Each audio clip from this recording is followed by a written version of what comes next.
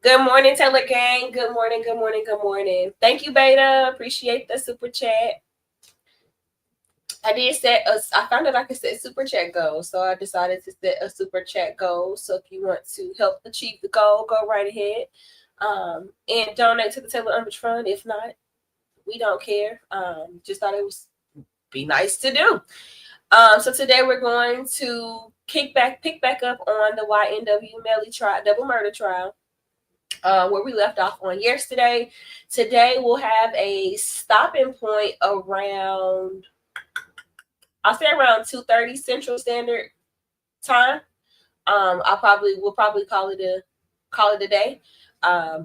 Realize I got to start putting time limits on this thing here because we'll be on here all day long. So today we'll end around 2:30 Central Time, but like I said, without delay, we'll jump right back into the trial from yesterday. Oops, I'm on the wrong page.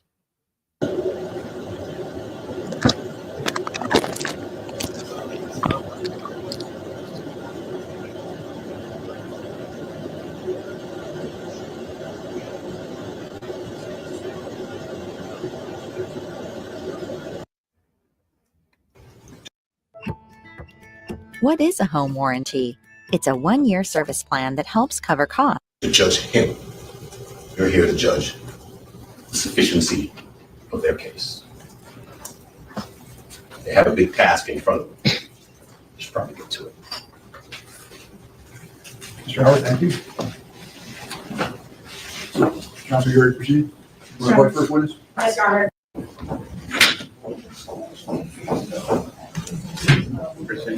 Yes.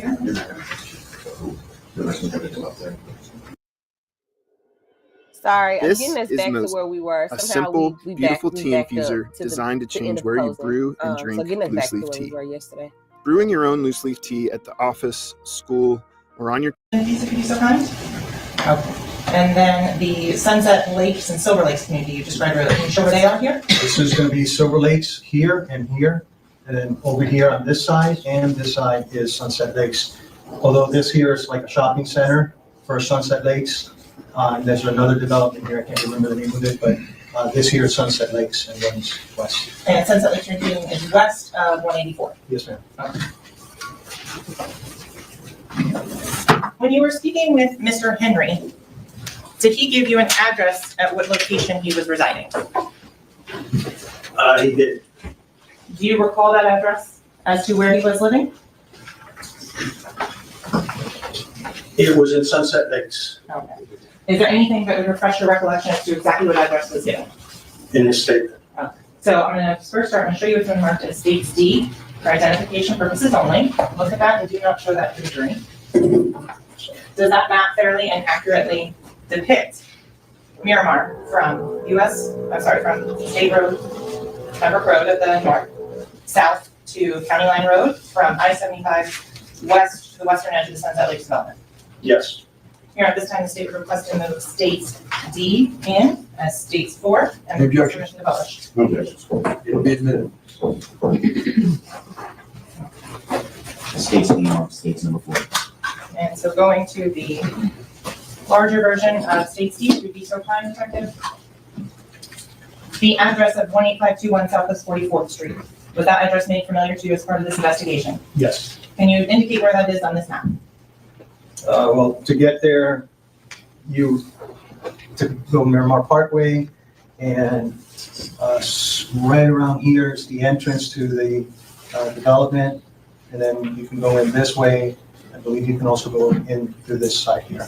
Over here is where the guard gate is here. I believe there's another guard gate down there somewhere. So is it fair and accurate to say that this is Southwest 40th Street right here? Yes, ma'am. Okay. And the address of 18521 Southwest 44th Street, is that indicated with the yellow marking on this map? Yes, ma'am. Is that a true and accurate depiction of where that address is in the city of Miramar? Yes. Your Honor, I would request that when the witness makes indications on Speaking that. objection. From sidewalk.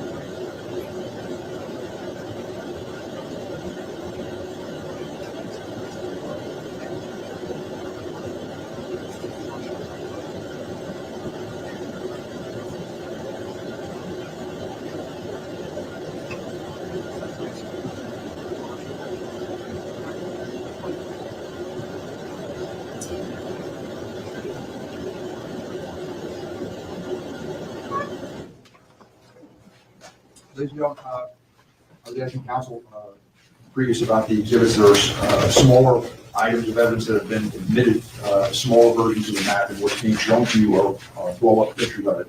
And so the state indicated that they were using these as demonstrative aids. And so what I want to tell you, though, is these blow-ups of the items that are actually in evidence are to assist the witness in explaining or illustrating his testimony. The testimony of the witness is the evidence. However, these demonstrative aids are not to be considered value as evidence in the case unless they are later received as evidence. They should not be used as substitute for evidence. The evidence is what's been previously marked the smaller version of it. Only items of evidence that have been marked in evidence will later go back to you during your portion during deliberations. So these blow-ups, these demonstratives, will not go back unless they're later received in evidence. All right? Good. Maybe come back. Sure.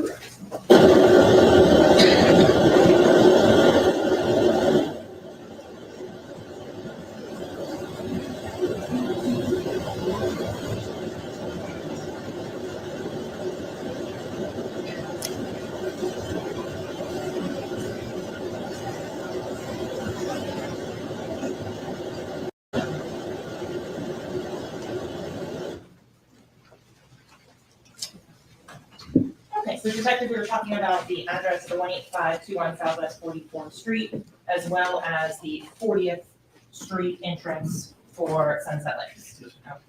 So we're gonna move on from this one. We previously talked about the jurisdictional borders of the city of Miramar going to US 27. I'm showing you what's been previously marked as State E for identification purposes. You can just look at that.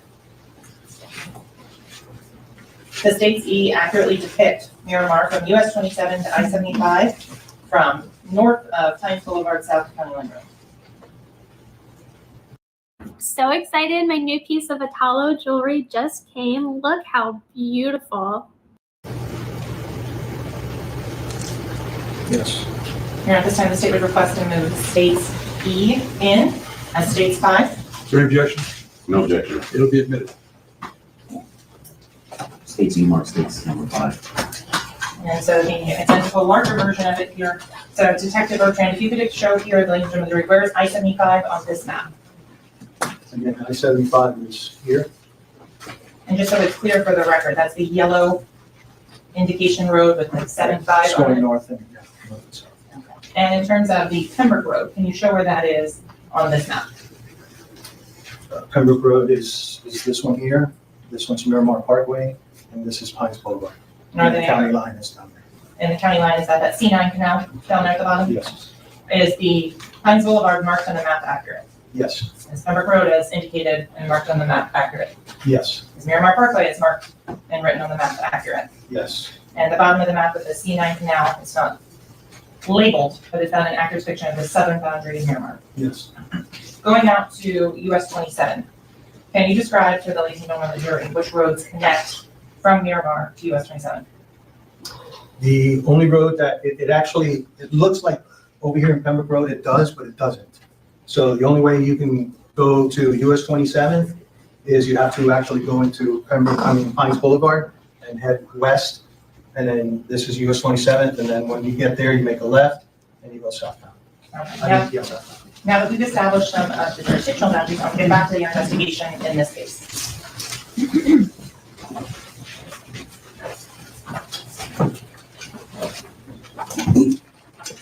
So when you're at the hospital, you indicated you took a recorded statement from an individual by the name of Portland Henry. Yes. Was that statement audio recorded? Yes. Was the Miramar Police Department using body-worn camera footage at any point in time in 2018? And if you don't know, please let me know. I don't know. Detectives didn't wear body cameras. I'm not sure if road patrol did or didn't. But the detectives did not, and I believe they still don't. And so is there any video recording of this statement? No. Prior to coming into court today, did you have an opportunity to review that statement? Yes. Can I have permission to approach? You may.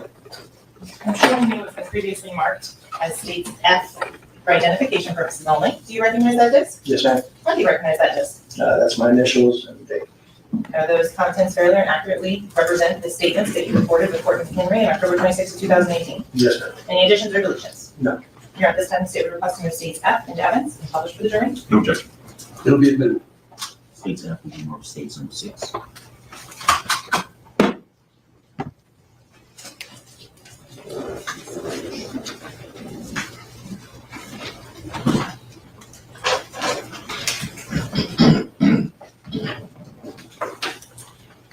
Here at this time, it would be appropriate for the instruction.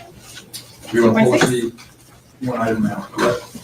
Yes, All sir. right, ladies and gentlemen, regarding the use of these transcripts of recordings, you are about to hear recorded conversations. These recorded conversations are proper evidence, and you may consider them just as any other evidence. You are also being furnished transcripts of the recorded conversations. The recordings are the evidence, and the transcripts are provided to you only as a guide to help you follow as you listen to the recording. The transcripts are not evidence of what was actually said or who said it. If you notice any difference between what you hear on the recordings and what you read in the transcripts, you must rely on what you hear, not what you read. You may publish. Thank you, Your Honor.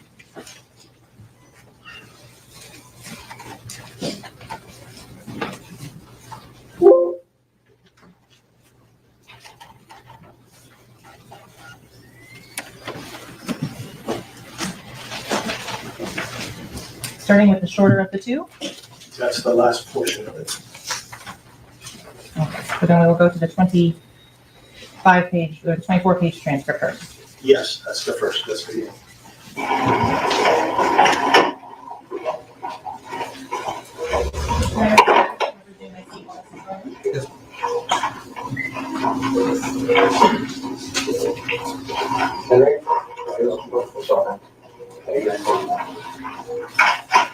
Hey, my name is Detective Bertrand. It's Detective Mark Moretti. We're here to talk to you about what happened. Yeah.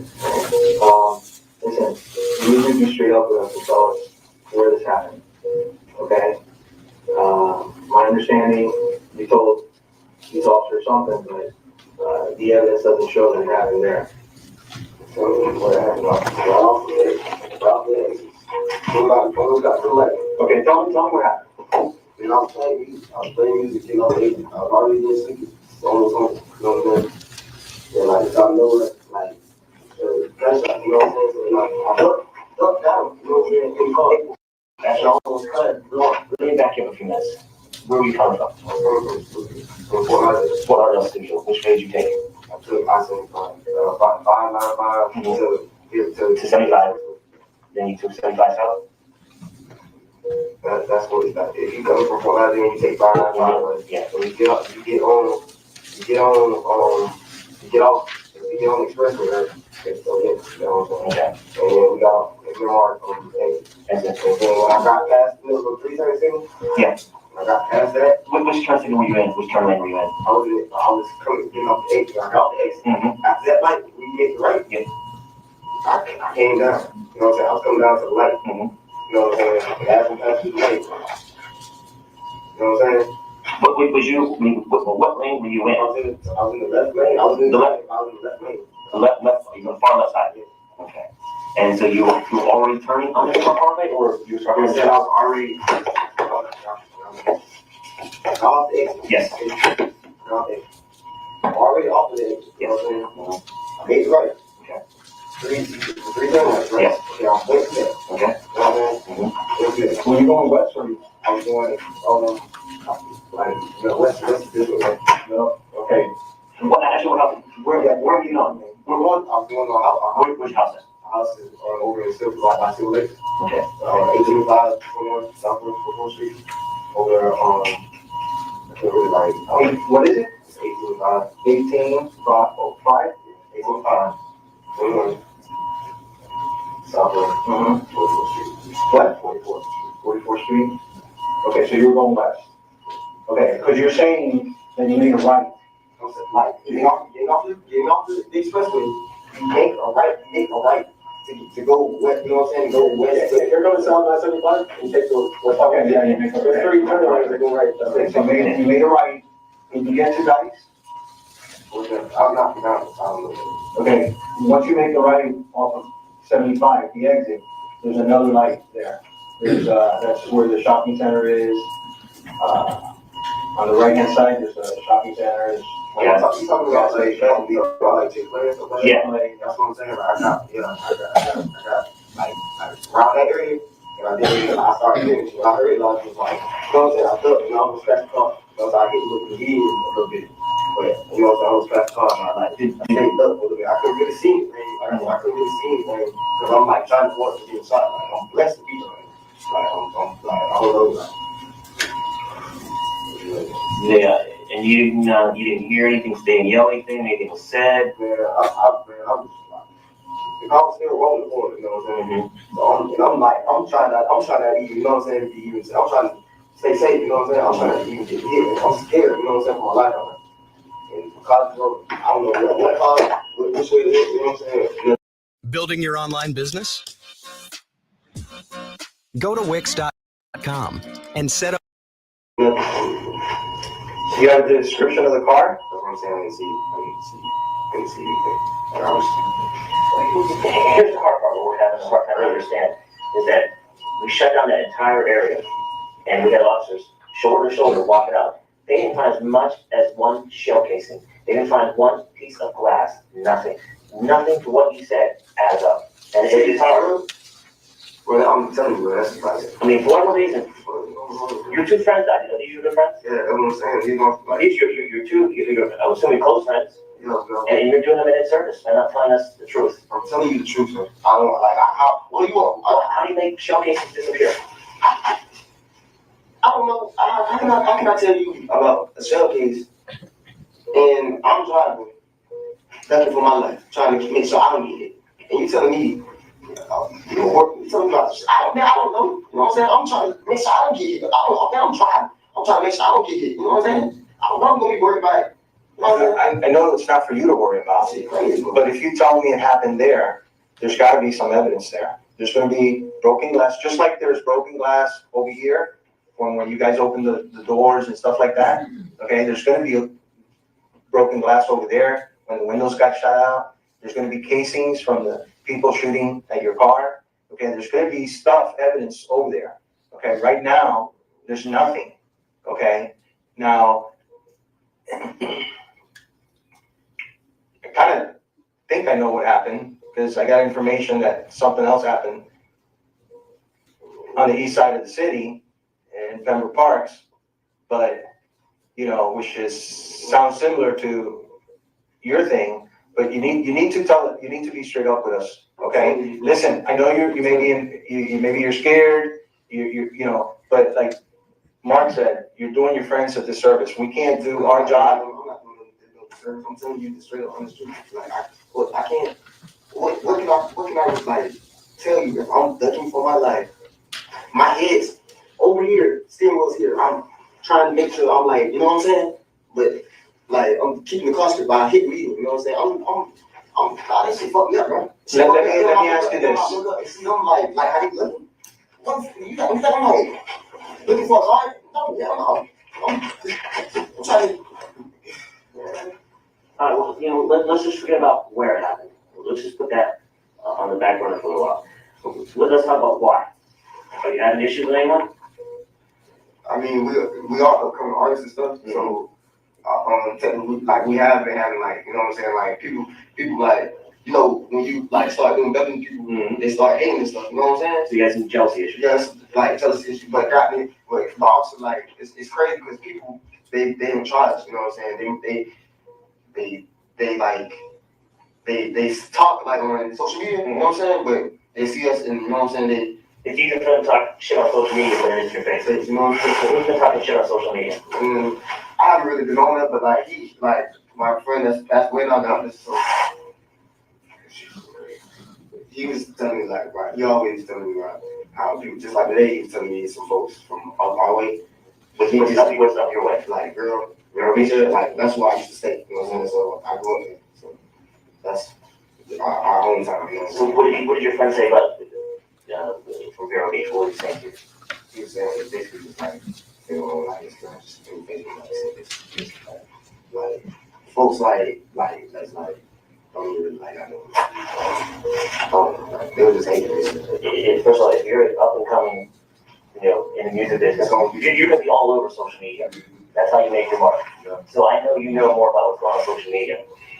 You may not know where this happened. I'm not like, I'm not big. I'm a big. I don't even have a phone, so I'm not like. I'm just working, making music. You know what I'm saying? Making music and stuff. That's what we're all doing. I don't really be into it and stuff. I'm trying to feed into it because like. What's the name of the room and stuff? YNW. What is it? YNW? Yeah, but like, I already have a lot of other stuff going on in my life. I be having like my home stuff back down south. I mean up top north from her beach because she has to stay with her and my sister stay with her. My sister trying to go fast and stuff like that. So you support them? How you support them? If we make use of my own with signs, he kind of like contributes. Yeah,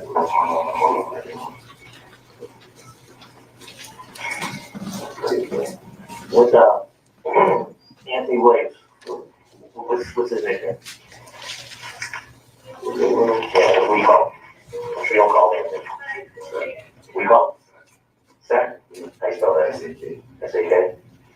And that's how he's known on social media as Sack? What about Chris Thomas? What? June? Julie? No. Julie. J-U-V-Y. J-U-V-Y? And what do you know as? I'm just known as my name. My man? My name. They call me my name. My name? Right. By your name, of course. Okay. Let me show you this real quick. Okay. I'm not a great artist, but this is the exit to Y-75. Okay. You said you made it right here. These are the lights. This is the exit. This is Miramar Parkway. This is Chick-fil-A. This is the gas station. That's like the curve. Yeah, yeah. And That goes like that, yeah. it's like on down. You know what I'm saying? Huh? On down. So did you pass Chick-fil-A? Yeah, I passed. Did you pass this light here? Yes, that's what I'm telling you. I passed. Oh, so you passed that light? Yeah, I got on down. That's what I'm telling you. I got on down. Did you hear the Chili's? Where's Chili's? Like Polo Truck House. Polo Truck House on the other side of 75. Hey, do me a favor. Go to Google Maps. I can't do it on my phone.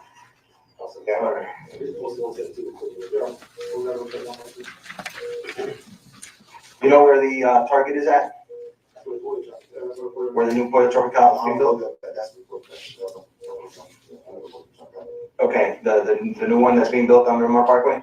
Did you get to that place? Yeah, I got like around the area. Is that where the shooting happened? So you know where Target is at? The Target? Okay, so is that where you were at?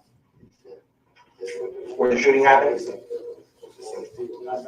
I was just telling you, that's why I got off the exit and stuff like that. Okay, so you got off the exit. At this point, was there a car following you that you noticed prior to? Did you guys have a beef with anybody on the highway? Like a road rage type thing or anything? Okay, so now you get off, you pass Dykes. The shooting hasn't happened yet. Or did it happen yet? You passed Chick-fil-A. Did the shooting happen? I got one last, So at the time that you passed Chick-fil-A, did the shooting already happen or no? No. Okay. He said at the time I passed it. Yeah. Like look after, you know what I'm saying? Just look. Okay, so you passed the light over here, the second light. After you pass the exit, there's a light there. You turn right, then there's an intersection there. So you were past the intersection, the shooting hadn't happened yet. Is that what you're saying? And then I got like right on past the light. Follow me. Mm-hmm. Right on past the light, sir. No bullshit, bro. No bullshit. You know what I'm saying? And I swerved a little bit, hit the median, but like the car's still rolling, and like I'm still ducking. I'm trying not to be seen. You know what I'm saying? In the car. Did you hit anything else other than the median? Because you got damage to the hood of your car. The damage to the hood of the car was already there. This is the second most toxic thing in your kitchen. If you still using plastic or wood cutting boards,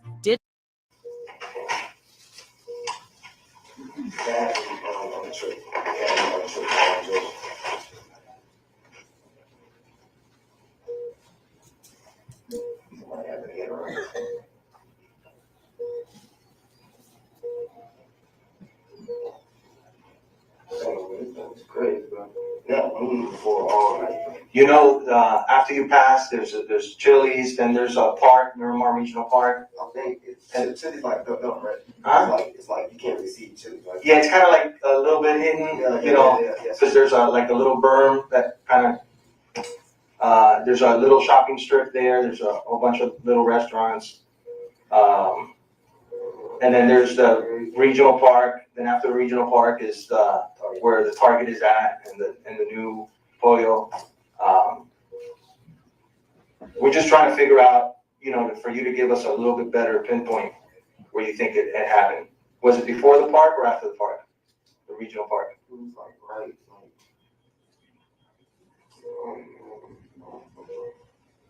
Hey, how about you read the front of your show us? You wanna do that? Okay, bro. Yeah, we can. But like, after that, like, I'm this shit, like, it's like bringing my anxiety and shit. Like, I can't, like, it really did, right? I just seen you, man, in the car. Yeah, bro. You don't have a cell phone? Do you know where they live? Your friends? They stay with me. They stay with who? They stay at this house? Okay. How old are they? Who's 21? Anthony's 21? And Chris is 20?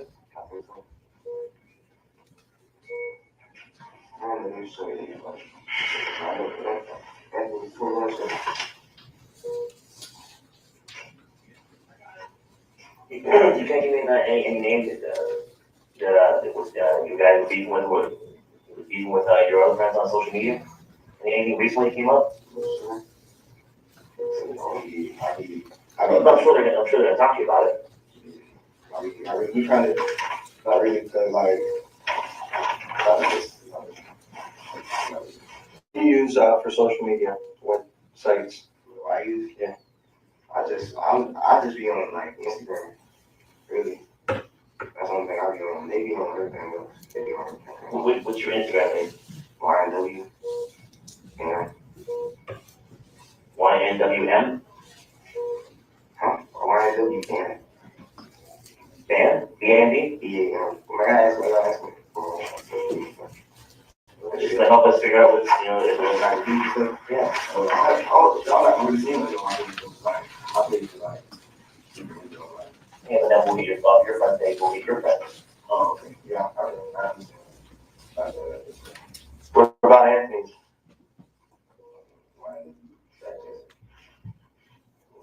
YNW?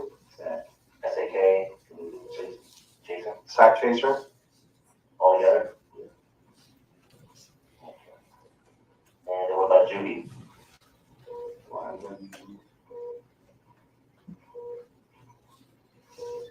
What's YNW stand for?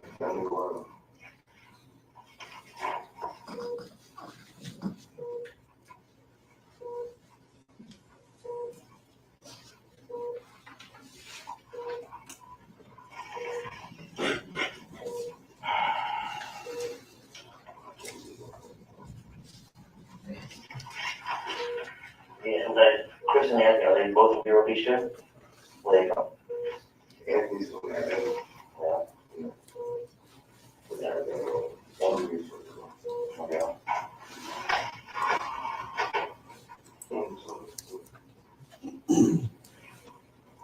You know, you don't have the parents, you know, like Chris's mom's name or Anthony's mom's name in there?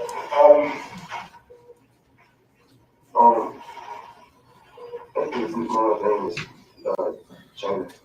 Jana? Yeah. Jada? J-A-D-A or A-A?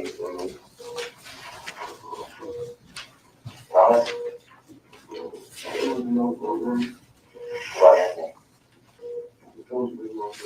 Oh, Jada is Anthony's? What about Princess?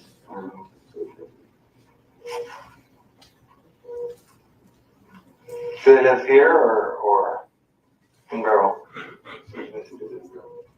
The mom? Who lives with you at 18521 Southwest 44th Street?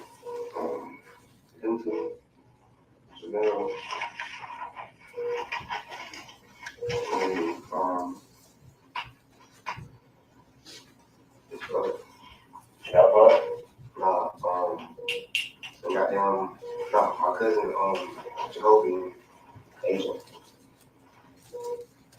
What's Jamel's last name? What is it?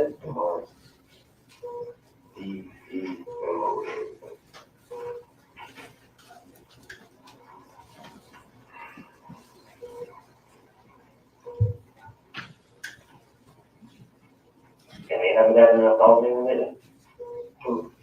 Your roommates.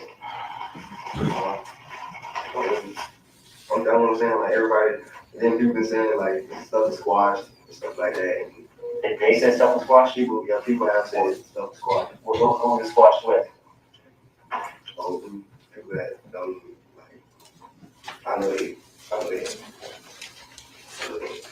Which we just, enlighten us, Bill saying, helps us know a little better. Who were you beefing with that it got squashed? Who was that?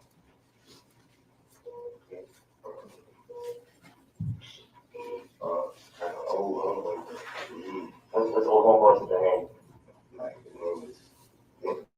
What is it? Bentley? That's his real name, that's just what we call him. That's the real name. And where's he from? Have you seen him down here recently? We did get jumped in Walmart. When? A couple months back. So, like, I don't know what kid guys were. Which Walmart? The one right here. Everybody. The Walmart close to your house? Like, yeah. Is that the one that reminds you? You got your boy? Who jumped you? Was he inside the Walmart or out the Walmart? Who was it? Some, I don't know, it was shit, I don't know. You talking about the Walmart on 184th and 5 Boulevard? They said they called police. Did you remember talking to the police that day or no? No, we was on police. You just left. What was it? The beef was inside the store? When you say fight, just fist or anything else? Any weapons shown in there? Was it safe to say you beat them?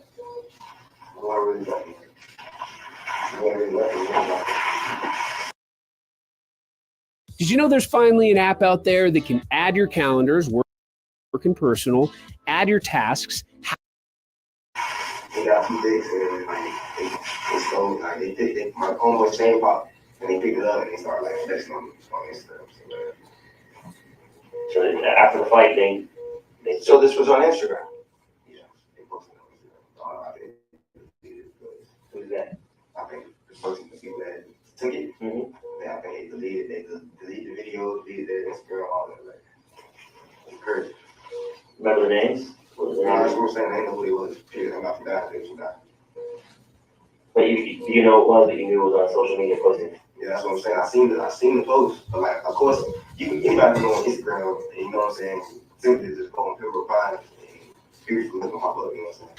Or, it's like my homeboy, he's like big, you know what I'm saying, he's big. You know what I'm saying? Who's your homeboy? He's a quarterback. His name is Geographic. Is that good one, you know? He's no? Yeah, that's what I'm saying. We didn't know. They just didn't know. So, like, what I'm saying is, like, we didn't, like, know what it was, like, it was like, I know it, like, you know what I'm saying? Like, almost like, you know how, okay, you actually go to the store something, and like, all right, say you go in the store, and you just feel like something happened, you know what I'm saying? And like your instinct tell you, and like just, you know what I'm saying? That's what happened. We just call them when they get the call, and just act like that. When they ran out of store, when they got. Do you have any affiliation with any of the gangs? Nothing at all? How about your friends? No, none of us affiliated with gangs. We just courthouse. Let me ask you, did you, huh? That's the keys to your car? Yeah, just put them over here. Have you fired a gun today? You know they're gonna be able to tell, right? Okay. I'm asking you. I'm not accusing you of anything. I'm just asking you, because if somebody was shooting at you, you know, and you shot back, that's self-defense. So there's nothing wrong with that, okay? Actually, the law allows you to do that. But I just want you to be straight up with me, okay? Because if we test your hands and stuff, it's gonna tell us if you shot a gun today.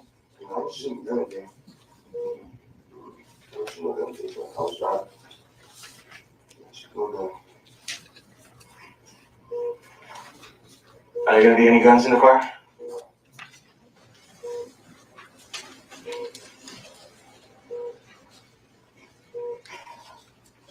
Were you guys just smoking out when you guys were in the car driving? No, they no, it was like when I got on close to the expo, it was like damn, you know what I'm saying? Well, because the car reeks, you know, a week, so. Okay, I just want to know, you know. I'm saying straight, like I'm saying, they don't have any lot like them. Right. You guys doing any dope deal gone bad, and that's why this happened? And you guys work. Now, how do you guys support yourself? I don't know what it is. Signed, recorded. Jamel? Yeah. That's how you're paying for the rent for the house and utilities and everything? Yes, sir. Who's he signed with? He signed up 300. Look.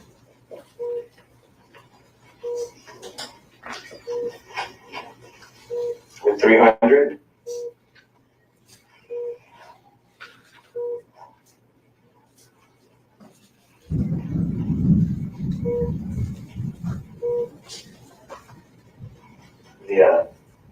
I'm assuming that's a rental car? Who's the car manager?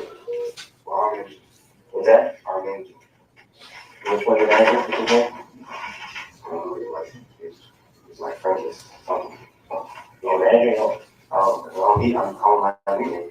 I need to and I just met him like this year. You know what I'm saying? So I ain't gonna like just know the name. But his name's Trap. Is what? It's Trap. Trek? T-R-E-K? Yeah.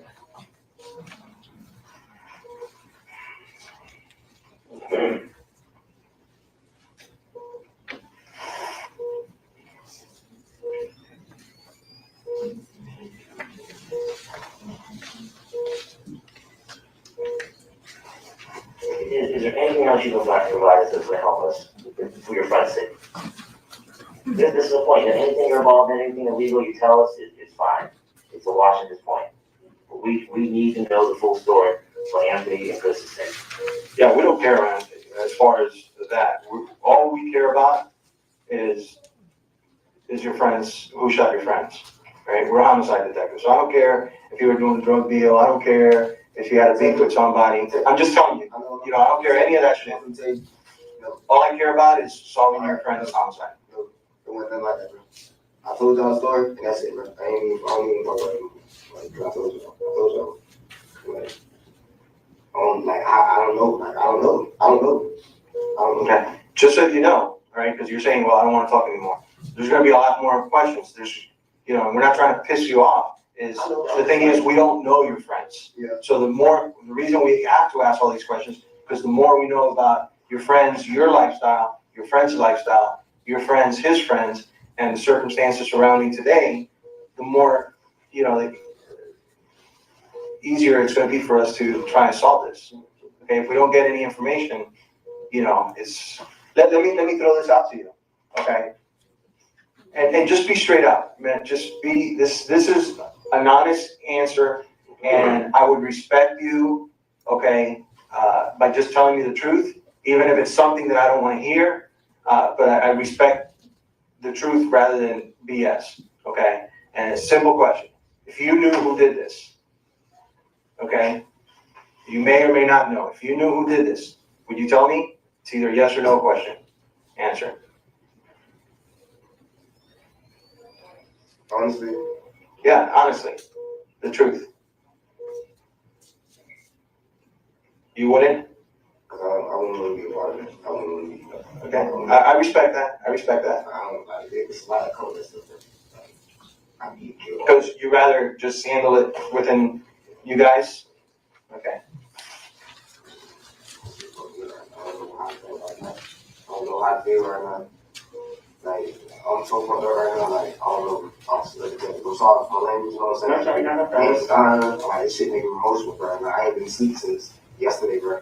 You know what I'm saying? This shit just really just fucked me up, bro. You know what I'm saying?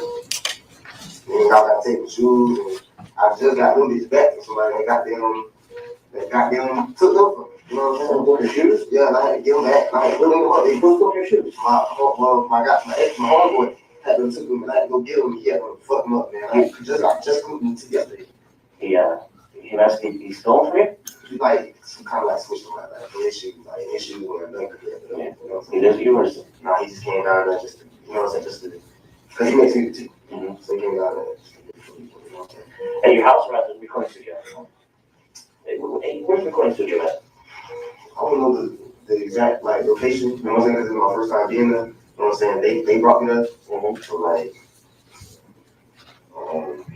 give me some landmarks. I know it was in like, that's probably In where? In 4-5. You know what exit off of 95? Do you get off 95? Is it on East? Yeah, it's off of 95. I think it's like, is that Oakland? Something like that. Oakland Park? Yeah, I think something like that. I had to use it on.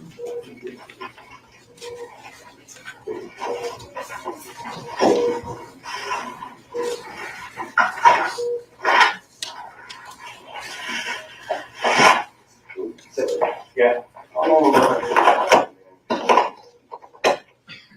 Well, trying to help, you know, friends. I know what happened. I know. So, you know, I mean, with my friends, it's just like I can't like you know, like you if you was there and you was it's all right, you know, getting shot at, I'm sure it's not a fun thing. I've been shot at too, so I definitely know, but I definitely would want, you know, to find out or help the police as much as possible, you know, because listen, the bottom line is, man, you know, I know you're mad and you want revenge and all that kind of stuff, but the reality is, what's it going to bring to you? A momentary satisfaction? I'm just saying, what would that bring to you? A little bit of satisfaction, but then you get caught and then you end up, you know, in jail. Maybe you killed them, they're suffering or whatever is done and over, they don't get justice through the law, but then you end up in jail. You know, so who won? You know, it's the truth, you know, they win, because you know, because now instead of killing two people, they essentially kill a third, because once you go to jail for life for killing somebody, then your life is essentially over too. So, you know, you gave them the satisfaction of taking out the entire car. I'm not thinking I was retaliation. I was trying to meet some of my mom and my sister. That's what I was about. I was trying to say that's hurt. This hurt shit. You know what I'm saying? I hurt shit to do two people you grew up with. You know what I'm saying? That shit hurt. How long have you known? Yeah. Anthony and Chris, like how many years? 5 years?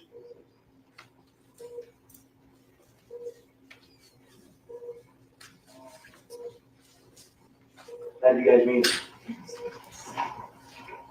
Was it school or was it school? Or just do music this?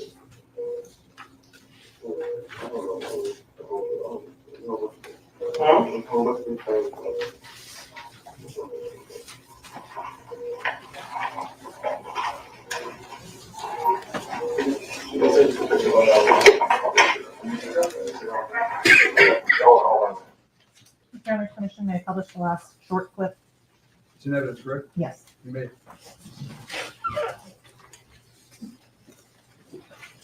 Yes.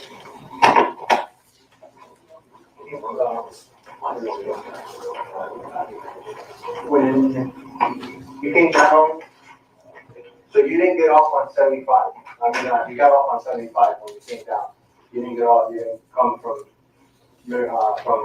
like 95 and get off on Mill. I came from, okay, well, I live, you drive like five first, right on Sawgrass Expressway. Right. You got by 95. It's like Florida, it said Florida International, you know what I'm saying? And then I got on the expressway.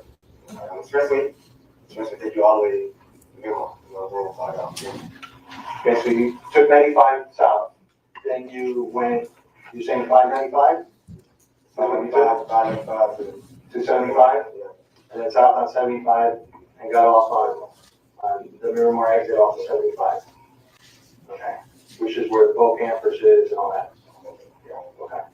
You said boat campers? Boat campers, restaurant, boat campers. I think it's lit up. It's lit up. Yeah. It's like a little Big restaurant, yeah, lake ground.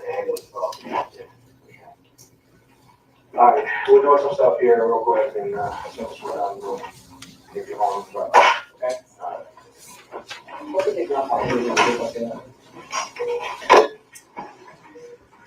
Thank you, Council. Does that conclude the publication? It's done, Your Honor. Thank you, Gary. Can you collect the transcripts from the ladies and gentlemen jury, please? Ladies and gentlemen, pass the transcripts. Both of them to the bailiff, please, Gary. Yeah, we should be allowed to go there to take a break.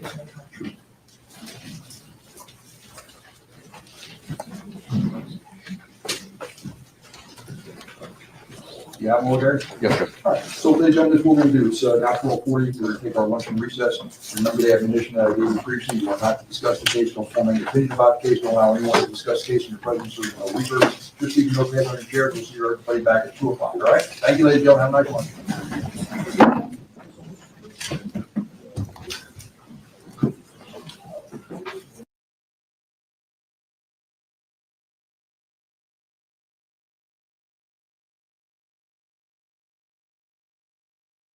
My dad feels at home again, and it's something to be truly thankful for. Bertrand, the microphone in front of you only adjusts up or down, not back and forth, all right? See you a little too high. All set, ready to go? Counsel, you may. Thank you. Good morning. Could you please introduce yourself to the ladies and gentlemen of the jury? Retired detective, homicide detective, head Bertrand, Miramar Police Department. Congratulations on your retirement. How long have you been retired? About 2.5 years, Prior to that, how long did you work for the Miramar Police Department? 28 years. Can you tell the ladies and gentlemen of the jury some of the different hats you wore while employed for the Miramar Police Department? Initially, after graduating the academy, I did a couple years in road patrol. Then there was a position open in Detective Bureau as like a training position that was going to be for 6 months and then go back to the road. I never left the Detective Bureau. I did a couple years in juvenile and sex crimes. I did 10 years in undercover narcotics.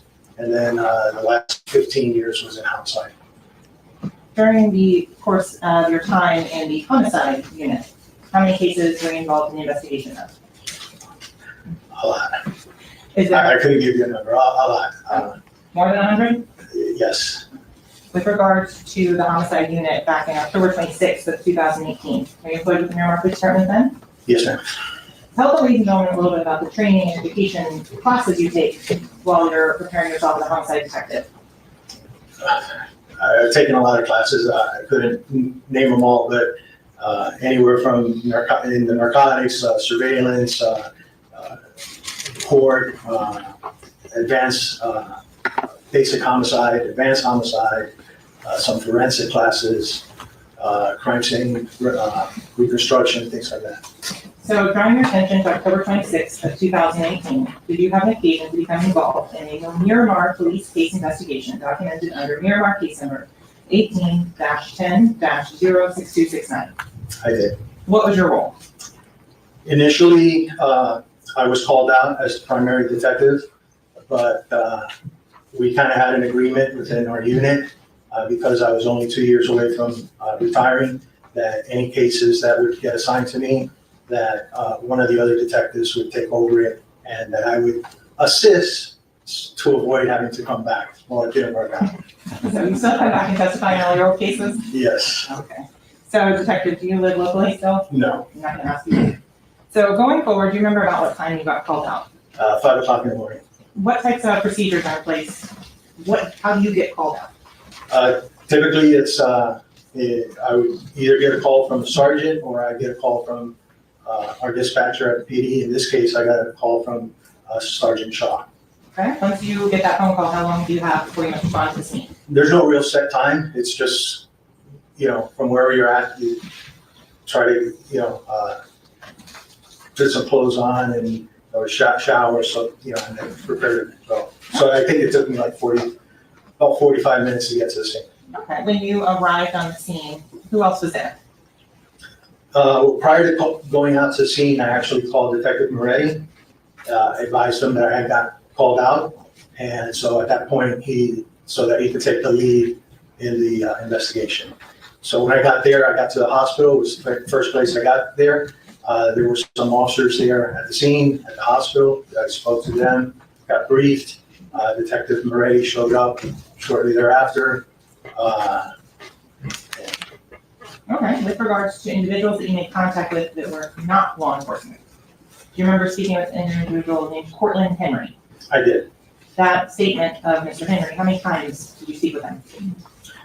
I spoke to him twice. Both times were recorded. At some point towards the end of the first one, don't know if I got called out to something else or I just briefly walked away, turned off the recorder. Then I came back, asked a few more questions just to verify location, and wish I recorded that portion, but it was very short, maybe a couple minutes. So I want to go back to the set up the geography. You said you worked in Miramar for 28 years. Yes, ma'am. And during that time, you become familiar with the areas of Miramar Parkway, I-75, US 27. Yes, ma'am. Can you describe to the ladies and gentlemen of the jury what is the northern boundary between the city of Miramar, your jurisdiction, and Pembroke Pines to the north? Typically, it's Pembroke Road, what divides Miramar and Pembroke and Pines, Pembroke Pines Police Department, Pembroke Pines. But there are sections within the city that kind of encroaches like a block or two into Pembroke Road. That's on like the east side of the city by the turnpike. But other than that, it's Miramar, county line to the south and Pembroke Road to the north. And then from 441 east all the way out to US 27th, it actually extends out to a little bit further west on US 27, but there's nothing there, so it's US 27. Okay, so to make sure we're clear on that, if someone is headed westbound on Pembroke Road, on the north side of Pembroke Road, what jurisdiction are they in? Westbound. Westbound on Pembroke Road? Yes. It depends also, again, depending on what side of Pembroke Road. If you're driving westbound, that could be considered Pines.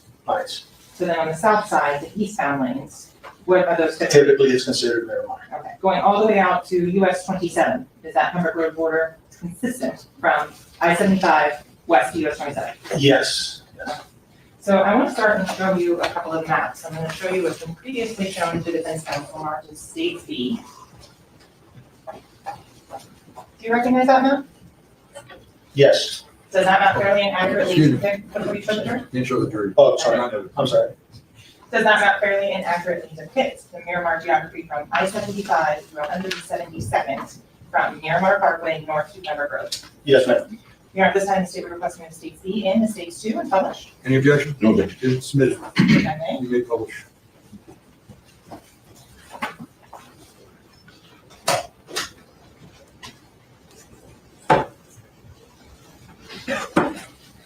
Thank you. States B, Mark States C. So Detective Bertrand, this is a small version. I have a bigger version that's identical to make it easier for the jurors to see. What is a home warranty? It's a service plan that helps cover costs when parts of your home systems and appliances break down due to normal wear and tear.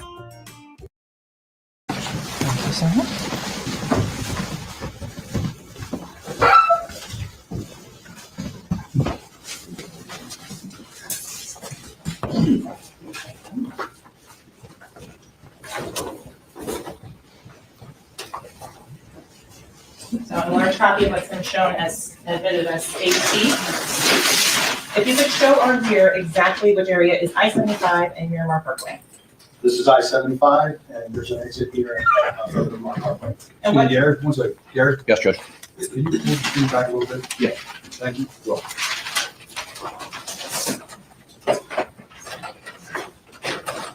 and check if you could so kind as to step down so we can use the easel. Sure. Thank you. Council, can you move this? So if you could show, ladies and gentlemen of the jury, where is I-75 and Miramar Parkway? yes. What direction does Miramar Parkway travel? East and west. Can you point out some of the locations on Miramar Parkway? Let's start with Bo Camper's Restaurant. Okay, Bo Campers is, I believe, right around here. Okay. You're pointing to an area north of a water feature. Yes. What other locations and restaurants are in that area? There's a Marshall's around here. There's a Home Goods. There's a Chick-fil-A. There's a gas station here in the corner. There's a Benihana's. There's a Home Depot, Anthony's Cold Pizza. There's a bunch of places. So you said Chick-fil-A and Home Depot. Those are the two I'm going to stick with over here. Okay. Moving along, can you show the ladies and gentlemen what is Southwest 160th Avenue on the map?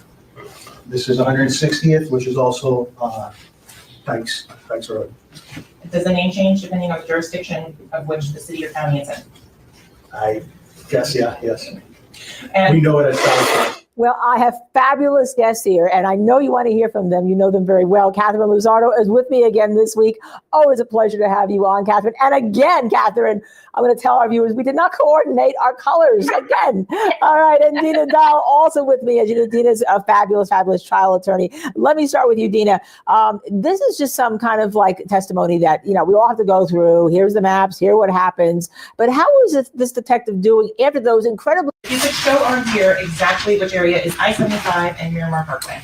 This is I-75, and there's an exit here from the Miramar Parkway. And what, Garrett, one second. Garrett, Yes, Judge.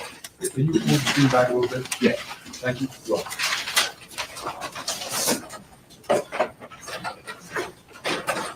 and check if you could so kind as to step down so we can use the easel. sure. Thank you. Council, can you move this?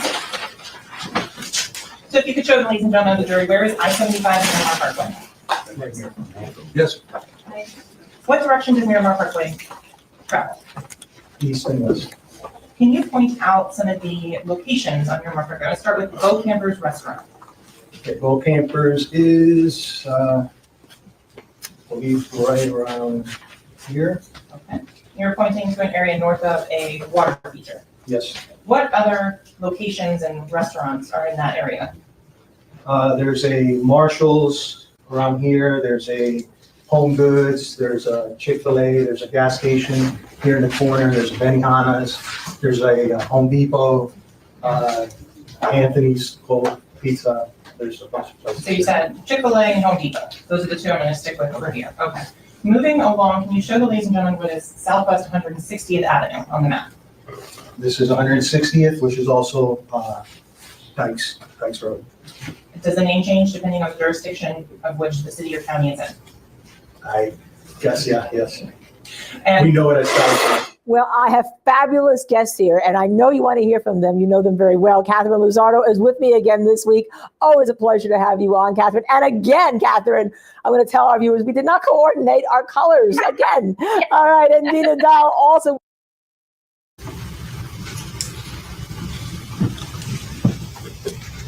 Yes.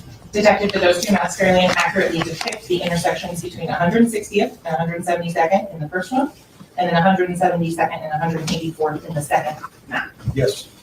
To your knowledge and experience working in the city of Miramar, is it an accurate measurement that it is 1 mile between each of those two intersections?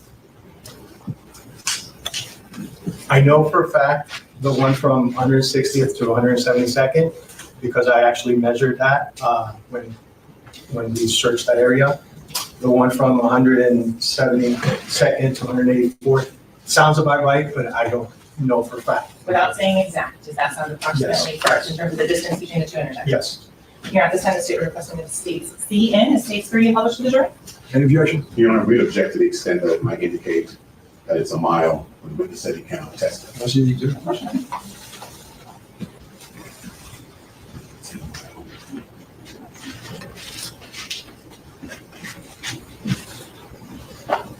Anything else? Yeah.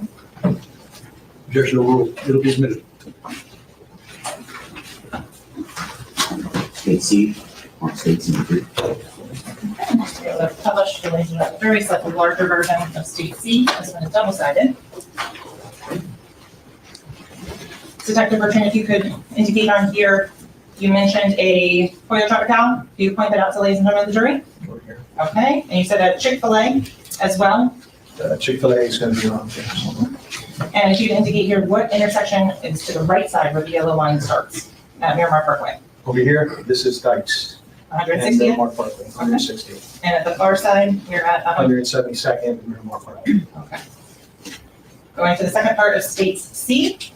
We're going to show the Pollo Tropical again, please, if you'd be so kind. Okay. And then the Sunset Lakes and Silver Lakes community, you described earlier. Can you show where they are here? This is going to be Silver Lakes here, and then over here on this side, and this side is Sunset Lakes. Although this here is like a shopping center for Sunset Lakes. And there's another development here, I can't remember the name of it, but this here is Sunset Lakes and then west. And Sunset Lakes you're doing is west of 184. Yes, ma'am. Okay.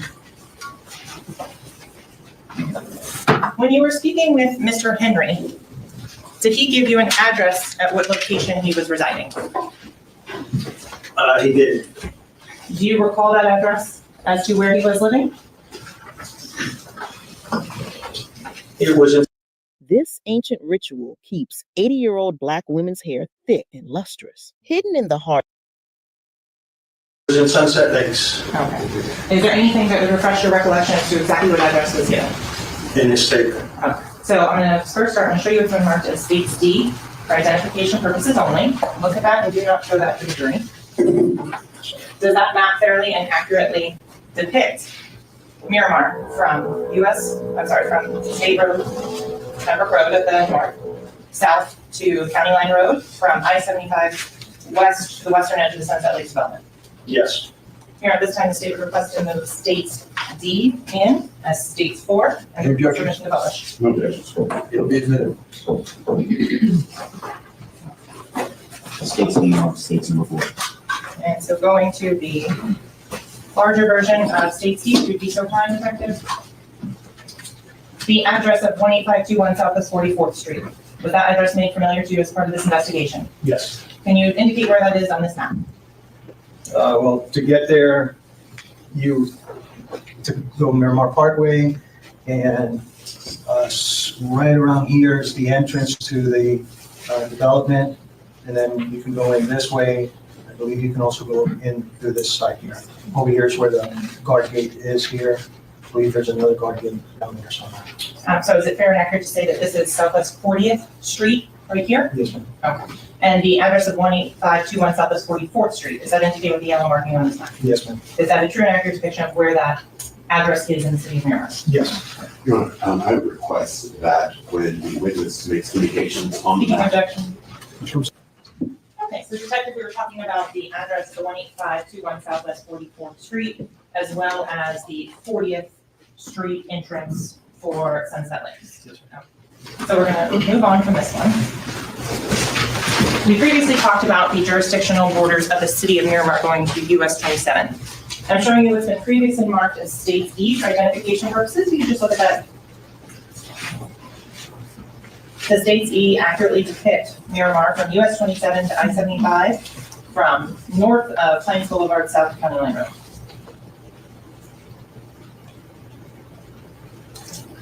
Yes. Here at this time, the state would request to move States E in as States 5. Is there any objection? No objection. It'll be admitted. State C mark states number 5. And so the identical larger version of it here. So Detective Bertrand, if you could show here, ladies and gentlemen, where is I-75 on this map? Again, I-75 is here. And just so it's clear for the record, that's the yellow indication road with the 75 It's on going it. north and north. Okay. And in terms of the Pembroke Road, can you show where that is on this map? Pembroke Road is this one here. This one's Miramar Parkway, and this is Pines Boulevard. Are And the they- county line is down here. And the county line is at that C9 canal down there at the bottom? Yes. Is the Pines Boulevard marked on the map accurate? Yes, Is Pembroke Road as indicated and marked on the map accurate? yes, Is Miramar Parkway as marked and written on the map accurate? yes, And the bottom of the map with the C9 canal, it's not labeled, but it's found an accurate depiction of the southern boundary of Miramar. yes. Going out to US 27, can you describe to the ladies and gentlemen of the jury which roads connect from Miramar to US 27? The only road that it looks like over here in Pembroke Road, it does, but it doesn't. So the only way you can go to US 27 is you have to actually go into Pines Boulevard and head west. And then this is US 27. And then when you get there, you make a left and you go southbound. Yes. Now that we've established some of the jurisdictional boundaries, I'll get back to your investigation in this case.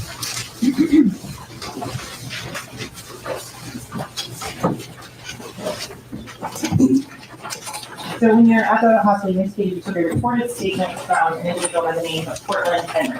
Yes, Was that statement audio recorded? yes, Was the Miramar Police Department using body-worn camera footage at any point in time in 2018? And if you don't know, please let me know. I don't know. Detectives didn't wear body cameras. I'm not sure if road patrol did or didn't. But the detectives did not, and I believe they still don't. And so is there any video recording of this statement? No, Prior to coming into court today, did you have an opportunity to review that statement? yes, Do you have permission to approach? You may. I'm showing you what's been previously marked as states F for identification purposes only. Do you recognize that disc? yes, ma'am. What do you recognize that disc? That's my initials and date. Those contents fairly and accurately represent the statements that you reported with Portland Henry on October 26, 2018. Yes, ma'am. Any additions or deletions? No. Here at this time, the state would request to move states F into evidence and publish for the jury. No objection. It'll be admitted. States F, or states number 6.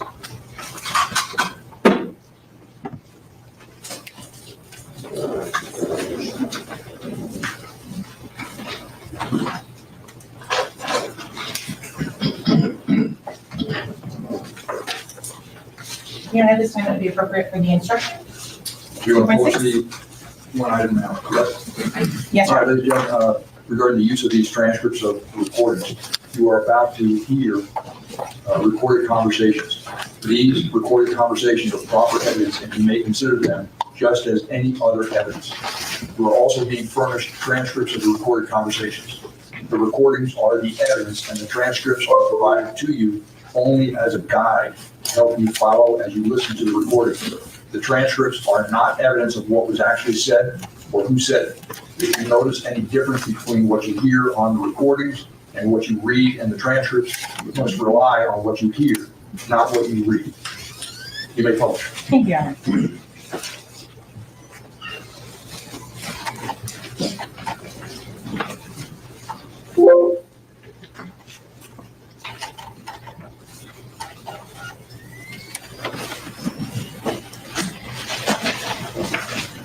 Starting with the shorter of the two. That's the last portion of it. Okay, so then we'll go to the 25-page, or the 24-page transcript first. Yes, that's the first. Okay, so before we hear the video of Cortland Henry, who is a co-defendant in this case and who the defense is kind of pointed to as maybe being the real trigger person, we're going to take a quick break here at the Long Crime Network, and on the other side, you'll have to wait and see that video. Stay with us.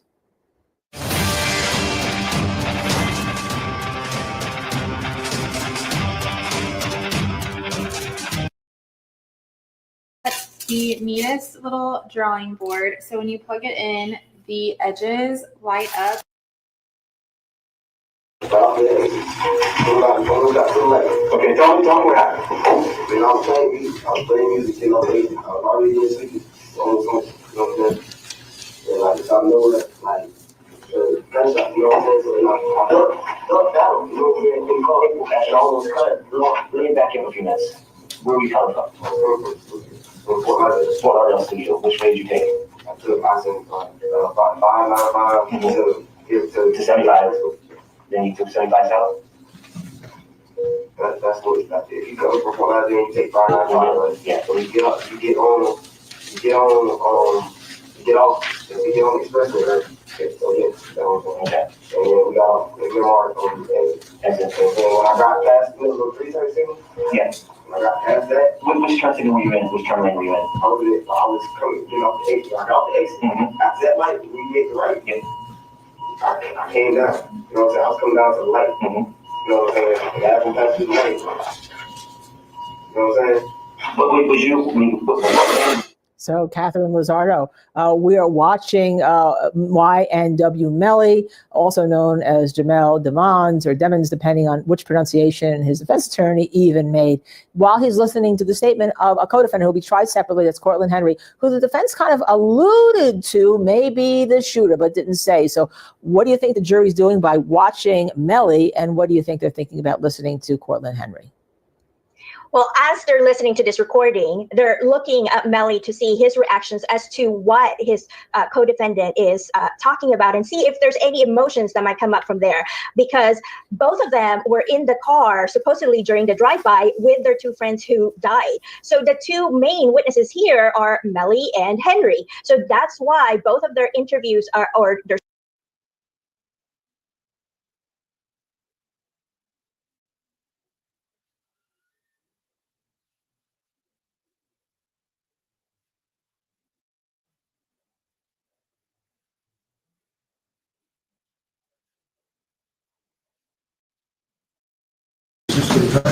Ladies and gentlemen, witnesses for training names on the stand.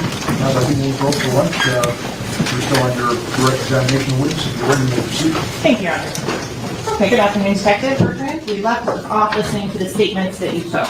Yes. I first want to ask you a question. There's an incessant beeping going on at the beginning of the statement. What was that? I believe that was medical equipment. Okay, where were these interviews taking place? Inside I guess a ward for patients, or a little room. So an exam room at the hospital? Yes. Okay. When you were finished speaking with Mr. Henry, and there you discussed in there a part where the officers were walking shoulder to shoulder down your Marker. Yes. So in terms of the time frame of that morning, when is this statement with Mr. Henry taking place? The statement with Mr. Henry, well, I got at the hospital at 5, and I believe it was at 6:05 when we started the interview. And so between 5 and 6 a.m., the area between 172 back east to 160th has already been searched. That was, I believe, prior to me getting there. They had searched from I-75 to Dykes on 160th. And then after I left the hospital, because that's why you hear in the interview us talking about, well, we didn't find anything because that was the initial area that was searched. And so then after I left the hospital, I there's a Walgreens on the northwest corner of Dykes and Miramar Parkway.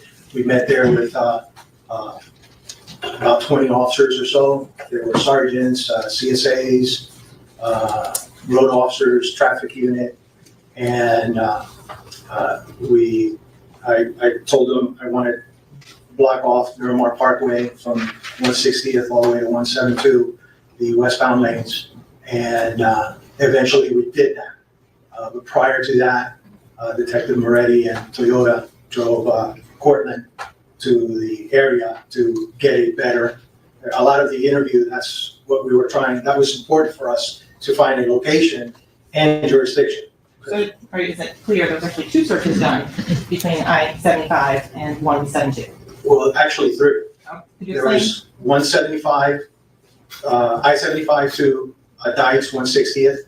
Then I was involved personally from 160th to 172. I assisted in walking that area also with, I think. That's the 20 officers you were talking about? Well, the 20 officers to block off everything. And then we had I think a dozen officers, including myself, that actually walked from 160th.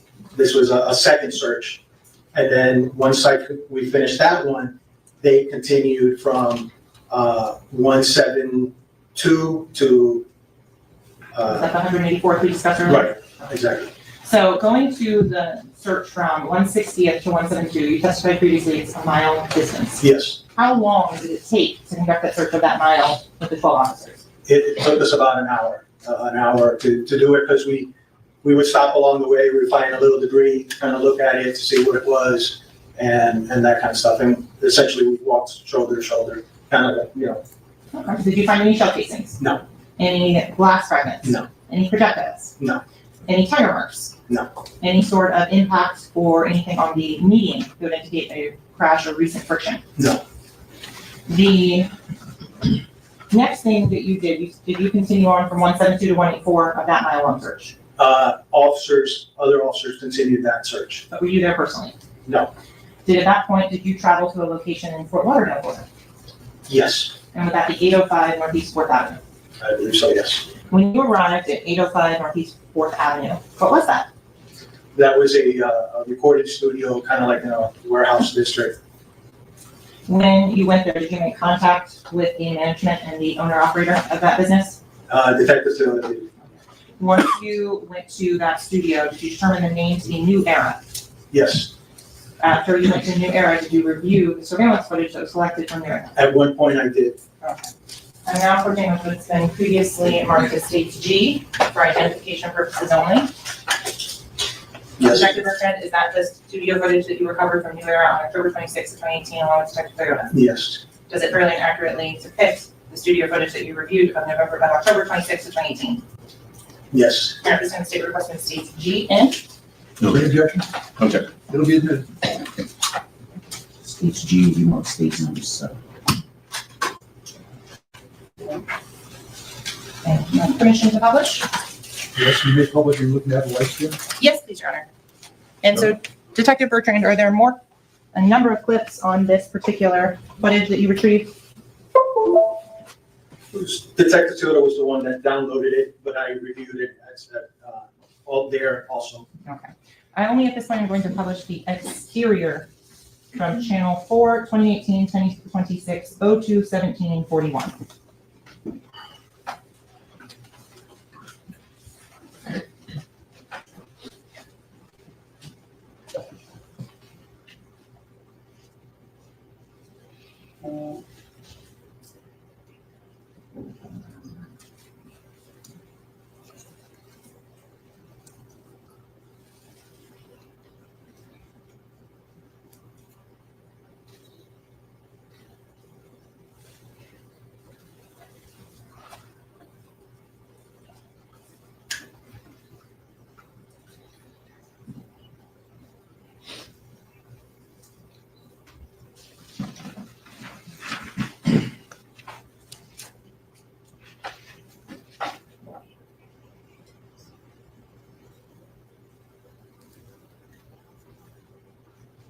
Excuse me, you're able to see? Yes, all right.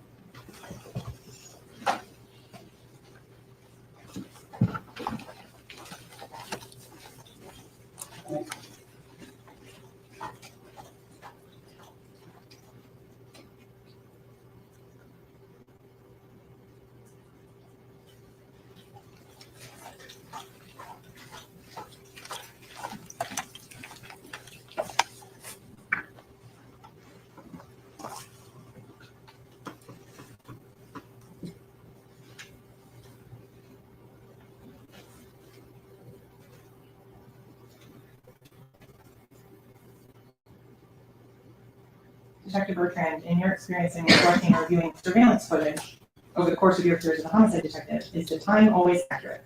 No. Is it your recollection that this was off by 1 hour due to not adjusted? What's the objection? Foundation. Sustained, rephrase. When this video was recovered, was there a determination made as to how far off the time was from the event? Same objection. Question from sidewalk.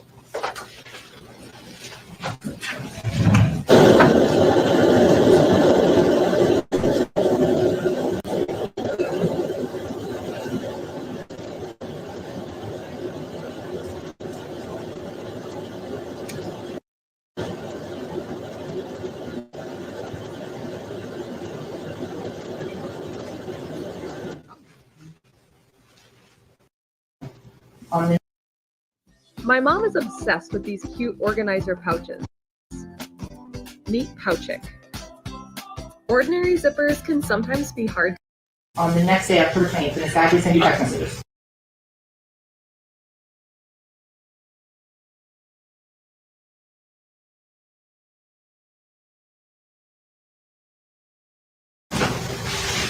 Counsel, you ready to proceed? Sure. First witness? Yes, Your Honor. The state calls Officer Jessica Amenger.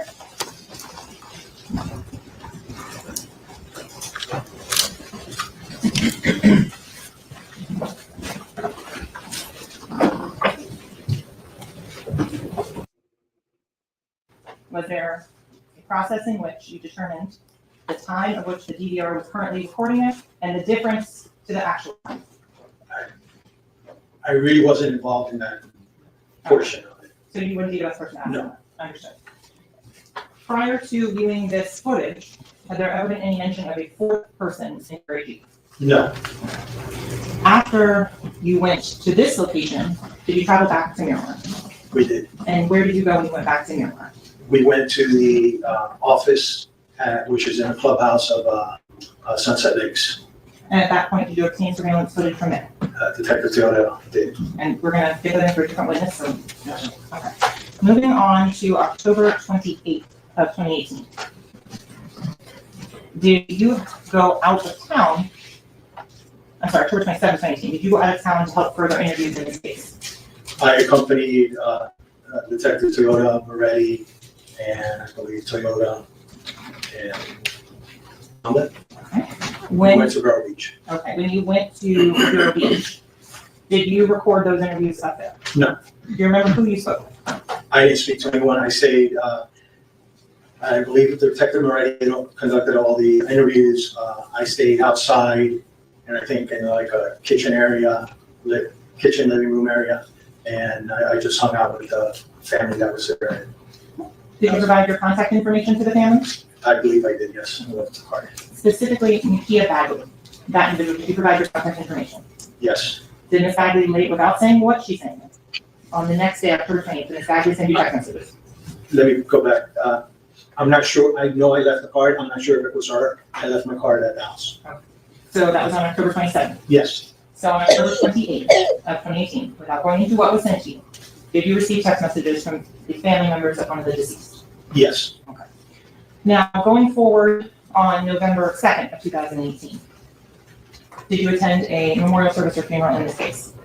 I did. Is that common as a homicide detective? It is. Why would you do that?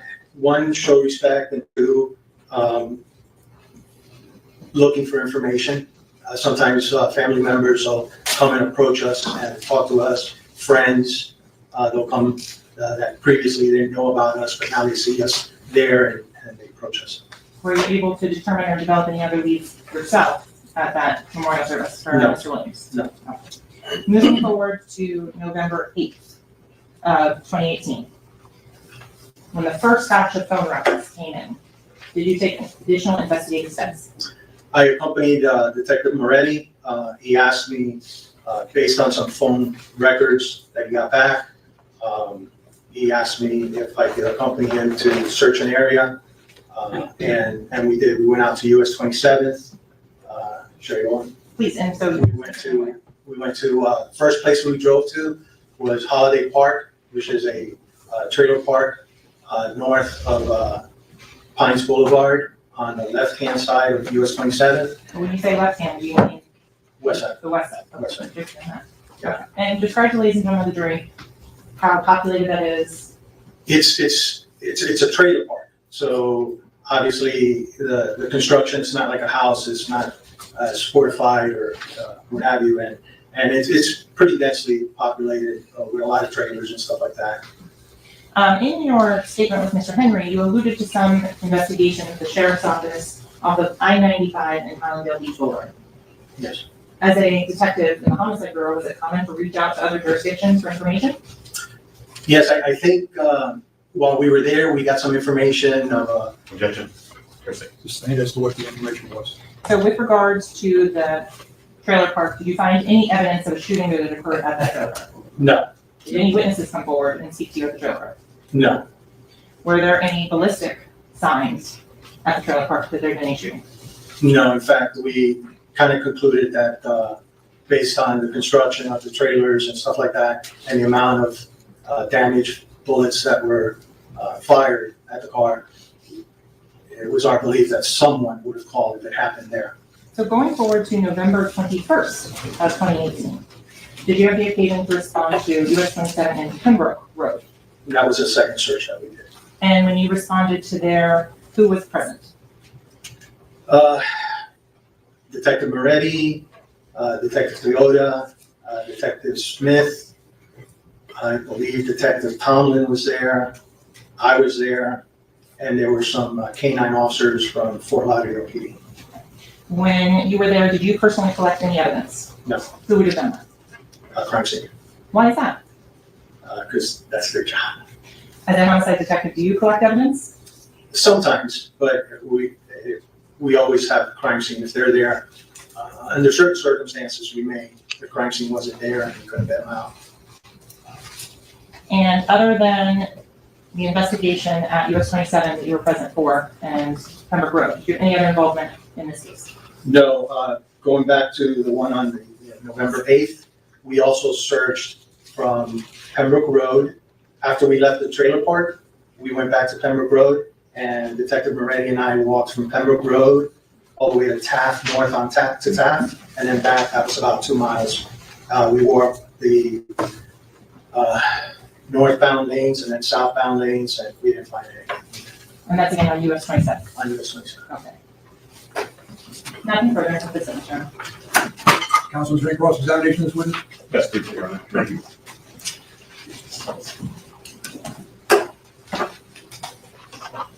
Thank you very much. Good afternoon. How soon after the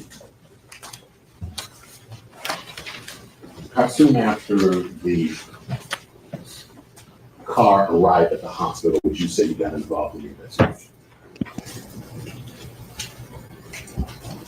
Well, at 5 o'clock in the morning is when I got called out. I don't have the actual incident report to see when the call was dispatched, but I got to the hospital at 5:47 is when I arrived at the hospital. So you got there, if within an hour? Yeah, 47 minutes to that. Okay. Of when I got called out. Okay.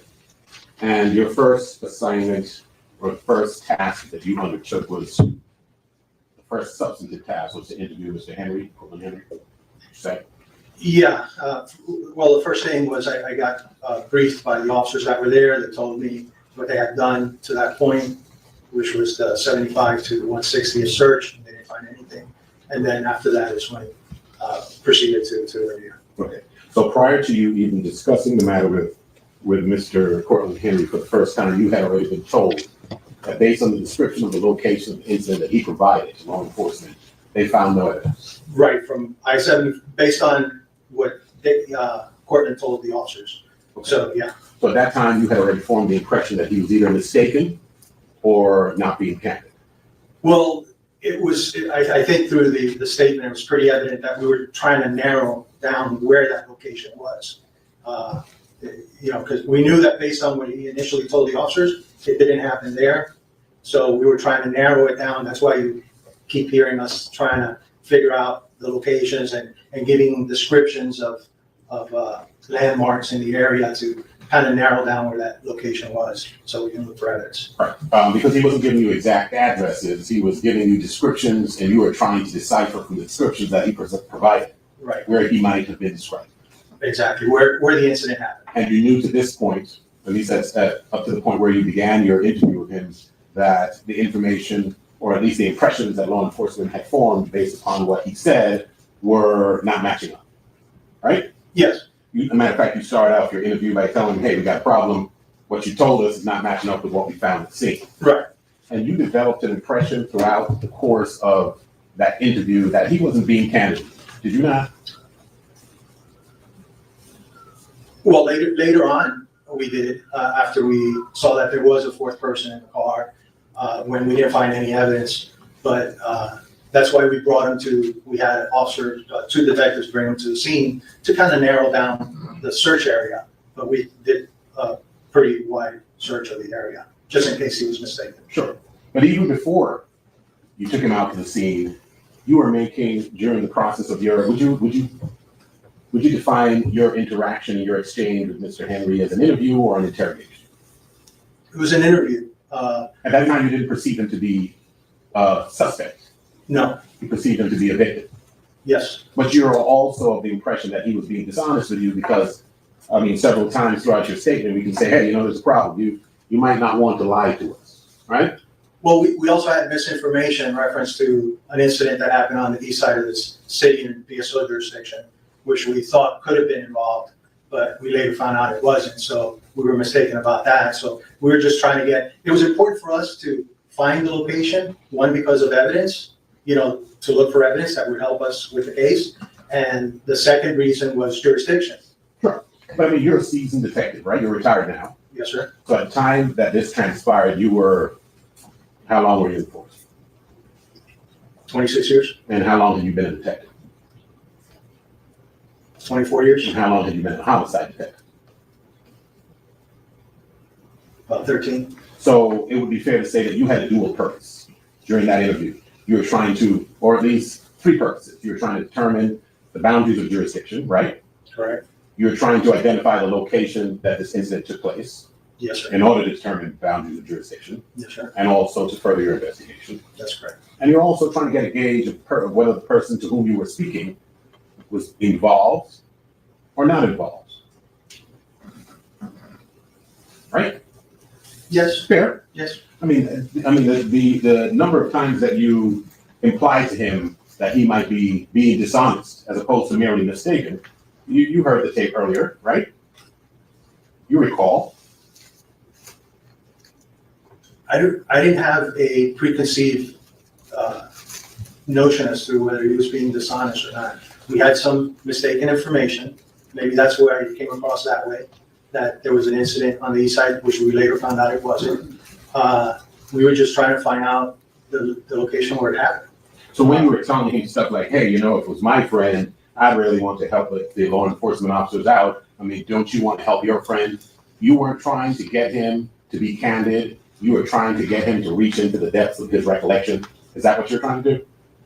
I would say probably both. Okay. So you were trying to make an assessment of his credibility throughout the course of this exchange.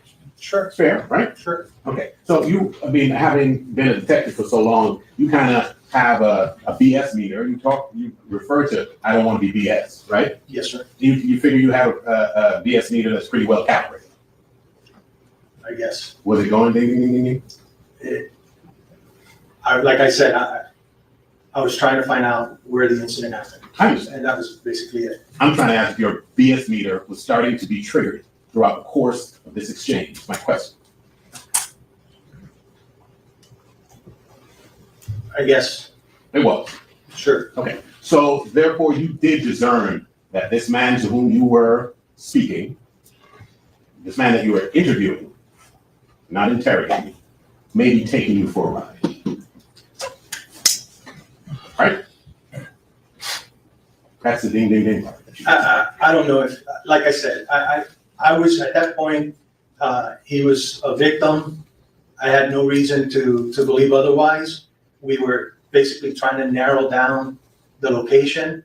I also understand that being shot at is a traumatic experience based on what he's saying. And that's why we had him, he was transported to the scene to see if we can narrow down the location. Okay. So it would be fair to say that your BS meter did not go off and you did not form the impression that he was being evasive in the manner in which he was answering your questions in the tape that we all just heard. Well, there are some things that, that's why I asked him, trying to gauge whether one of the questions that I asked him was, if you knew who did this, would you tell me? To see his response. So I guess if you want to call that a BS meter or whatever, I'm just trying to gauge if he's being truthful with me, if he's hiding something. If we asked him all kinds of questions, whether it was a drug deal, whether he had a beef with someone on 75, all kinds of questions, trying to gauge what could happen. We're also trying to find out why it happened and any other things that he might be leaving out. Sometimes it's, like I said, a shooting is a traumatic thing, and fair to say sometimes when you leave out information, it's inadvertent and sometimes it's deliberate. Correct, and we have to explore that. And you were trying to figure out which one. Correct. But you drew no conclusions throughout the course of the. Later we did. Later when we didn't find anything, and when we saw the video, we knew that where he told us it happened, it didn't happen. Okay. Well, you perceived him to be scared because you suggested maybe you're scared. Is that what you had perceived? Or did you perceive him to just be evasive? Which one? Or neither? I didn't draw a conclusion. I'm trying to ask him questions, again, to have him open up, see what could be him being hesitant, or if he's leaving something out, or just exploring different avenues. Okay. What about the part when he told you that he didn't have a phone? Did that seem curious to you? Actually, I didn't even think about it, but now it sounds kind of weird, but I didn't even think about it at the time. You know anybody without a phone? It's not living under a bridge. No. So at that time, this information, this indication, this loud indication that maybe he is deceiving you, it didn't occur to you now, but upon reflection, you would say that it's now occurring to you, now that I put the question. It's easy to Monday morning quarterback when you have a lot of time. We're in the middle. My goal at that time was to find out the location, okay, so that we can look for evidence and jurisdiction. Those were the two main things at that time. And then obviously why, and get some background information as to why it could have happened and things like that. I understand that. And just to further your analogy, I would submit that during the process of this exchange, when somebody tells you, an adult male tells you I don't have a phone, that being curious is not Monday morning quarterback. That's like missing somebody wide open in the end zone, right? But it didn't occur to you. No, really at that time, it wasn't maybe later on it could have been something that Detective Moretti would have considered, but at that time, like I told you, what my priorities were, at least for me. I noticed you mentioned Detective Moretti. It's not something that would have occurred to you. Was it fair to say that Detective Moretti was the one making the investigative decisions on the case? I called him to be the lead detective because we had, like I stated earlier, we had an agreement between the homicide detectives. I was 2 years left before it was almost 2 years exactly to the time to retire. So the agreement was that if I got called out, the other guys in the homicide unit would take over the investigation, and that I would assist to avoid exactly me having to come back. Yeah, and it didn't work. It didn't work out. Sorry about that. But you're not suggesting that the fact that you weren't lead meant that if your investigative instincts suggested that certain actions be taken, that you wouldn't suggest that to Moretti. You're not saying that. Again, I don't know how many times I'm going to explain it. To me, at that point, we were trying to find out the location and try and get some historic and stuff like that. Okay, so we're past the phone thing. I'm just saying, as a general concept, your perception of your role vis-a-vis Detective Moretti's wouldn't be because he's the lead, that if something occurred to you, you would not convey it to him. You wouldn't keep it to yourself. No, we would discuss. Okay, so there came a point later where you took Mr. Cortland Henry, or at least Detective Moretti did, out to the scene. So there would be no mistake as to where he said that, right? Detective Moretti and Detective Tuano drove to the scene. So now we don't have the possible disconnect between what he's describing and what you perceive. Now he's saying it happened in this location, wherever it is that he took you, right? You would have to ask Detective Moretti what was discussed. They just told me, I believe it was like the area of 163rd and Miramar Parkway, but we started, like I said, on 160th and proceeded westbound. And law enforcement exerted a lot of effort, searched there, found nothing. Correct. Now you know this guy is not telling you the truth, I'm sure, right? Well, at least that it didn't happen. Okay. So at least he's not telling you the truth as to the location of the incident, right? Correct. And he told you where he lived. I think early on in the transcript, he told you the address on 44th Street. right? Yes, sir. And it occurred to you, of course, that maybe we should go and execute a search warrant in that location just to make sure that we are investigating the possible people that are involved. Did that occur to you at the time? No, I didn't do a search warrant in that location. Oh, I know you did. I'm asking whether it occurred to you that you should have. No.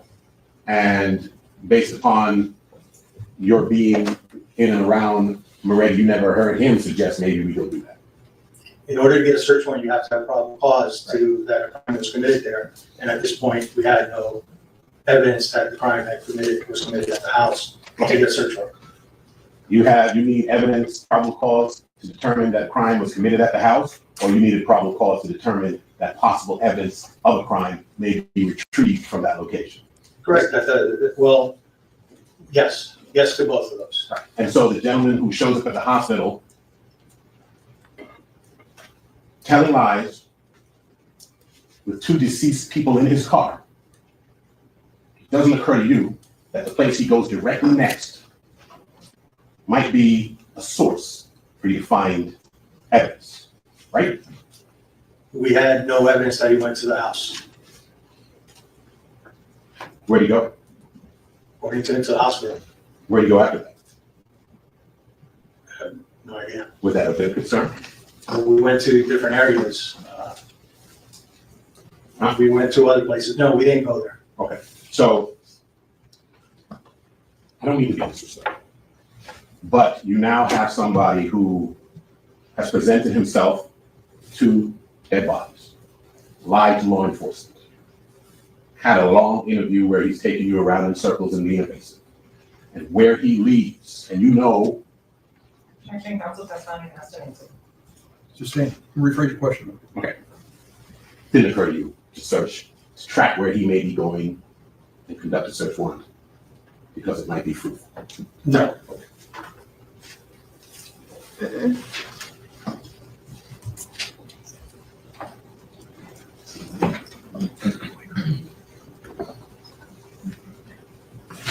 At the time that somebody at least determined that Cortland Henry may have been involved in this tragedy, you were already off the case?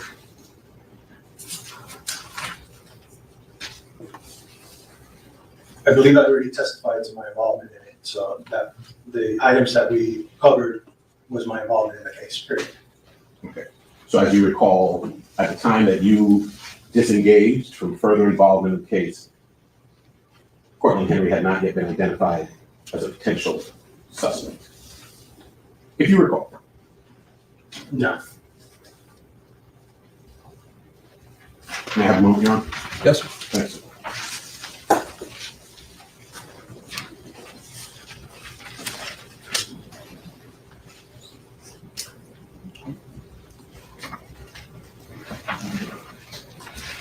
Sir, the location that Cortland Henry identified as his residence was also the place he identified as the residence of the two victims. Yes, sir. And that didn't trigger you to think maybe to search that location either? No. Okay.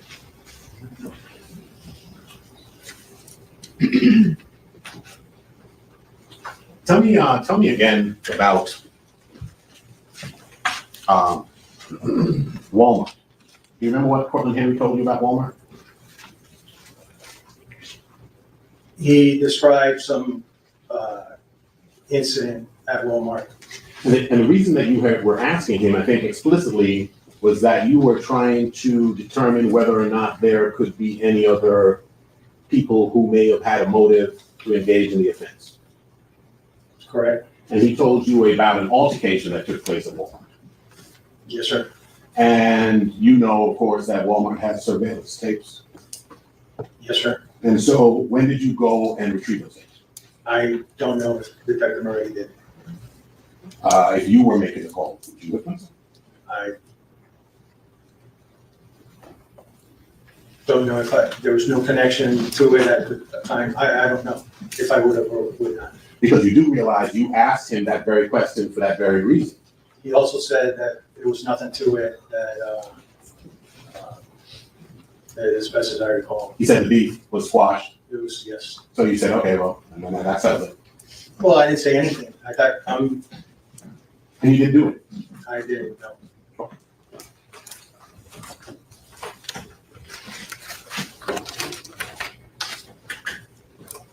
That completes your cross-examination, Counsel? I think so, sir, but I'm being vetted.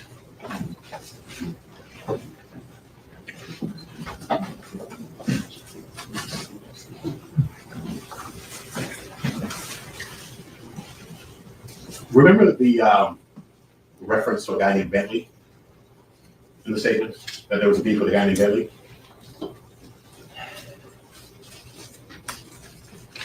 You don't recall? No. Okay. Because we listened to the statement earlier, and that statement said the beef was squashed with Bentley. It didn't say that the beef was squashed with a woman. Right? I don't recall. Okay.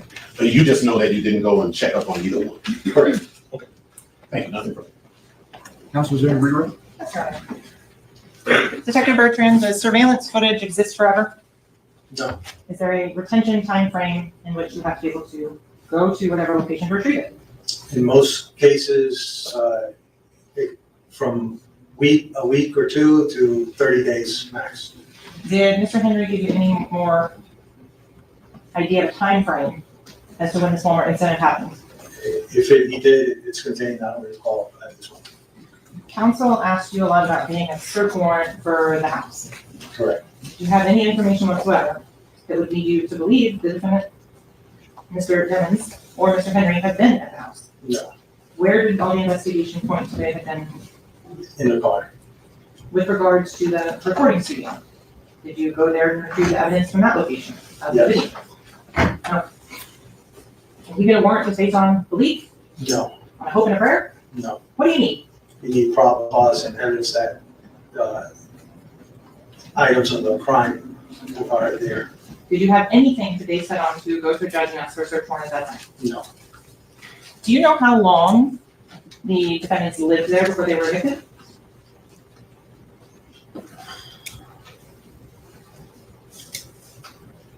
Maybe you don't know when they were evicted, that's I don't recall. Counsel brought up a lot about Mr. Henry being evasive or not wanting to answer questions. You asked some questions of him. Did you think he was going to try and exact street justice? Repeat that again, I'm sorry? Did you think Mr. Henry was going to try and... I don't know about leaving, sustain the objection. With regards to the questions you asked of Mr. Henry, did you ask if he was going to take any actions into his own hands? Yes, ma'am. Nothing further, Your Honor. This witness excused? Yes, sir. Hold on. Thank you, sir. You may step down. You're excused. Who's next witness, Counsel? Morgan Curry? Outside? Yes, sir. Bring in Morgan Curry, please.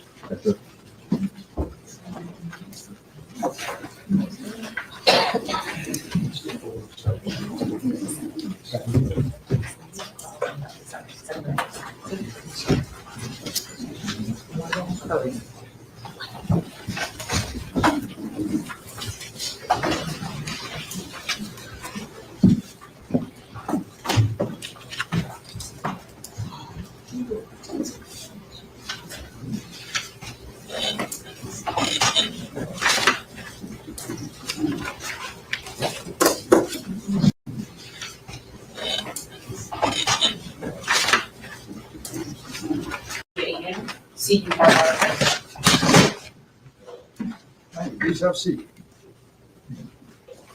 Madam, that microphone will adjust up or down, not back and forth. Are you ready? Yes, sir. Counsel, you may proceed. Thank you. Good afternoon, Ms. Curry. How are you today? Good afternoon. Where do you currently work? The Naval Criminal Investigative Service. What do you do for the Naval Criminal Investigative Service? I conduct criminal felony investigations, also hold arrest authority. And in terms of your job description, what area or specialization do you? Yes, so specialize in cold cases as well as in forensic consulting for the Naval Criminal Investigative Service. What does that mean to be a forensic consultant for the Naval Criminal Investigative Service? Yes. So handle any type of forensic expertise, crime scene processing. Okay, and the crime scene processing that you do, what type of training and experience do you have to do that from NCIS and not the TV show, just to be clear? Correct. Received over 210 hours of formal training in crime scene processing and documentation, to also include photography, the collection of evidence, the processing of evidence, collection of DNA, fingerprinting, various other forensic principles. I also received a bachelor's degree prior to NCIS, but specifically within NCIS, just a formal training of documenting and collecting evidence. Prior to working for NCIS, where were you employed? With the Miramar Police Department. How many years were you with the Miramar Police Department? About 4 years. And the 4 years that you were there with Miramar, what different job titles did you have? Started out as a evidence and property custodian for 2 years, and then was promoted to a crime scene technician for 2 years. And so what were your job description as an evidence custodian? Evidence custodian, so collecting as well as storing any type of incoming evidence or property for the department. Okay, and then once you were promoted to crime scene technician, how did your job description change? It included the same responsibilities as the evidence and property custodian, but it changed a bit as far as going out to various scenes to collect, process, as well as document or photograph crime scenes. Did you take classes or trainings? Yes, I did. And so what ones did you take at Miramar Police Department? Specifically at Miramar, completed a 16-week on-the-job training with crime scene documentation, as well as photography and other crime scene principle training. And then also throughout my employment there within the 2 years, just continued with additional advanced trainings. Okay.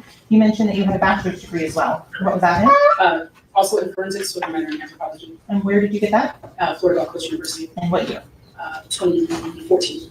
Did you also obtain a master's degree? Yes, I did. And in 2017, where did you obtain your master's degree from? From Nova Southeastern University. And in what field of study? Department of Homeland Security was a concentration. It was the degree was titled National Security Affairs. With regards to your involvement in this case, on October 26th of 2018, you was involved in the investigation regarding Miramar case number 18-10-02-069. And what was your job description for this case? I was a crime scene technician. Were you the only crime scene technician? No, there were several others. So walk out of the, ladies and gentlemen, jury through how you first became involved. First involvement was contacted by our dispatch unit to respond to assist with processing the scene. And when you are contacted, are you at home? Are you on shift? I would have to refer back to my report to specifically know for this case. But normally what happens is either contacted by phone and or if we're on a radio, we're contacted by the radio. Do you respond directly to the hospital in this case? Yes, I did. What is the first thing you do when you get to the hospital? Meeting with the detective that's on scene, if they're on scene, and or lead officer that's there to debrief on whatever my assistance is needed for. Okay, and so what tasks were you assigned once you spoke with the officers and detectives on scene? I was specifically tasked with photographing and documenting the individuals that were there at the hospital. When you say the individuals that were there, were they living or deceased? Deceased. Did you have any involvement or contact with Cortland Henry? Who would be a living individual? Not to my knowledge. Did you have any contact with the defendant in this case, Jamel Simmons? No. So I'm going to start and go through when you're documenting the scene at the hospital. How do you do that? First starts with speaking with the detective or officer that's there to kind of debrief on the case. Then from there we start with photography. It would also include photographing the scene, photographing important information and or evidence, documenting via notes, so taking notes as far as address, other pertinent information, and then also if there's collection of evidence, just making sure that you document the evidence you're collecting and transporting it. In terms of the number of photographs that you take, I'm not asking you exactly how many, but how is it? Voluminous? Could you use different words? Sure. Do you take a bunch of them? Yes. Yes. Is there any particular pattern that you do when you're taking these photographs? Yes. So we start with overalls. So that just includes an overall depiction of the scene to include, again, addresses or any type of location information that is there. And then we move into mid-ranges. So if there's any specific mid-ranges that ties what you're focusing on in your scene to specific pieces of evidence, you would start there. And then if there's something that needs a close-up photograph, we then move into close-ups. And do you follow that same process, whether you're documenting a person, a place, or a thing? That is correct. In this case, you mentioned collecting evidence. Can you describe to the ladies and gentlemen of the jury what you do when you're collecting a piece of evidence? When you're collecting a piece of evidence, you start initially by documenting it with notes, and then from there photographing it. And then if there's photographing it in that same sequence. So overall is where it's located, mid-range, and then close-ups. After that, you would then collect it and bag it appropriately to be transported from the scene. Okay, so I'm gonna go back now, and you're collecting it. What do you do to ensure there's no contamination of the evidence? So we always make sure to have PPE, personal protection equipment. So that includes things like gloves, masks, face mask if needed, a tie-dye suit, which would be kind of like a coverall suit to protect your clothing, and or to protect the specific pieces of evidence you contaminate with the items on your clothing. And so then from there, we would bag them into specific pieces of bagging materials. It could be paper, it could be plastic. So investigator, is there a reason why paper bags are used or plastic bags are used? Yes, so we use paper because it is a porous material, being a breathable material. Any type of biohazard evidence that you're collecting should be in a porous material, some type of paper material so that it can breathe, so that it's not contaminated with mold or other bacterial items.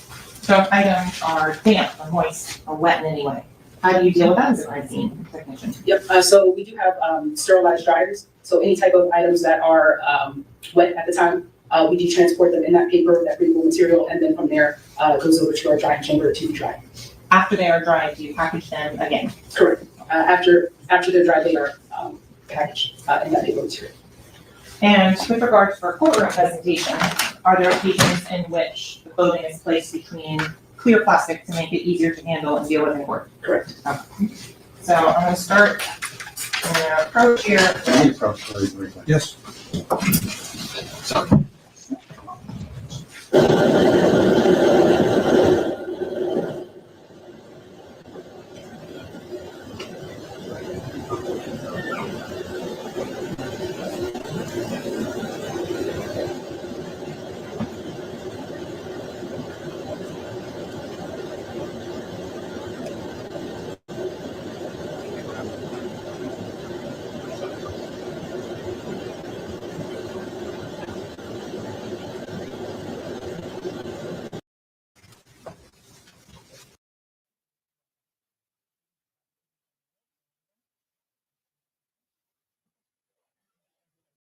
Exterior from channel 4, 2018, 2026, 0217.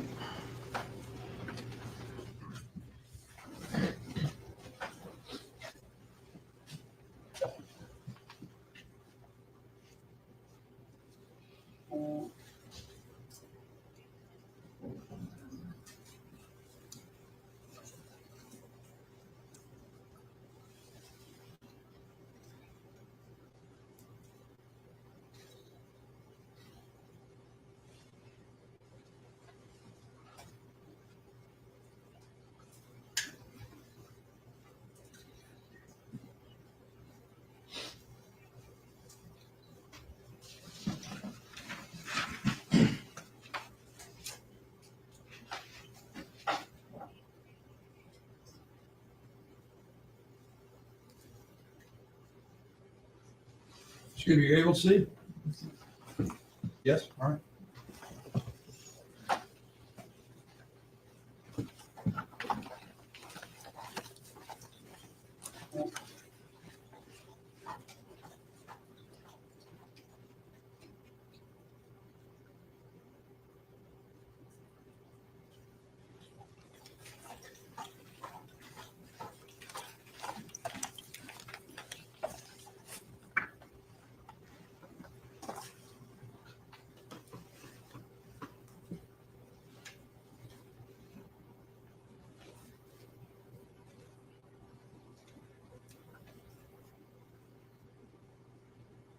Detective Bertrand, in your experience in collecting or viewing surveillance footage over the course of your career as a homicide detective, is the time always accurate?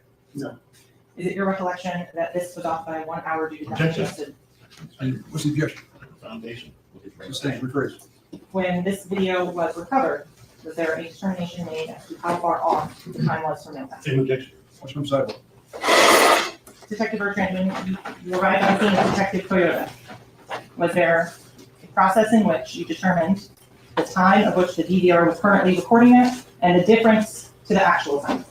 I really wasn't involved in that portion of it. So you wouldn't be the best person to ask? No. That? Understood. Prior to viewing this footage, had there ever been any mention of a fourth person in the gray Jeep? No. After, before you get to the drying chamber? That's correct. Is this packaging from the hospital or from Miramar? From the hospital. What are we looking at in this particular image? Yes, so it's a GSR kit, gunshot residue kit. And was this performed on Anthony Williams? Yes, it was. Yeah, something weird. And now more close up of this GSR kit. What can you tell the ladies and gentlemen of the jury about the red staining that is showing up? Yes, so the red staining contains various debris as well as the blood that is found on the deceased or on the area that we use to swab or test.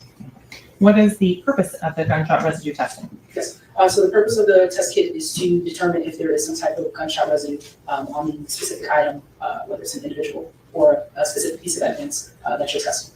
And the specific name of the gunshot residue test that's being done is what? Friend info.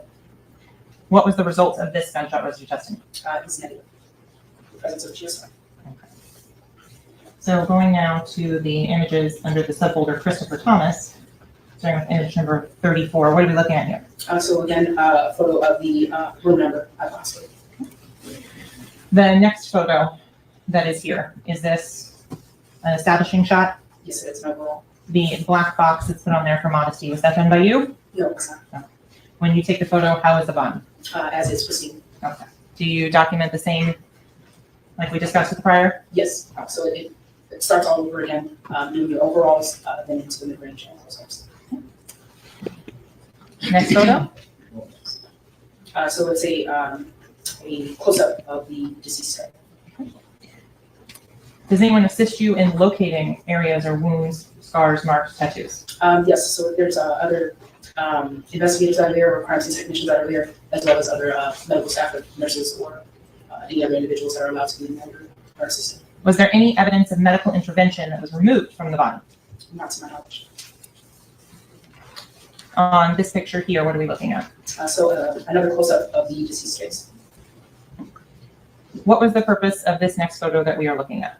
So it is it's a mid-range of the abdomen area or the body area, the upper body area, to show the various puncture wounds as well as projectiles that are protruding out of the skin. So does the screen there work if you circle on it? It should be a touch screen. Let's see. So that when you're talking about the protruding projectiles in the skin. Correct. It could be, and so it would require additional examination, but it could be anything as far as projectiles or metal shrapnel that comes from casings or bullets. And in terms of, you're not trained as a medical examiner to know what's going on underneath the skin. Correct. On to the next image. What are you documenting in this photo? So the lower extremities of the deceased, as well as the feet, with the several what we can observe as some type of injuries. And was there a name assigned to this individual? Yes, it was.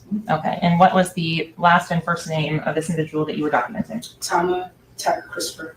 Okay.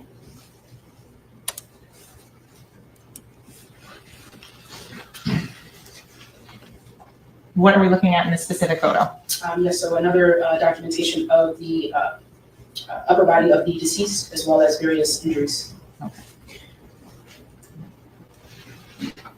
And then this photo? So a close-up an observed injury to the body. Moving again to the next photo, what area of the body are we looking at here? This is the chest as well, chest or abdomen area.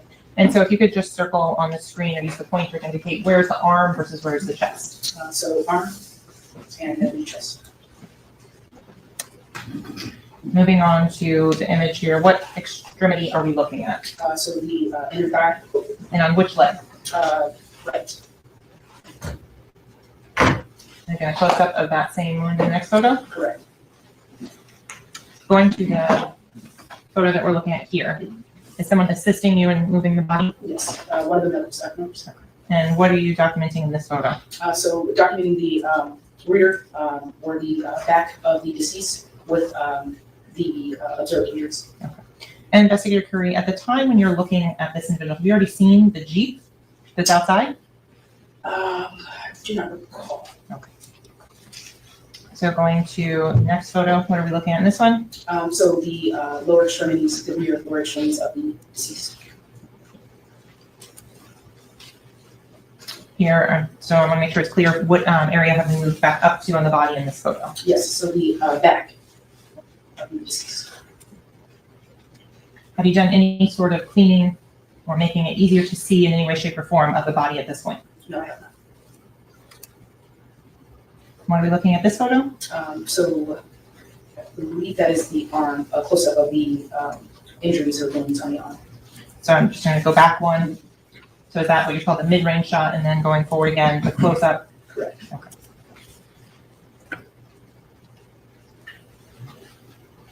And what are we looking here near the elbow? Yes, another injury on that same arm. And then going to this on the thigh. What the last image you talked about on the inner right thigh, where's this defect that we're looking at in comparison to that one? It's the outer right thigh. Going to this photo here, what are we looking at here? So the backside of the deceased. Okay. Now in this photo? A close-up of that same backside of the deceased. And again, this again on the right upper back of the deceased. Correct. Next photo, what is this showing? Some type of injury or defect under the underarm of the deceased. The defects for the purposes of this, is someone holding the victim's arm in an upward position? Yes. Okay. Next photograph, what are we looking at? So belongings, various belongings to the deceased. Did you do the same GSR testing to Mr. Thomas's hands? Yes, I did. And with regards to that, were there any results on that? No, the results were negative. Can you describe to the ladies and gentlemen of the jury how you do the GSR testing on the deceased hands? Yes. So with the assistance of hospital staff, just have them hold their hands out as best the way that we can. Using that kit, again, don't even putting on PPE, so some type of protective equipment, gloves, or some type of mask. Opening the kit up itself from a sterilized package, using that, it's more like a swab or a cotton padding, to which we rub against the individual's hand or whatever the object that we're testing for GSR. We rub that for about 15 to 30 seconds to collect whatever fluid that we can on that cotton swab. And then from there, there is a chemical that is within that same tubing or that same kit. That chemical is then applied to the cotton swab there, with about 5 seconds or so for a reaction. And if there is a presence of GSR, you will see there's a photograph within the kit or some type of depiction within the kit that shows that if blue specks come up, it does have some type of presence for GSR. And if you do not see those blue specks, then there's a negative presence for GSR. So going forward, I'm going to show you a large bag here that I'm going to percolate so you can view the contents. I'm going to open up the evidence seal on the outside of the bag now. So, Mr. I don't think we established prior to today, do you live here locally? No, I don't. As part of the Naval Criminal Intelligence Service, where are you stationed? Virginia. And if you need gloves, there's 2 different types here.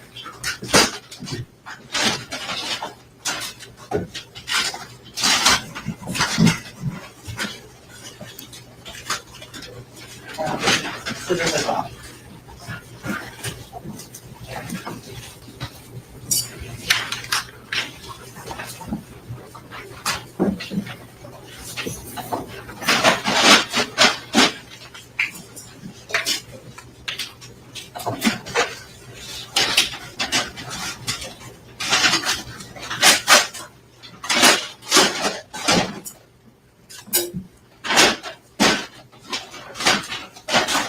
The items that are in here, you can look at them best you can without taking them out of the packaging. So those items appear to be the same ones you collected from the victim, Anthony Williams, on October 26th of 2018. Yes, please. So I'm going to start with Mark, defense counsel, do you wish to approach? No. The items are placed into clear plastic wrapping. Clear. So we're going to mark this item as item I. What is state item I? Are you moving them into evidence? Yes. and should not be displayed in supplemental evidence without due respect. Objection sustained, so, Investigator, just put it behind the TV. Are is item I the same, substantially same condition as when you collected it on October 26th of 2018? is there, excuse me, counsel, the objection pending still up being displayed to the jury. Is there a way you can do this without going? Put it back to the back. I'll make it easier. No objection to the close coming into evidence. So with regards to without objection, so statement estimate states I in. No objection, correct? No objection. It'll be admitted. States aye. And so states J. No objection regarding states J. No. No, sir. It'll be admitted.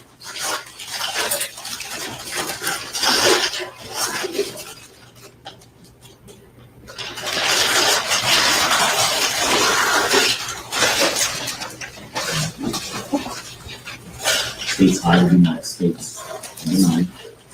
Number 9. Number 9.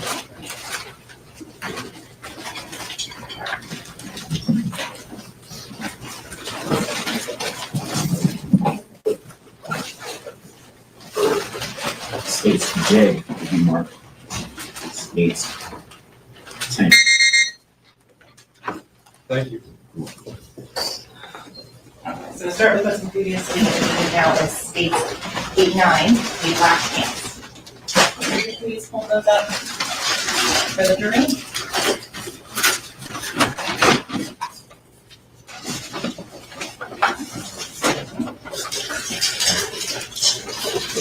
Moving on to state A. No objection? No objection. States K will be admitted. That's what you're seeking, counsel. Yes, Your Honor.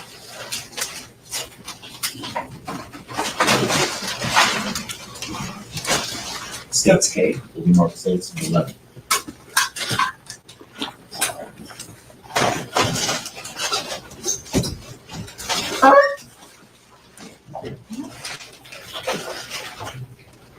Switch this to you and to your jury. We will do these assignments to color and describe the reason in the jury what is your right now. So in my hand is the jean jacket that was seized in the hospital. And what number is that, counsel? States 10, Your Honor. Thank you.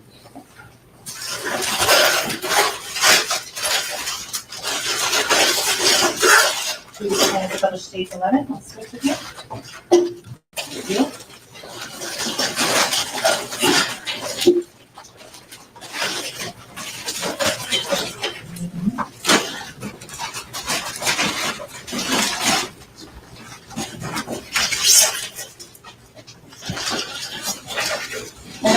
Is that how you received the shirt? No, it wasn't. What did you do in terms of processing it or cut certain from the shirt? So we don't cut anything from the items itself. What we simply do is spread it out per se, so it's folded and unfolded so that it can be tried in other action. Okay. And last, that was the initial original packaging. That's correct. Is that the initial original packaging with items were placed into? Yes, that's. And did that have your name, handwriting, case number, and seal? That's correct.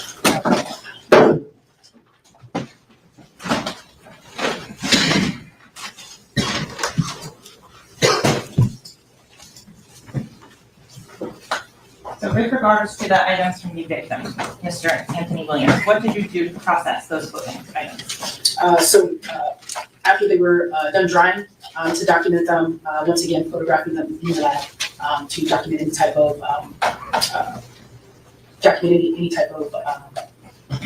what we could identify as wounds or cuttings or anything that would assist us in documenting the clothing that came from the deceased. When you are documenting on the outside of these packaging items, are you indicating a photo marker on them? Yes. And why do you put the photo marker on there? So visually it allows some type of visual documentation, so it's easier to see what I'm looking at. Okay. I'm trying as well as to identify that specific piece. Trying to them from the state now or those.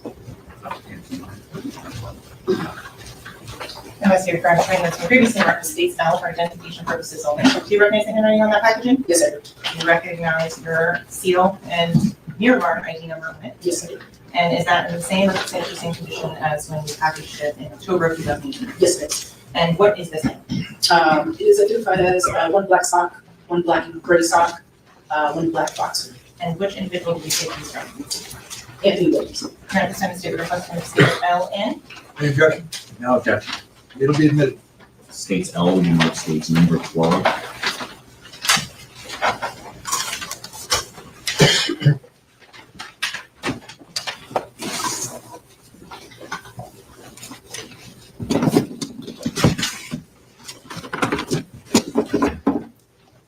Investigator Curry, if I could ask you to be so kind as to publish these items.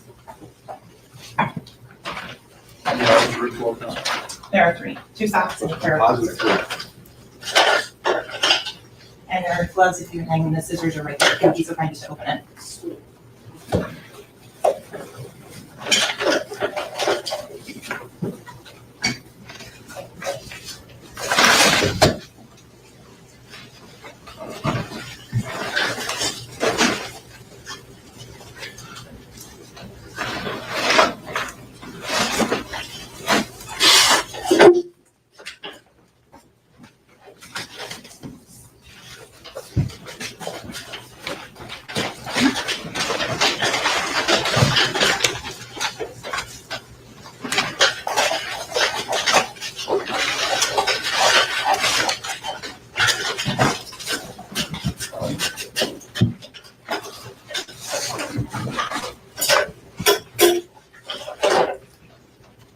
Do you want me to remove them out of the bag? Please, if you could hold them up and show the ladies and gentlemen during it.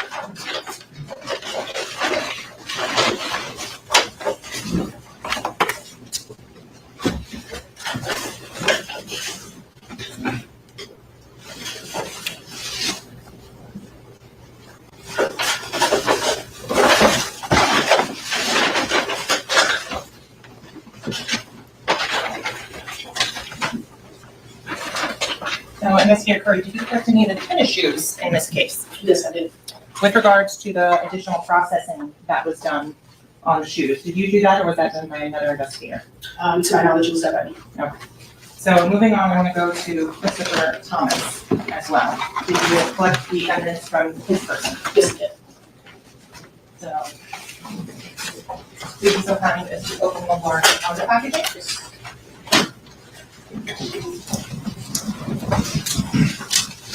Your Honor, we have no objection to the Christopher Thomas collection. What's the exhibit numbers? This is the M, N, and O. Is that correct, counsel? All, and no, there's no objection? No objection. Thank you. Counsel, there's multiple exhibits in each one of these? That they are individual. So they're not positive. Thank you. M, N, and O will be admitted in the next series.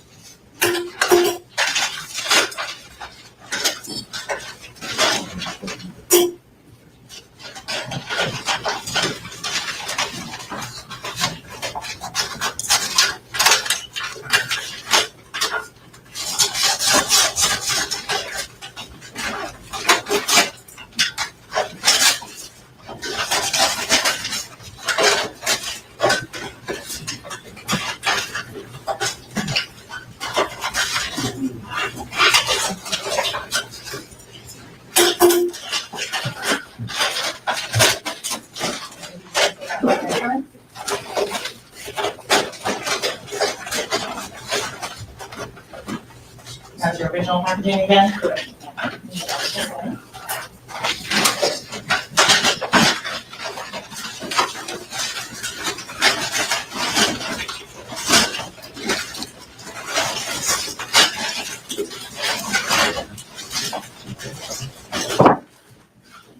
So in will be a white undershirt.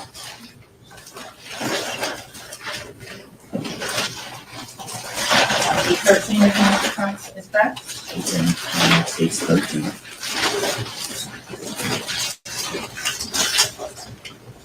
States in is a black Stranger Things jacket, states in.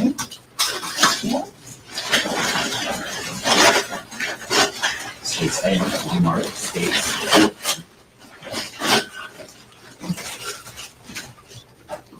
And states O are some blue jeans.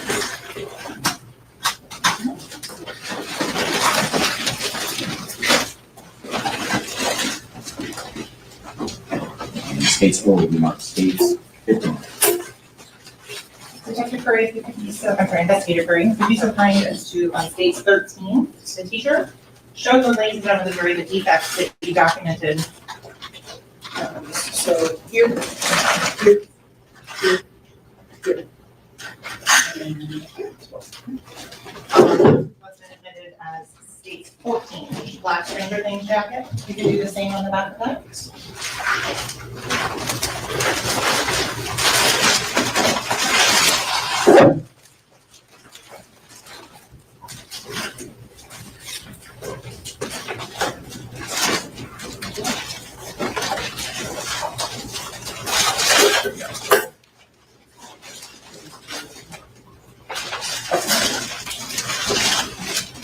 Here, here, here.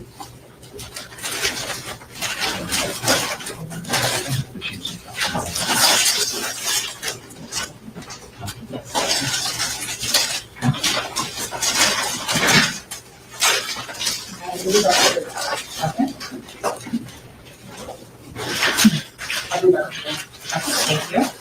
And Investigator now approaching up, who's been previously marked as state P and shown to defense counsel.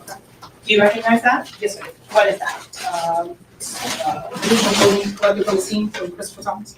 And are those items still in the original packaging? Yes, it is. Is your seal still intact with your name, ID number? Yes, it is. No objection. Here, I'm just going to say requesting states P in. There's no objection, so they'll be admitted. How many items are in there, Counsel? It's 2 black socks and 1 boxers. They'll be admitted. Thank you. Being covered as composite, is that right? Yes, sir. States P will be marked as a composite of 3 items. And so once you collect the photos, you indicated that you document them via photographs. That is correct. So I'm going to approach now with what's been previously shown to defense counsel and has been marked as states composite H of 1 USB and photographs for you to review. I'll show you the USB first. Investigator Curry, do you recognize that USB drive? Yes, I do. How do you recognize that USB drive? It has my initials on the back. And is that fairly and accurately depicts the photos that you took when processing and documenting the clothing and shoes of the victims in this case? Yes, it is. And the photographs here, are they fairly and accurately depict the same photographs that are on that USB drive? Yes, it does. You're not to spend the state of requesting a state composite Q in. Any objection? No objection. Again, on the same representation that we have not looked at the USB, but as long as the state represents that, it's nothing but those photographs. We have no objection. Is that the state's representation? Yes, sir. Thank you. States Q will be marked as states 17. They'll be admitted. Thank you. And permission to publish, Your Honor? Yes. How many photographs you said? That's not that. I think I can just in a moment.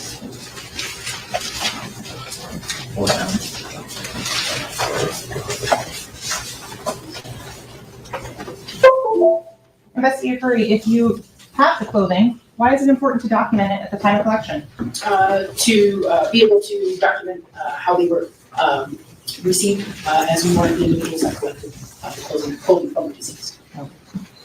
So on photograph number 1 under Anthony Williams, it has a G down here at the bottom of the photograph. Why is there a G?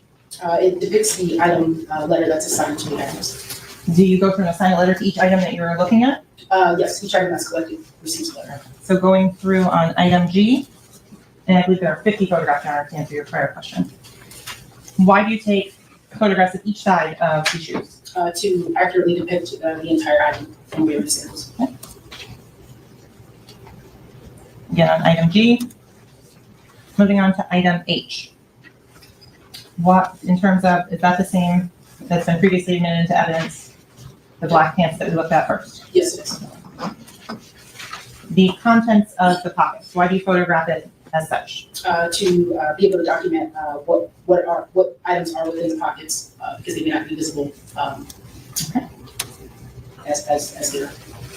And now what are we looking at on item H? What view? So the back side or the rear side of the jeans.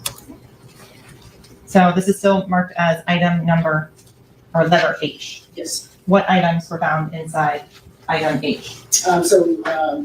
These were the items that were derived from the black jeans. Were those items collected and cataloged? Yes. Okay. With regards to the amount of currency that you're seeing right here, how much is that? $97. Council has been previously marked as states R. Investigator Curry, do you recognize this item? Yes, I do. And marked as states R for identification purposes. What is that? It's a currency note filled with the currency from the ID insurance identifier. And is it the same, potentially the same condition as being collected it on the day of processing? Yes, it is. Is it sealed with your name and ID still? Yes, it is. Is it verified by another individual as to the amount of the currency? Yes, it is. Here at the second state would request the states R in. Is there any objection? No, sir. It'll be admitted. Next series, what is that? States R will be marked states 18. Thank you.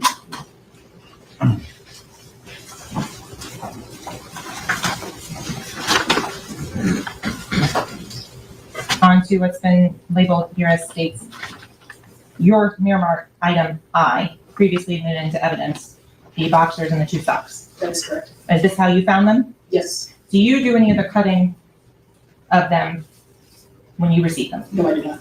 Do you know who does? Generally medical staff.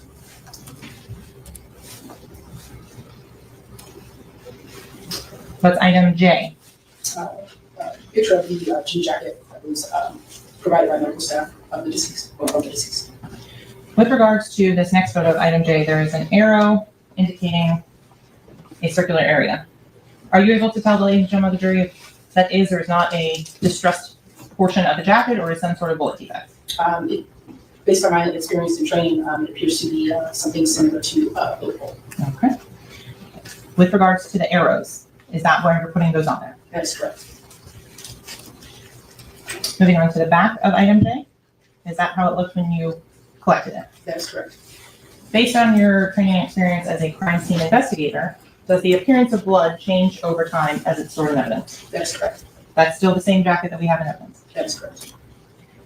Again, item J with the 2 arrows that you have on there, That is correct. are those 2 areas of interest that you identified? Yes. This is a close-up of the one item J defect. What can you tell about this particular item that makes you, based on your training experience, say that it's a bullet hole? Just based on the size, the distress in the jeans, or I'm sorry, in the clothing, and the diameter of the specific defect. So going on to the black shirt that's been placed in evidence. That is correct. That's item K as you documented it. And the little letter K that you put on each of these photos. Why do you put it on the photos? Because it's a close-up, just to be able to identify that this particular close-up pertains to the overall item K. Okay. Now looking at the other side of that same t-shirt. Correct. Again, how can you tell, or what based on your training experience will tell you that this is a bullet defect? Based on the perforation inside the clothing itself, to include the diameter of the defect as well. Okay.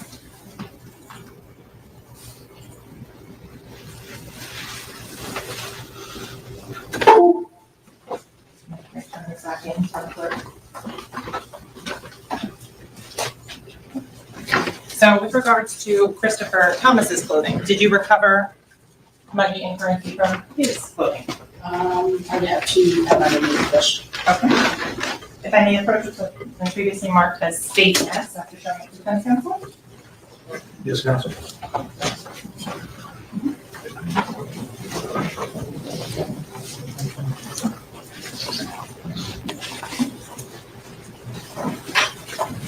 Investigative crime showing it's been previously marked as state's S for identification purposes only. Do you recognize your seal, your ID number, and the date of October 29, 2018? That is correct. On the front of it, do you document the individual from which his item's clothing was collected as well as the amount? Correct. Does looking at that refresh your recollection as to whether or not you collected currency from Christopher Thomas? Yes, it does. Did you collect currency from Christopher Thomas? Yes, I did. Is that fairly and accurately depict the currency and is in the same or substantially same condition being collected on October 29, 2018? That is correct. Grant the Senate state requesting the state's S in. No objection. No objection. It'll be admitted. States S will be marked states 19.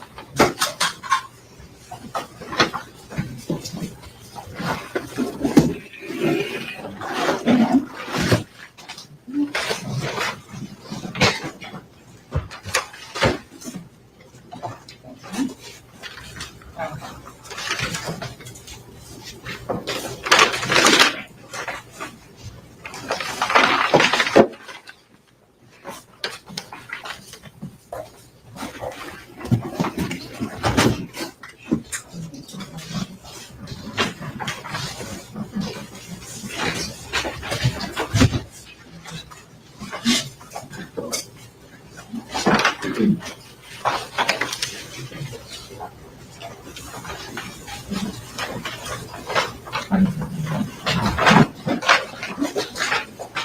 I'm showing you what's been marked as States T for identification purposes. Are those the sneakers that we reviewed in those photographs? Yes. Do they in the same, essentially same condition? Yes. Representative requesting those States T in. Any objection? No objection. T will be admitted next series, Council. States T will be more States 20. Thank you.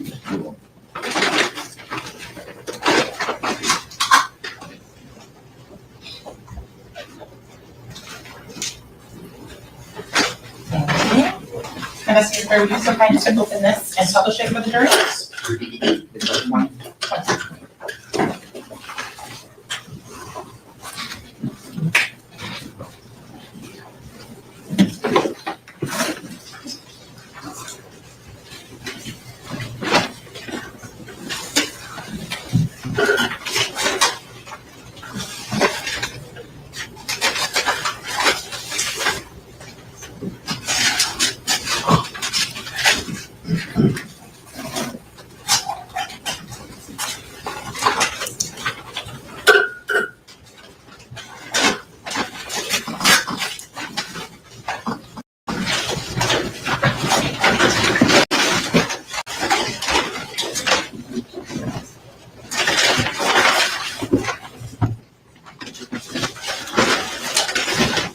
And just give her those New Balance shoes. Where were they collected from? It shows that they were collected from the hospital.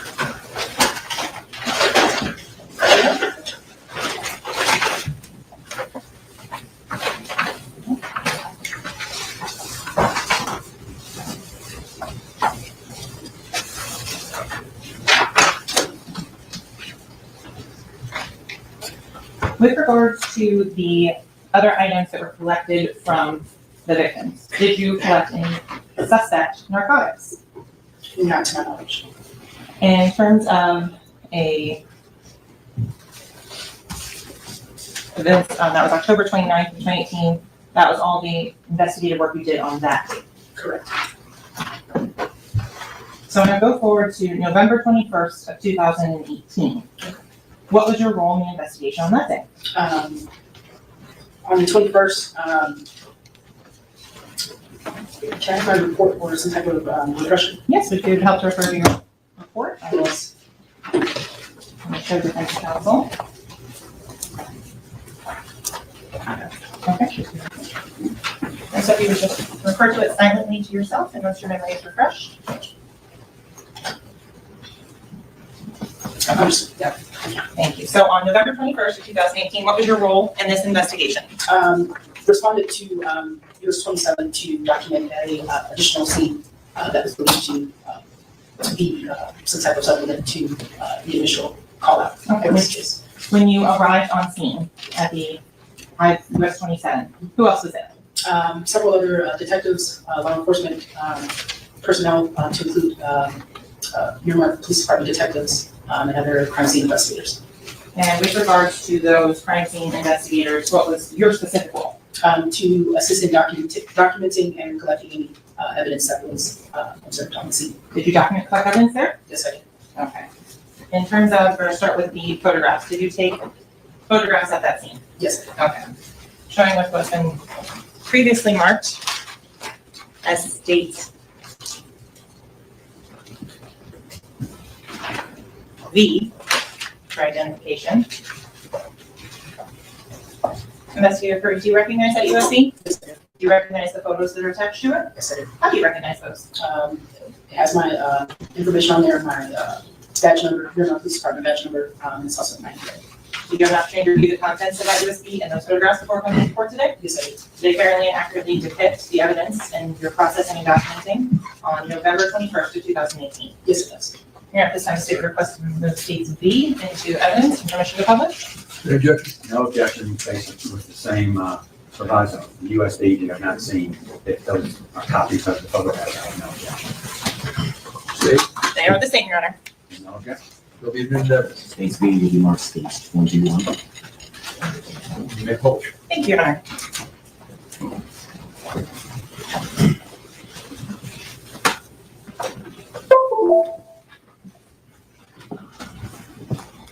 starting with the first image. So the photo template, the initial photo that is taken with photographing the scene. And is this still under the same 18-10-06269 case number? Correct. And what date, again, was this done on? November 21st, 2018. The next photo, what are you showing here? A location or establishing shot of where the scene is.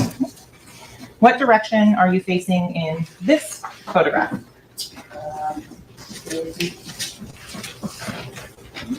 I believe it's going to be east to west. I'm sorry, south to north. Hold on, just 1 second.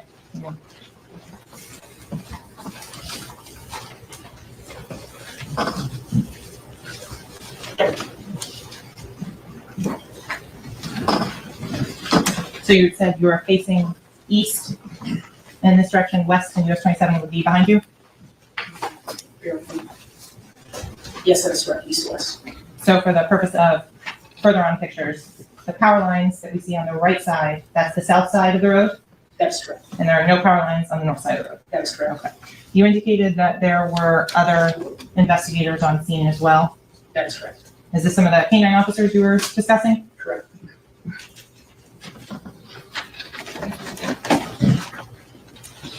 So again, looking in an eastern direction, but now focusing on the south side of the road. Can you describe to the ladies and gentlemen of the jury some of the yellow and orange markers and what they're there for? Yes, so the yellow and orange markers are there to help depict items of evidence that can't necessarily be seen as they are made covered by the shrubs or the grass. So moving on, what direction are you facing in this photograph here? Facing towards the west. And so at the end of this street here, what road is this? On the end there is US 27. No. The items that we see here, the flags, do they correspond with a photo marker or are they indicating something else? So they may be corresponding with a, they have a photo marker next to it, but they depict the actual pieces of evidence. So going on to this next photo, again with the power lines looking at the south side of the street. How many items did you indicate with photo markers on the south side of the street? 7. And so on the north side of the street, how many items did you indicate with photo markers? 3. Do they continue in sequential order? Yes, they do. 1 through 7 is on the south side, 8, 9, and 10 on the north side. Correct. Again, showing 8, 9, 10 on the north. So I'm going to go back to item number 1, back on the south side. Can you describe what we're looking at in this photo here with photo marker number 1? Yes. So the shell casing, spent casing, that's it. Okay. That's that particular item? That is correct. Was this item collected? Yes, it was. Why do you take multiple photographs from different angles of these items? Just to get an overall picture of a specific item and then also accounting for lighting or better visibility of that. And the glass appearing object underneath the casing, did you collect any of that specific glass right there? I did not believe it. Why not? I think after discussing with investigators, did not believe that it was in reference or pertaining to the case. Okay. Did it have any characteristics of auto glass? Objection beyond the scope If she knows. of her expertise. First, establish that she may know something about this. So, Investigator Curry, and part of your training in crime scene, is it determining what evidence may be something that would be to collect? Yes, please. In terms of the facts of the case, is that something that you're familiar with and you familiarize yourself with to know what types of evidence may exist? Correct. For glass and glassware, do you have any training in identifying potential sources of glass or other items that may be evidence you're done? Yes, I do. With regards to the glass in the Jeep that was found at the hospital, had you had the opportunity to view that Jeep prior to November 21st of 2018? Yes, I have.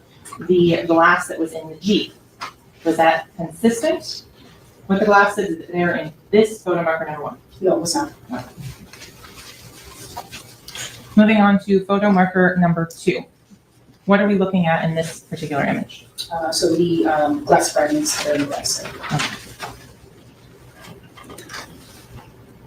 Going now to photo marker number 2, the next image. Can you describe to ladies and gentlemen how you're taking this photo? So it is considered a close-up photograph of the glass fragments. It is at 90 degrees directly over the glass that's on the ground. Moving on to photo marker number 3. What was significant with photo marker number 3? I would have to, are you able to zoom in? Is there another photograph? Or if I can refer to my report? You can refer to your report. Would that help in refreshing your recollection as to photo number 3? Yes. Okay.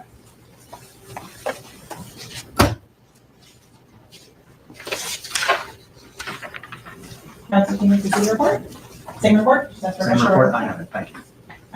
And draw your attention to the third photo number 3. And reviewing that, is your memory now sufficiently refreshed? Yes, it is. Okay, so in this photograph here, what are we looking at? Glass fragments. And could you kind of circle it on the screen so it's clear to the ladies and gentlemen of the jury what we're... Those look different than the last glass fragments Yes, they we are. were looking at. How are they different so it's clear on the record? It appears to be a tint or a darker color. Moving on to photo markers, and so this is the establishing shot for which 4 photo markers? 4, 5, 6, and 7. Okay. Going to the close-up of photo marker number 4. What was the important item of evidence in this photo? Spent casing. Okay. There's a scale on each photo marker. Why is that? So we're able to document the size of the specific item in the picture or that we're photographing. And are all of these items later on collected? Yes, they are. Going on to photo marker number 5. I'm going to start with the item to the left here. What is that? Spent casing. Okay. Moving over to the right of photo marker number 5. What is that? Spent casing. Did you collect both of those 2 spent casings? That is correct. Okay. And in terms of another view of these 2 casings on number 5, is that what we're looking at here? That is correct. Moving on to photo marker number 6. What? I'm going to move into the closer up one for photo marker number 6. I'm going to start to the one to the left. What is that? Spent casing. Okay. Is that the same one that was next to photo marker number 5? Not to my knowledge. And to the right of photo marker number 6? It's another spent casing. Going on to photo marker number 7. What are we looking at in photo marker number 7? Spent casing. Were all of these spent casings of the same caliber when you collected them? Yes, they were. Okay. Again, last photo here of number 7. Spent casing. Moving on to the north side of the street on 8, 9, and 10. What did you collect at photo marker number 8? Glass fragments. Is that a view of those glass fragments? Yes, it is. Moving on to photo marker number 9. What did you collect at this location? Glass fragments. Moving on to photo marker number 10. What did you collect at this location? Glass fragments. We're looking here now at one of the last 2 photos. What is this photo depicting? Measuring or a detective utilizing a measurement device. And what is that measurement device? It measures distance. It's a yardstick or meter stick.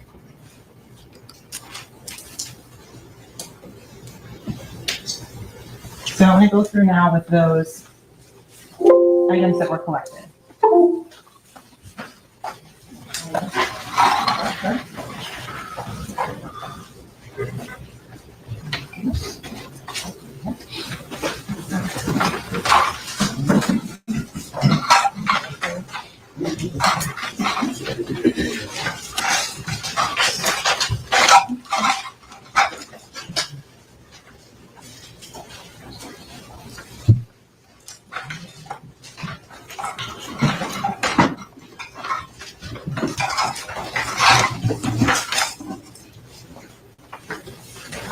Council has been marked as States W.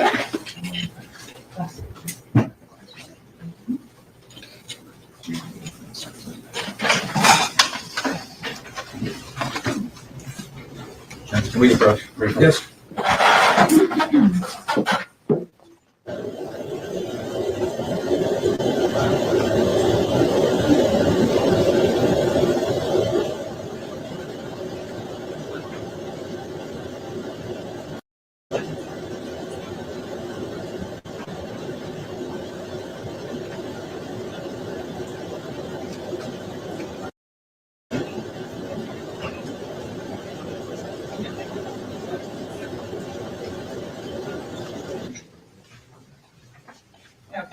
Curry, I'm not showing you anything previously marked as W for identification purposes only. Do you recognize that item? Yes, I do.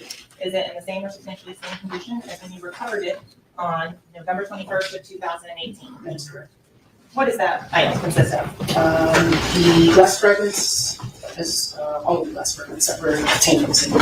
Are there 5 samples of glass fragments that are in that container? That's correct.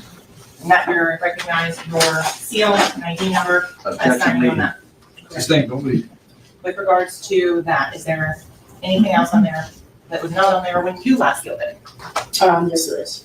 The yellow sticker here, do you recognize that? No, I do not. Here at this time, the state is requesting that it states W in. Objection. Yes. Credit. She doesn't recognize the seal on that particular item. Anything else? Incorrect statement as to that. It's there. Excuse me, anything else, Mr. Anderson? No, sir. No objection overruled. No need to. States W, you mark states 22.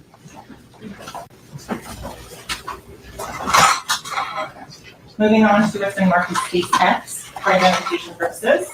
Joint counsel.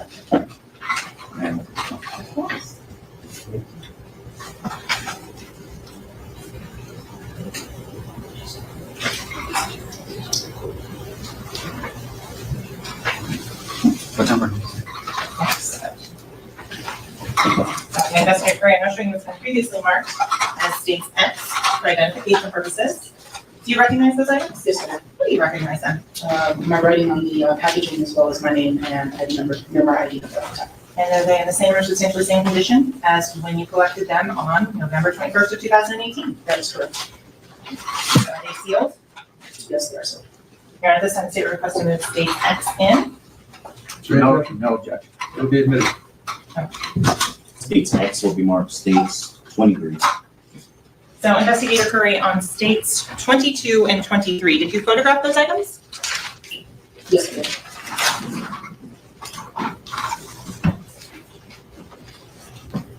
So I'm showing counsel what's been previously marked and reviewed as states composite Y, a USD, and 9 pages of photographs. Just make the same Of representation. course. Investigator Curry, I'm showing you now what's been previously marked as states composite Y for identification purposes only. Do you recognize that USD and those 9 pages of photographs? Yes, sir. Do they fairly and accurately represent the documentation that you did of states 22 and 23 that is now in evidence? Yes.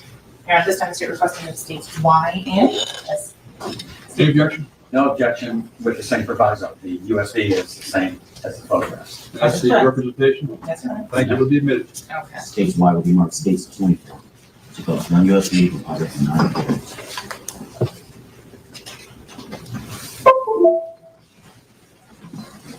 So starting with what's labeled as image 76, if you could just briefly describe to the ladies and gentlemen of the jury the case number that's on there as well as the number marker. Yes. So the case number identifies, it's in reference to the same case that these items were collected. In regards to the item number pertains to the photo marker that was in the photographs. Prior to photographing and processing these on November 27th of 2018, did you do an in-vac filter? Yes, I did. Can you explain to the ladies and gentlemen of the jury what is an in-vac filter? So an in-vac filter, it's used to collect any type of DNA or any additional information utilizing a test. The in-vac, the in-vac system itself uses a filtered item. So any type of DNA that is collected off of the item that's being tested is filtered and put onto a filter that is then tested and sent out to a lab. And so, Investigator Curry, do you have training and experience on when it is appropriate to try and collect DNA from items? That's correct. In this instance, did you walk the jury through, please, the process of how you did the in-vac filter collection? With the assistance of additional crime scene technicians, after collecting the item itself, it is then submerged in sterile water. A machine then spins the item. In this case, it was the sweat casing. It spins the item. The water then absorbs whatever that DNA or whatever particles are on the item that's within the water. And then after that, that water is then filtered through a kind of like a cotton swab or a cotton ball, and the remnants or whatever DNA or whatever additional items are filtered through that cotton ball and then sent out to the lab to be analyzed. Can you see the DNA on there with the naked eye? No. Do you know if it's successful or not? How do you finish completing the filter? No. Going forward back to the photographs, you have a number 1 on here. That's correct. What does the number 1 correspond to with regards to the previous photographs you just looked at? It corresponds to the level photo marker that was within the previous photograph. Do you photograph each casing from all sides and angles? Yes. So that's item number 1. 3 photos of that. And now, so if you tell the ladies and gentlemen of the jury what item we're looking at now. Spec casing, identified as photo marker number 4.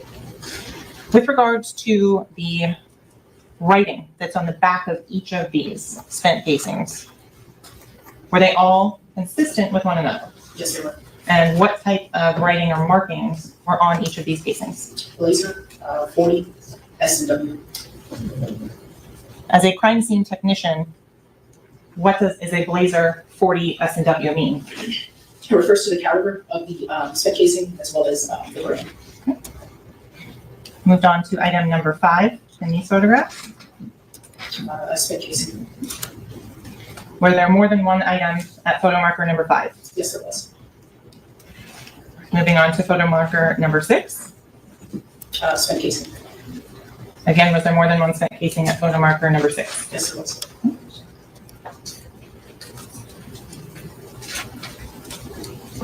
Moving on to photo marker number 7, what are you documenting in these photos? Spec casing. Moving on to photo marker number 2, what are you documenting in these photos? The glass fragments. Photo marker number 3. Glass fragments. Photo marker number 8. Now we're back on the north side of the road. Is my recollection correct on that? That is correct. Okay. And photo marker number 8. Glass fragments. Photo marker number 9. Glass fragments. And photo marker number 10. Glass fragments. So going forward, after you photograph these, I want to go to your investigation when you were in Margate, Florida, with regards to this case very briefly. Did you assist with a search warrant in Margate, Florida? Yes, I did. Did you collect any evidence there? Yes, I did. Were any firearms collected? With regards to that specific location in Margate, do you remember where it was? Yes. And where was that? Don't remember the specific address, but it was near university. Would, looking at it, is there anything that would refresh your recollection as to this specific address? Regarding my report. And that's what we need to? No, I haven't. Okay. So just read the first paragraph silently to yourself. Let me know when your memory has been sufficiently refreshed.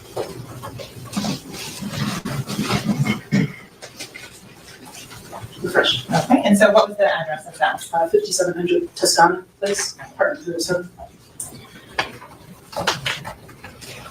While you were at that residence, did you make contact with any individuals? That's my recollection. Okay. The search warrant and the photographs that were taken at that, you said there was no firearms recovered? Correct. Was there a storage unit key that was recovered? I would have to refer to that. And would that refresh your recollection? Yes. Okay. And then the 6th paragraph, if you just read that silently to yourself. Thank you. So was there a storage unit key that was collected? Yes, there was. Was there mail collected from that location? Yes, it was. The individual that was named on the mail, who was that? Jamel Demons. With regards to later on that day, did you then help and assist on the execution of a second search warrant? Yes, I did. So that second search warrant at a storage unit location, did you recover any firearms there? No, I did not. Just a moment, please.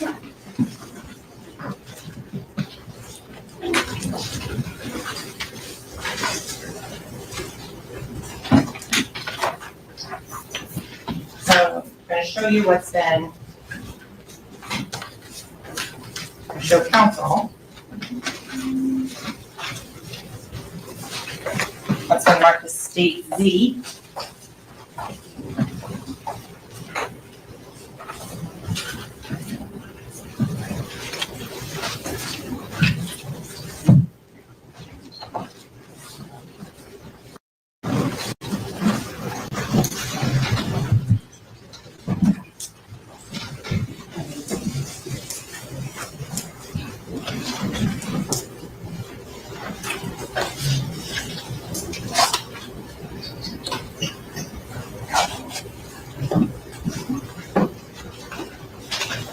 I'm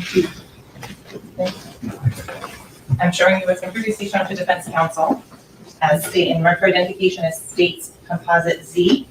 Do you recognize those items? Yes, I do. How do you recognize those items? With my handwriting on there, as well as my initials, date, and my Miramar Police Department number on the seal. And do they have the same or substantially same condition as when you collected them on the October 2018? Correct. Here at this time, the state requests to move state's Z in a composite of 3 items. Is there any objection? No. It'll be admitted. States. Positive 3. What's the number? State Z is positive 3 items, and it will be on states 25. Thank you. I'm sorry, 25, you said? 25.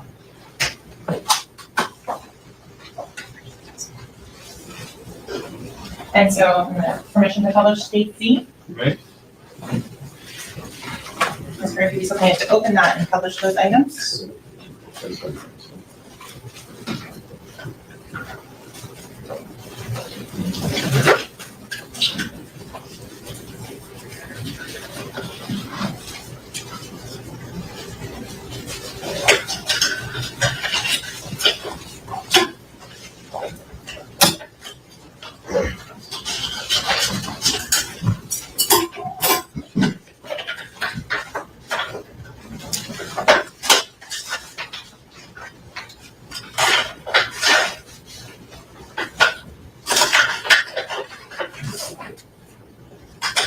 And could you please tell the ladies and gentlemen of the jury what the items are?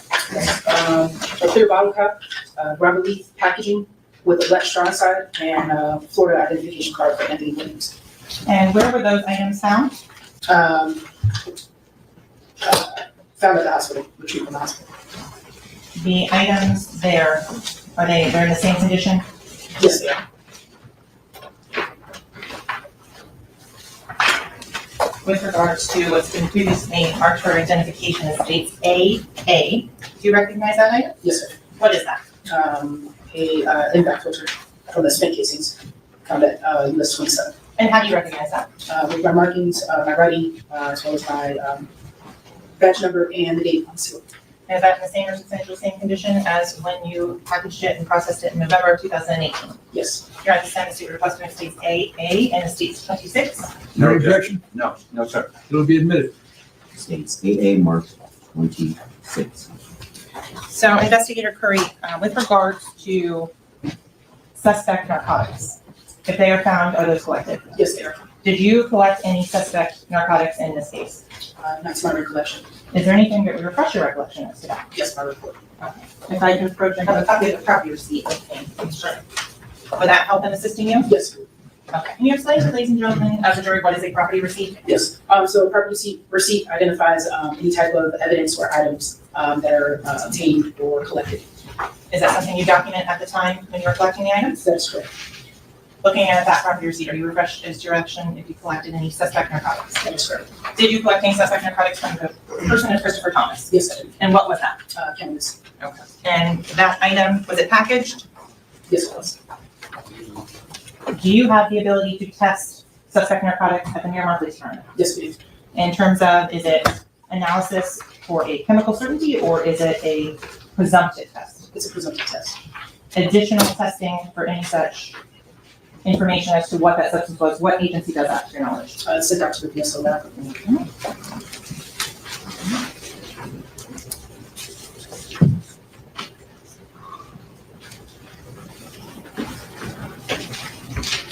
So after you conducted the documentation, all the photographs, how do you preserve those photographs?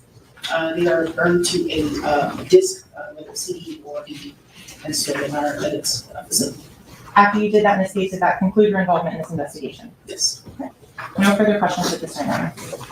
Counsel, can I see sidebar, please?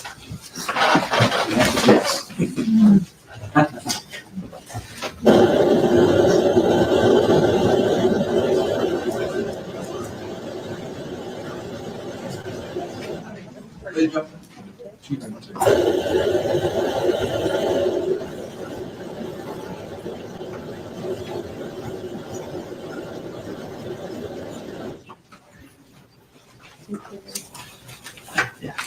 Ladies and gentlemen, thank you. I just was asking the attorneys, approximately, cross-examination, so my thought is based upon conversations I had with the attorneys, it's probably best we break it down.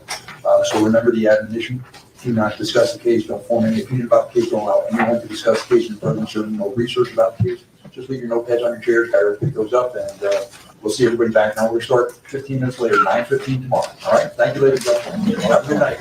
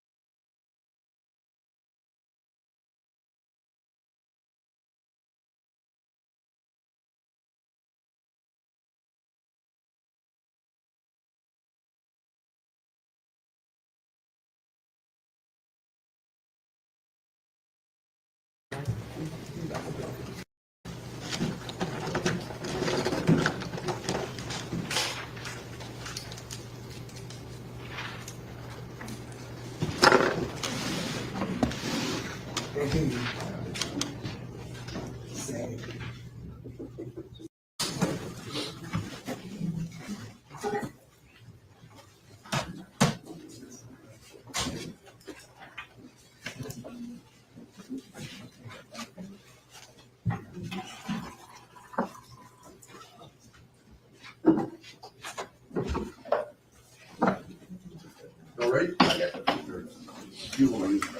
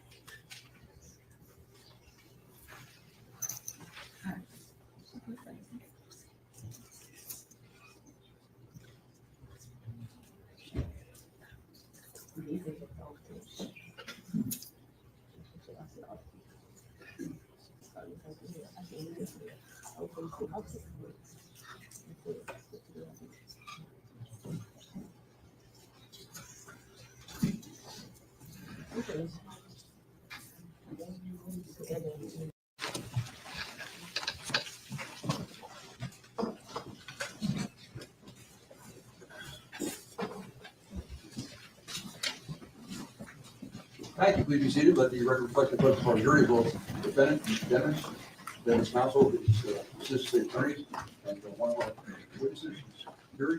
Madam, I just want to remind you, you remain under oath. All right. So, gentlemen, first of all, had a good night. We're going to start now with the cross-examination by Mr. Adelstein. If you're ready, you may proceed. Thank you. Good morning, Mr. Good morning.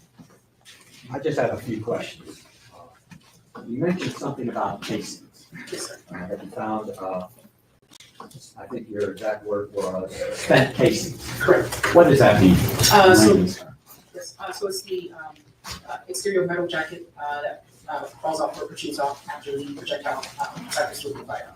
That is, if you have a bullet, the back end of the bullet, correct? Correct. And the reason you tested it for DNA was because there are times where you can get the DNA of a person who puts the bullet into the gun, correct? That's correct. And nobody has the same DNA. That's correct. You don't know any of the results, but that's why you tested for DNA in the cases, correct? That's correct. Now, you also indicated that you went to an apartment. I think it was located at 5700 Toscana Place, apartment 307. Correct. You knew before you went in, did you not, that that apartment was rented to Jameson Francois. I would have to refer to my report, but I don't recall. Okay. You mentioned, and I'm gonna get to it in a second. You mentioned that you went there pursuant to Detective Moretti's request, I believe, correct? That is correct. And that he had a warrant to search that residence. That is correct. Let me May I approach, show this witness a document? What is it marked? Is it marked or is it? It's not marked. Saving judgment? Yeah. Go ahead. Let me show you, may I approach you? May I show you a document? Let's see if this refreshes your recollection now. Point two.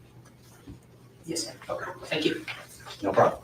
Does that refresh your recollection as to whose apartment that was? Yes, sir. Whose apartment was it? Francois. Jameson Francois. Jameson Francois. And you met a young lady by the name of Adria Scott, I believe. Yes. That turned out to be his wife, correct? I'm not 100% sure about the relationship between you. And you mentioned in Mr. Francois' apartment, there was a letter that was addressed to this young man, correct? That is correct. And that letter was addressed to this young man at a different address, correct? I do not recall.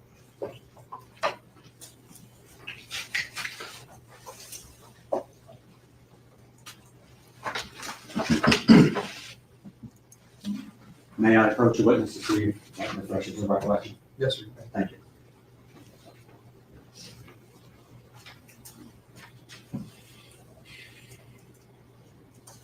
Thank you. Does that refresh your recollection? Yes, it does. The letter you found in Mr. Francois' apartment was addressed to this young man at a completely different address, correct? That is correct. You also found in Mr. Francois' apartment a storage key, right? Yes. And some ammunition, correct? Correct. .40 caliber ammunition. Correct. As a result of finding this key to the storage unit, you eventually went to that storage unit to search, correct? Correct. And that storage unit was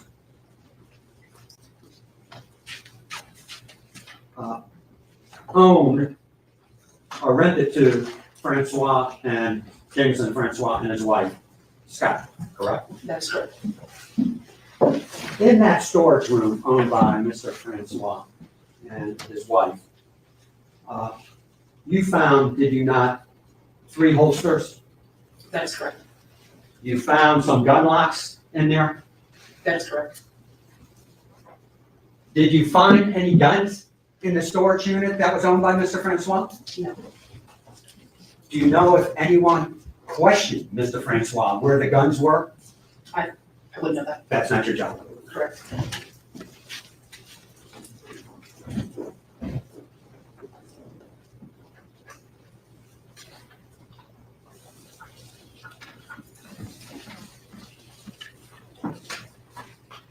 May I have 1 moment, John? Yes, sir. And did I hear you correctly that you are in the Navy? I work for the Naval Criminal Investigative Service. Are you part of the military? No, I'm not. Thank you so much. Thank you.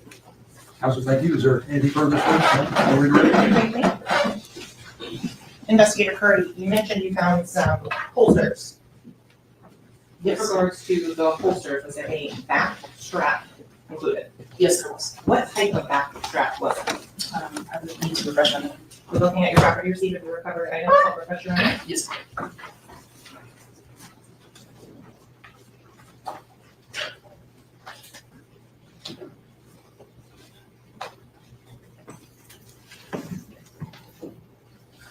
Has your memory been refreshed? Yes, yes. Okay. Looking at the property receipt, ask you again, what type of back straps were found? Block. Nothing further. This witness excused? Yes, Your Honor. Thank you. You may step down, ma'am. You're excused. Counsel, want to call your next witness, please? Yes, Your Honor. The state calls Deputy Raymond Maycock.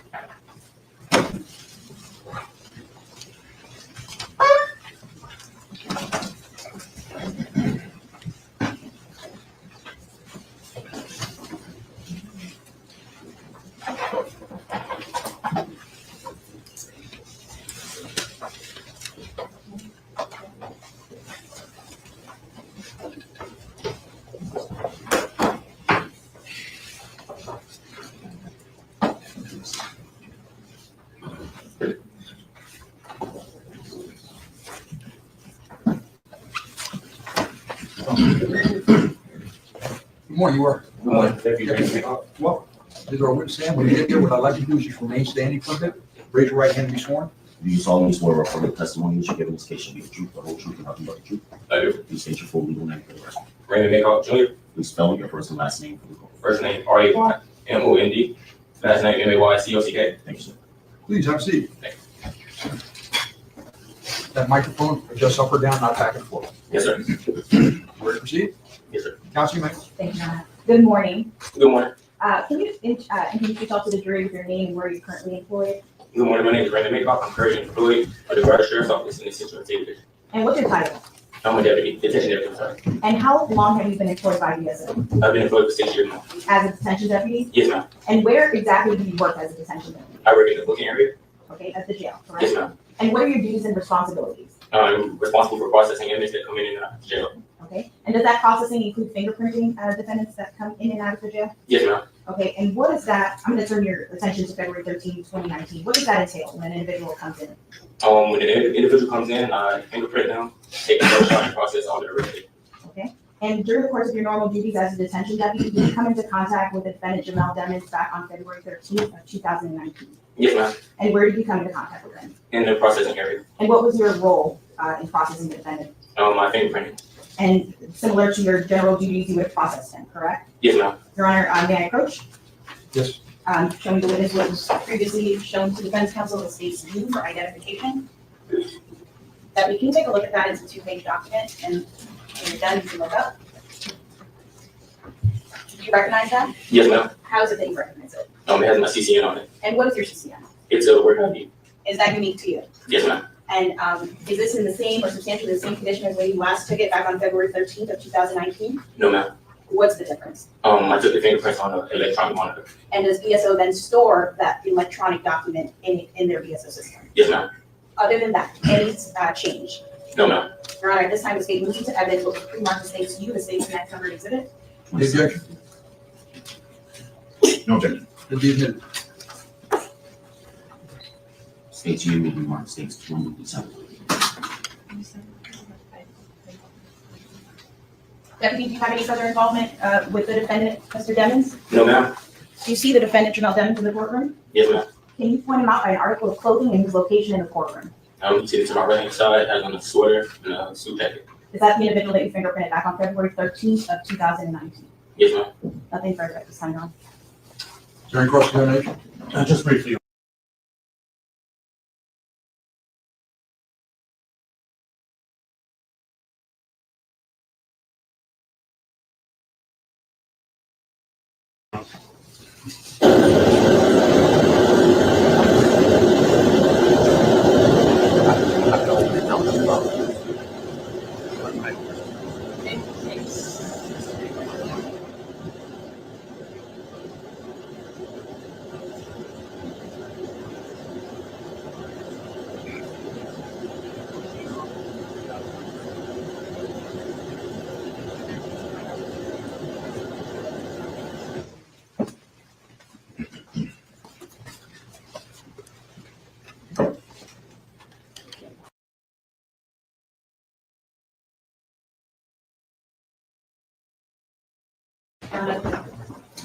Thank you.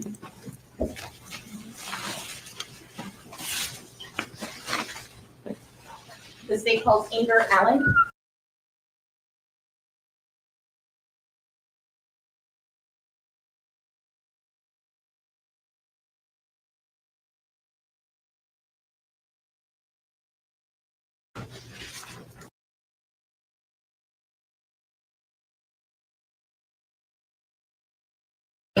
And I received 1 year of training to become an analyst, and we did a 40-hour course with the FBI, and we do continuous training yearly to keep up to date with what's going on in the forensic science unit. Excuse me, can you go inside? Sure.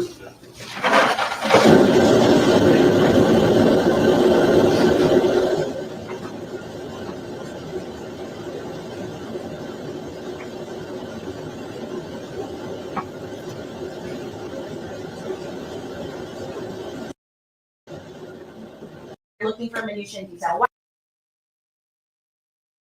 Okay, and Your Honor, may I approach the witness? Yes. I'm going to provide these in case you become for reference, states 27 and 28. So in your analysis step, what's the first thing that you're doing when you have states 26 and 27?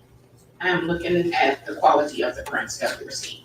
And are you using any tools to assist you in this process? Yes, we use a 4-power magnifying glass. And in this particular case, when you completed your analysis stage, was it sufficient for you to move on to the next phase? Yes, it was. Okay, and the next phase you identified as the comparison phase. Yes. What does that phase entail? That's when we look for details and minutia. Okay, and what specifically, which exhibit are you looking for the minutia and detail in? The evidence. So in front of you, if you can identify for the record state's number on the back, DB. which is now in evidence in states 27. 28, my apologies, 28. So you're looking for minutia and detail. Why is that important?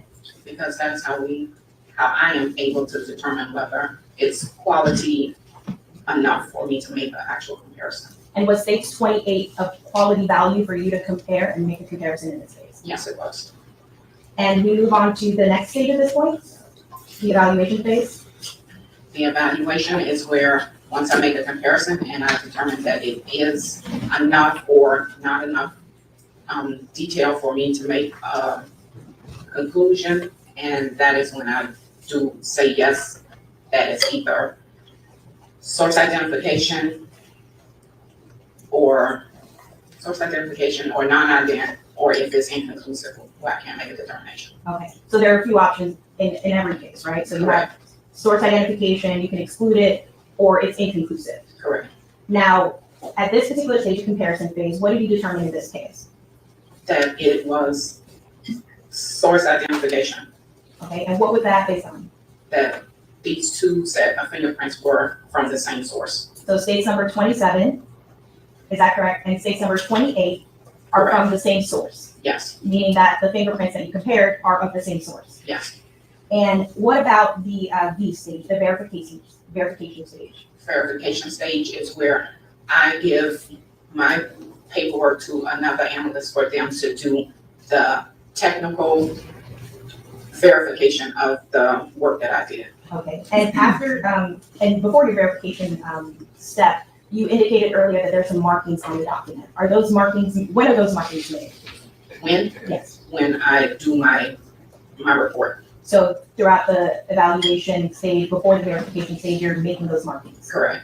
And so when you're completed with the verification stage, do you formalize your opinion or your determination in writing? Yes, And that's placed on a report? yes.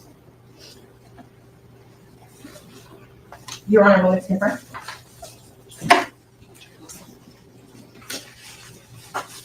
Your Honor, can I retrieve the evidence from the witness? Yes. And at this time, the state's requesting to publish states 27 and 28. You may.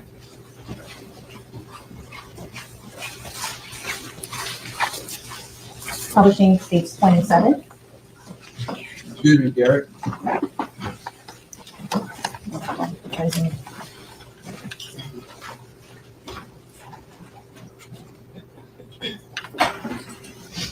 And you should be able to see it in front of your screen, but states 27, you indicated the markings. Are those at the top left right here that I'm pointing to? Yes. Those markings that you've made?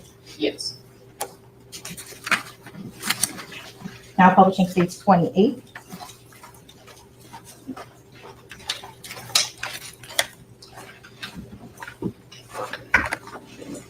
And the markings that you referred to in states 28 are those here that I'm pointing to on the bottom right? Yes.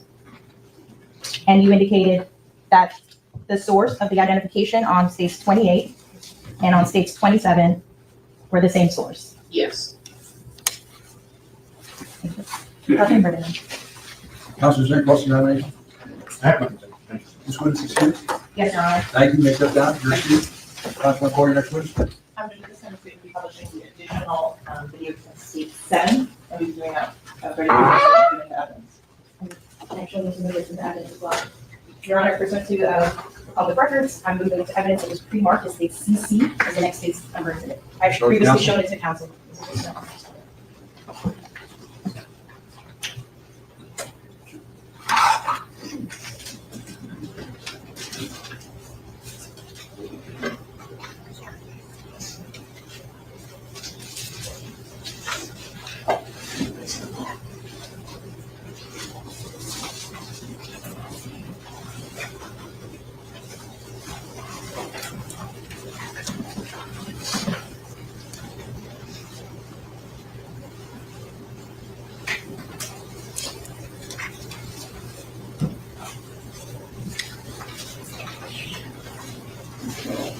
Is there any objection?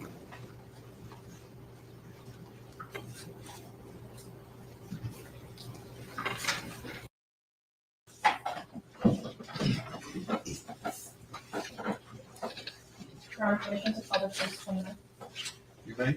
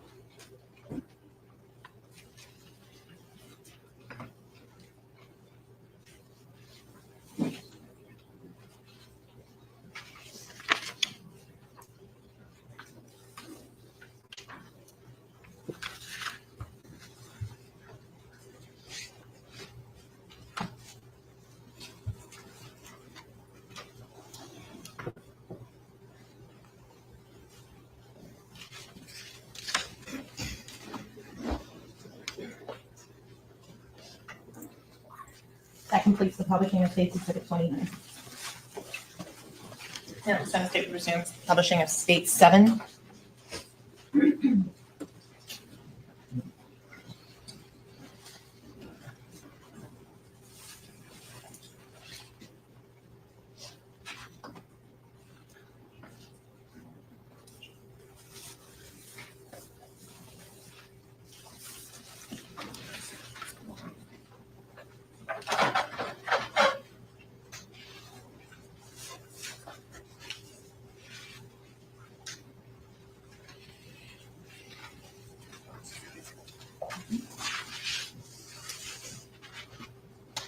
Channel 1, October 26, 2018, time on video 0208.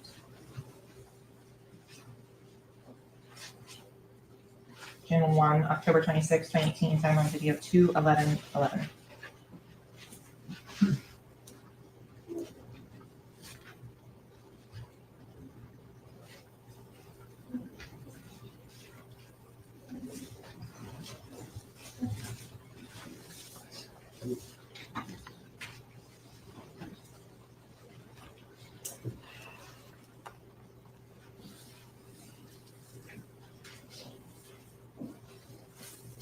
Channel 1, 10/26, 2018, 217, 43.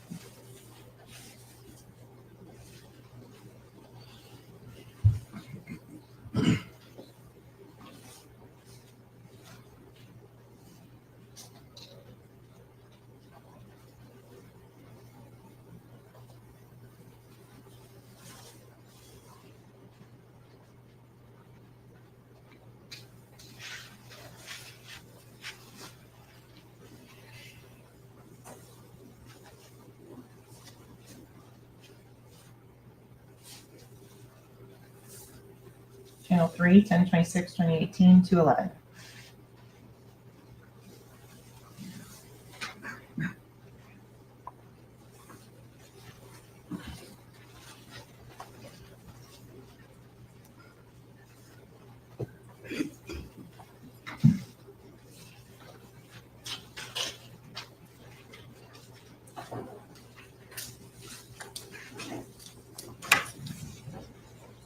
Channel 3, 10/26, 18, 217, 34.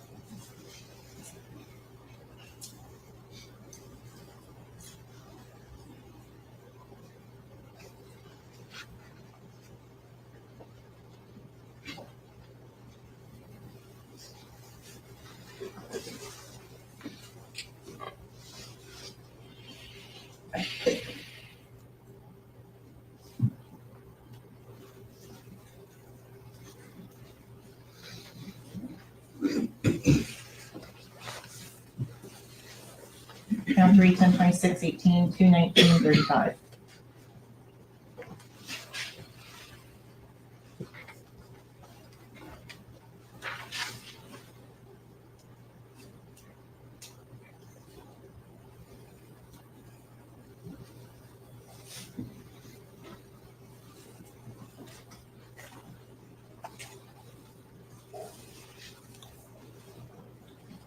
Ten 26, 2018, 2-2007.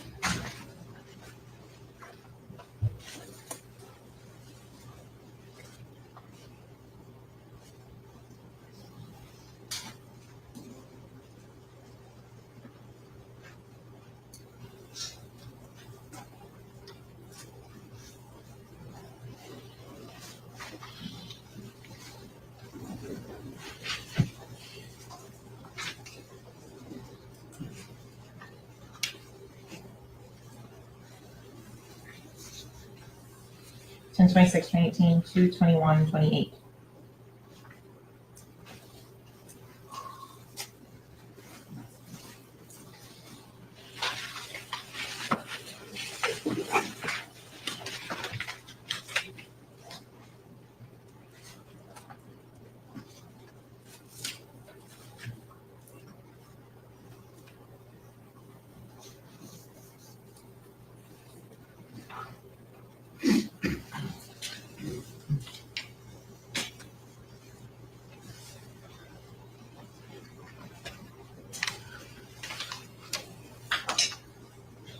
Ten 26, 2018, 02, 28, 38.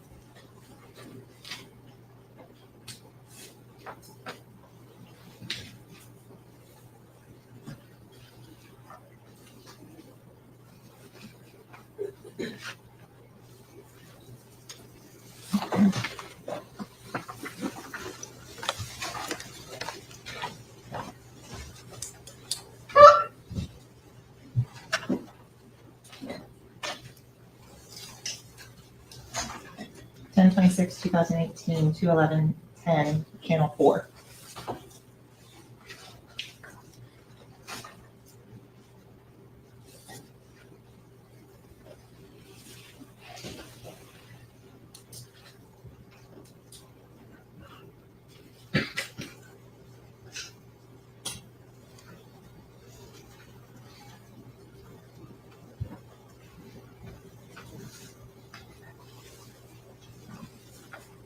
Channel 4, 10 26, 2018, 217, 43.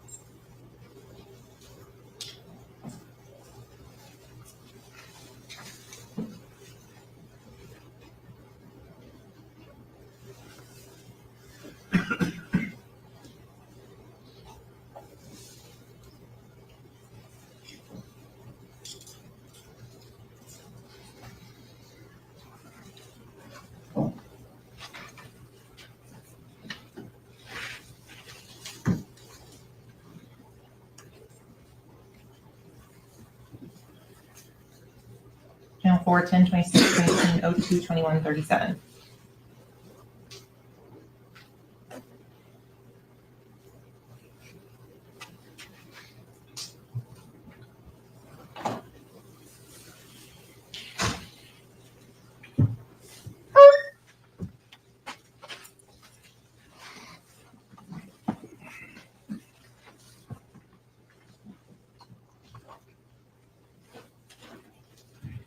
Channel 4, 1026, 2018, 02, 28, 54.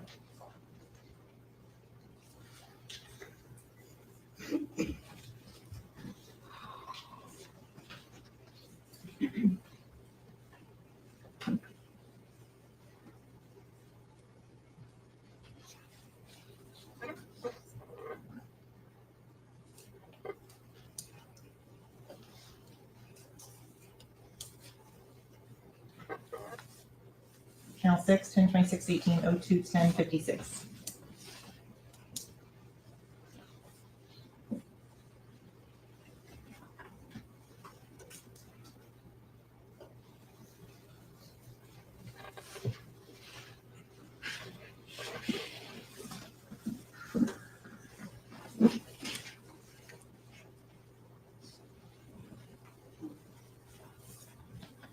Channel 6, 1026, 18, 02, 11, 28.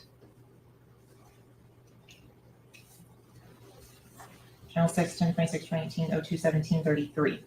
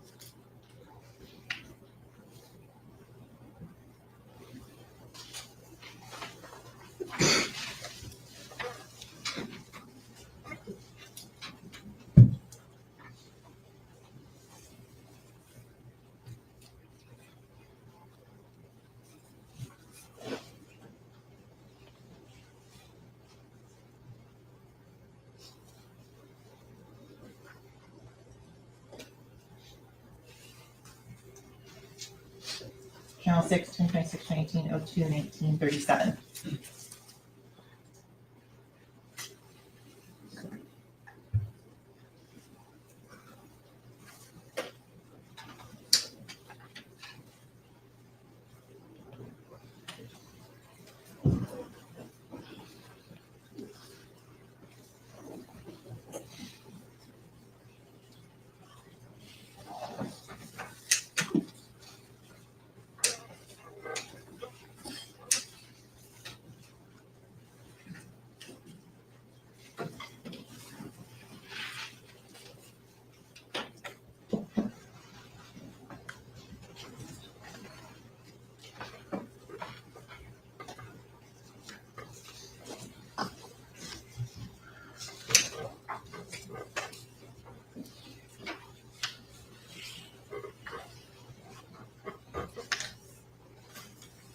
Channel 6, 1026, 2018, 02, 21, 28.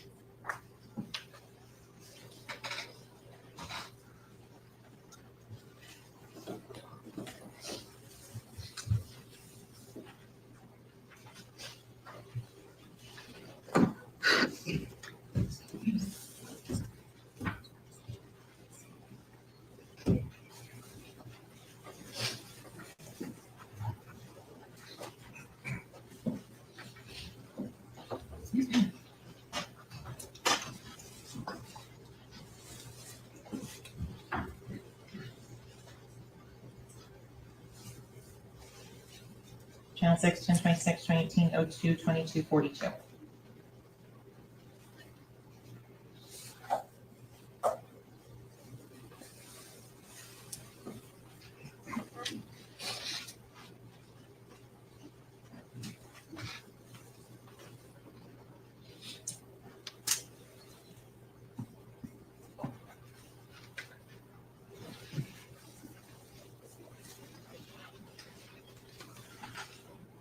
Channel 6, 1026, 2018, 02, 24, 29.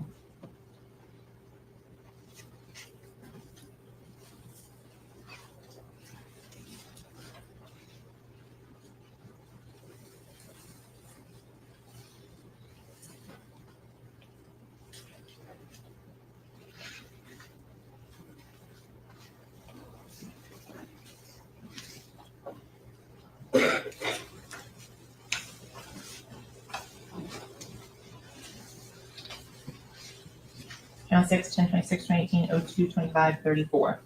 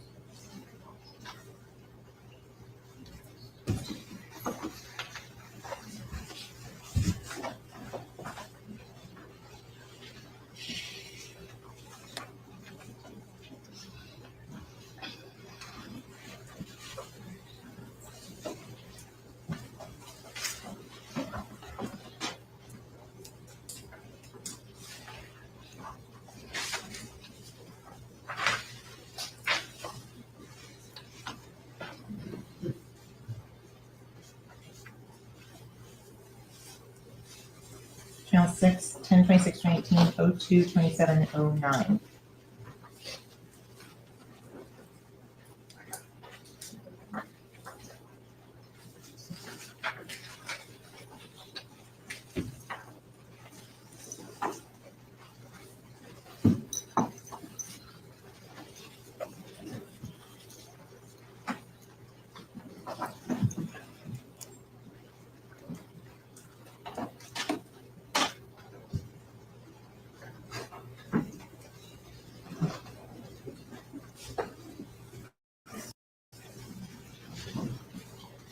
Channel 6, 1026, 2018, 02, 28, 38.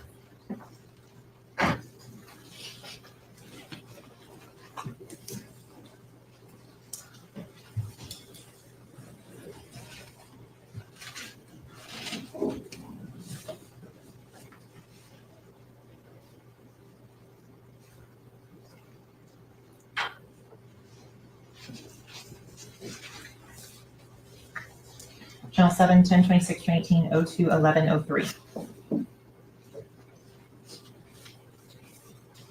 Channel 7, 1026, 18, 02, 11, 10.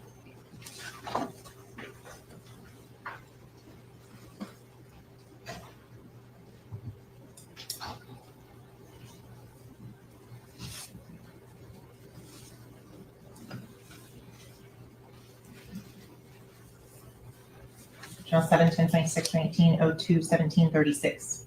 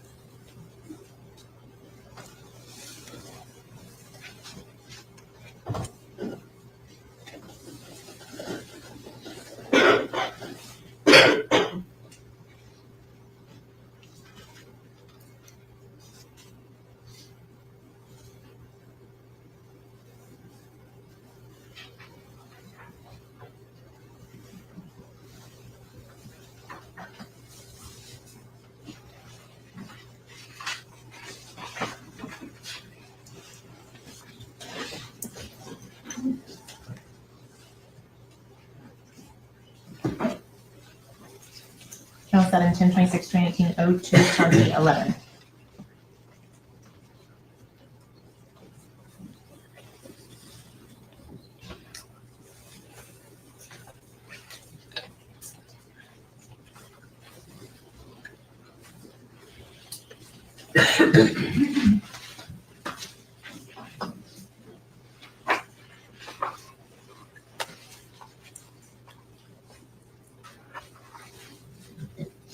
Channel 7, 10/26/2018, 02/21/32.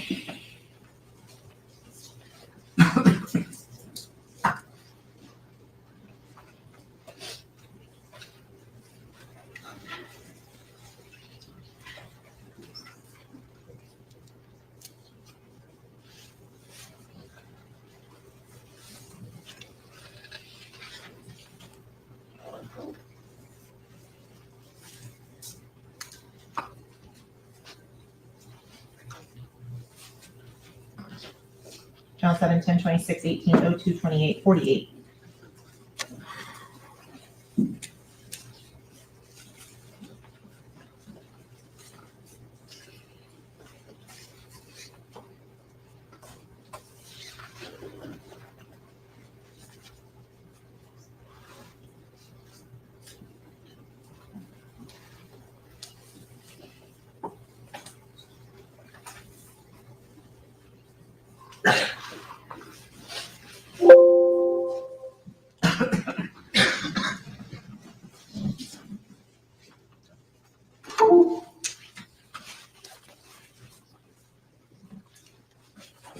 That would conclude the publishing of State 7. Very fast for 5 minutes to check with my witness outside to make sure they're ready to go. All right, ladies and gentlemen, we're going to take a short recess. Do not discuss the case. Don't form any opinion about the case. Don't allow anyone to discuss the case in presence of any research. Should be no paper. Thank you.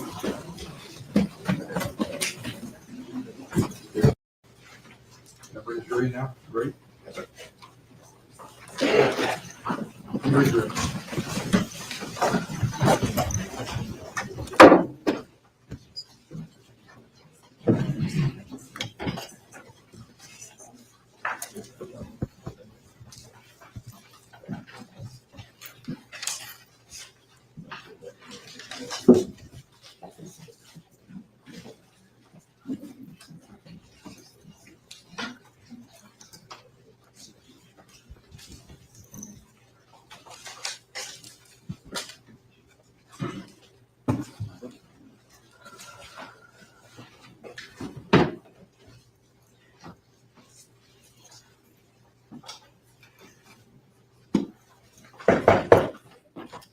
Jury entering.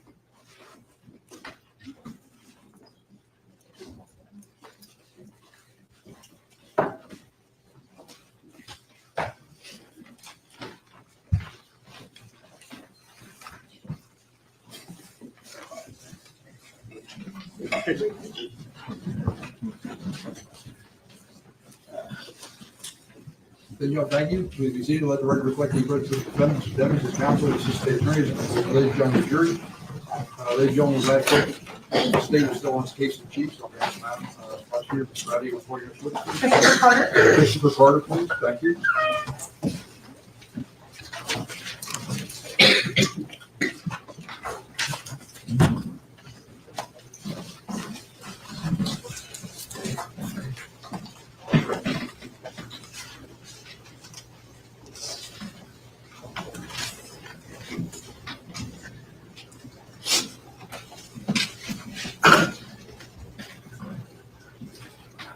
Good morning. Are you Mr. Carter? Yes, sir. Welcome. Come on up here. This is our witness stand. When you get up there, sir, what I'd like you to do is just remain standing for a bit. Raise your right hand. You sworn? Do you solemnly swear or affirm the testimony you share in the state shall be the truth, the whole truth, and nothing but the truth? I do. You state your full legal name for the record. Chris Brown Carter. Please spell the first and last name. KRISGOHBR Thank you. Please have a seat. Mr. Carter, that microphone in front of you will just go up and down, not back and forth. Sorry to do that. It'll go up or down, but not back and forth. Ready? Yes, sir. Councilman? Thank you. Good morning. How are you today? Get yourself. Could you please introduce yourself to the ladies and gentlemen of the jury and say where you work? I'm a crime scene investigator for the City of Fort Lauderdale Police Department. And so Investigator Carter, how long have you been with the City of Fort Lauderdale as a crime scene investigator? I am coming up on 4 years as an investigator with the City of Fort Lauderdale. Prior to working for the City of Fort Lauderdale, where did you work? I worked for the Miramar Police Department. What did you do for the Miramar Police Department? I was a crime scene technician for about 3 years What were your jobs responsibilities as a crime scene technician for the city of Miramar?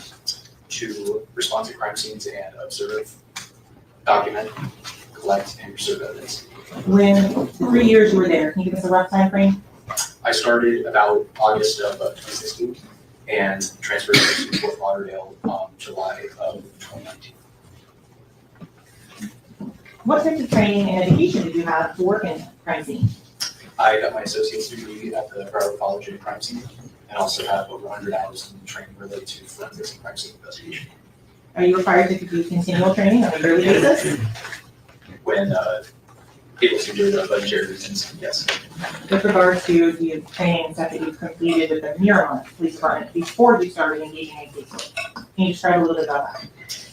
The training that I went through, like I said, was the associate's degree in the program through Broward College, and within that, you are taught how to respond to crime scenes, how to observe crime scenes, how to observe evidence on crime scenes, and how to properly document and preserve those pieces of evidence and collect them. Are you trained specifically in areas such as photography? Yes. What types of training and experience do you have in photography and documenting crime scene? During the associate's degree, I went through a particular class that was geared towards forensic photography, and that was aside from the main forensics degree program. For forensic photography, what type of equipment do you use? You use a digital camera, a external light source typically to better illuminate the pieces of evidence. That would be a flash, and that's about it. I want to go to October 26th of 2018. Did you have an occasion to be involved in a Miramar police case investigation under case number 18-10-06269? Yes, it is. At that point, where were you employed? At the city of Miramar Police Department. What was your role in that case at first? I was requested to respond to the Broward County Medical Examiner's Office to observe the autopsies that were executed there, and also to process one of the decedents, and then later on to process the vehicle that was involved in the accident. So at the medical examiner's office, can you describe to ladies and gentlemen of the jury where that's located? It is located in Dayton. I do not have an exact address, but Is it within the city of Miramar? no, it's not. So after you left the medical examiner's office, did you return to the city of Miramar? Correct. You indicated you helped in processing a vehicle. Correct. Did you take photographs while you were processing that vehicle? Yes, I did. Approximately how many photographs did you take? I believe it was around 422. Prior to coming into court today, did you have a chance to review a much smaller selection of those 422 photographs? Yes, I did. Are these showing you what's been marked as states D for identification? It's a composite of photographs. Did you have an opportunity to look through these before you came into court today? Yes, I did. Do they fairly and accurately represent the photographs you took on October 26th of 2018? They do. Here at this time, the state is requesting of states D and as states 30 and published to the jury. Is there any objection? No. So they'll be admitted as composites, is that correct? That's correct, Your How Honor. many photographs? I have to double check on that. I believe it's States D, Miramar States 30. I'm sorry, what number? 30. Thank you.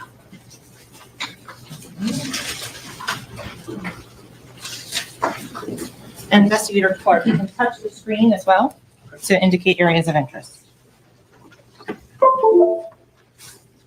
65 photos, Your Honor. Starting with photo number 1, what is this? This is a photo identifier that we take prior to the crime scene to properly show the date photographs were taken, the case number related to it, and the type of case and the location where the photographs were taken. What location is 2811 Southwest 186th Avenue? That is the Miramar Police Department substation. Okay. The next photo, what are we looking at here? This is a piece of evidence tape that was used to seal the garage that the vehicle was kept in. Can you explain to the ladies and gentlemen of the jury what is the evidence tape seal for? The evidence tape seal is what it should be explained to seal to show that nobody has entered the premises from the time of when the investigator sealed the premises to when now I'm responding to photographing the seal. Was the seal here at the bottom of the large doors still intact when you responded? Yes, it was. Moving on to the interior door. What are we looking at in this photograph? Again, you're looking at a seal of evidence tape that was placed by the investigator prior to their leaving, and then when I arrived, I photographed the seal to show that it was still sealed on my arrival. Moving on to the next photograph. What are we looking at here? This is Detective Mark Moretti reading the search warrant for the vehicle. The vehicle in question, what is it? It was a Jeep Compass. Is that the same that's indicated on that photo in the red lettered writing? Yes. Moving on to the next photo. What are we looking at in here? I'm going to zoom in here to the hood area. That is another piece of evidence tape used to seal the vehicle in the same way that we sealed the premises prior to a search warrant. The vehicle and all of its entries are sealed prior to the search warrant being executed. So, for example, now looking at the screen down here at the bottom of the passenger side doors, that red item, is that the same evidence tape we've been looking at? Yes, it is. Moving on to the next photo. What are we looking at in this image? This is showing the front passenger side portion of the vehicle. Moving on to the next photo. This is showing the exterior of the front passenger side and rear passenger side doors. Have you begun executing and searching the search warrant at this point? No, I have not. So what is the purpose of all these exterior outside photos? All these are to document the vehicle in which I found it when I responded to the search warrant, and all photos are taken prior to execution of the search warrant. So again, going to the rear door seal, was that one still intact? Yes, it was. Okay. And the rear trunk seal, was that one still intact? Yes, it was. The initials MK that are on that, do you know who those belong to? Yes, that is Michael Kelly, which was my supervisor at the time. You read my mind as to my next question. On the back of this vehicle photo, what is the tag number of the Florida tag that was assigned? India Echo Kilo Delta 22. For those of us not in law enforcement, can you please translate? IEK D22. The India Echo Kilo Delta that you just used, what is that commonly referred to? The alphabet. Financial. Going on, what are we looking at on this image? This is showing the driver's side exterior of the vehicle. And going to the seals on this particular item. Sorry, repeat that? The seals right here on this particular area or item of the door. Was it intact? Yes, it was. Moving on to the front door seal at the bottom between the front driver's door and the rear driver's door. Was this seal also intact? Yes, it was. As to the state of the windows of the car, have they been manipulated in any way while you were taking these pictures? No, they were not. Moving on to the final picture of the evidence tape here on the driver's side door by the A column near the hood. Was this evidence seal still intact? Yes, it was. What was the VIN or vehicle identification number of this vehicle? 3C4NJDD E2JT198929. The first photo that we're looking at here was now inside the vehicle. Tell the ladies and gentlemen of the jury what you're documenting in this photo. From here, I took photos of the exterior of the vehicle. Then the doors of the vehicle were opened up. And as is, without anything being moved or disturbed, photographs of the interior of the vehicle were collected. So you say without being anything moved or disturbed. What do you do to make sure that you're not contaminating any of the evidence? I wear gloves prior to each time touching the vehicle, and that goes with touching my equipment, going back to the vehicle, and vice versa. The front passenger side view that we're looking at right here. Later on are the items collected. Yes, they are. And we'll get to that in a little bit. With what area of the car are we looking at here in this next photo? My apologies.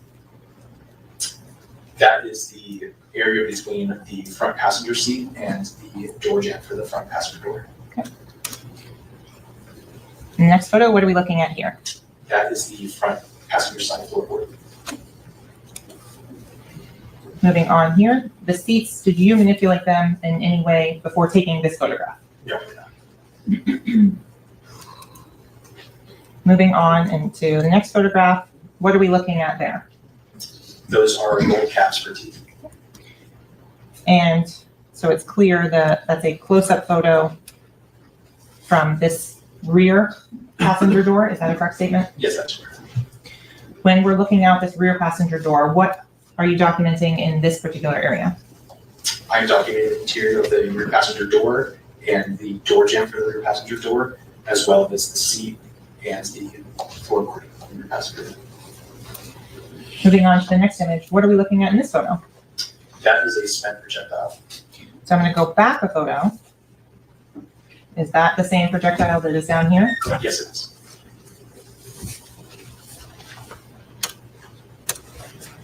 Going forward again, what are we looking at in this image? That is the rear passenger side floorboard and items that were found there. Continuing to the next photo, what are you documenting in this image? In this image, you can see the partial back of the front passenger side seat, the, again, floorboard of the rear passenger side floorboard, the rear passenger side seat, and a projectile hole that you can see the effect on the seat. And so I'm going to zoom in on an area. Can you explain what you're talking about the projectile hole?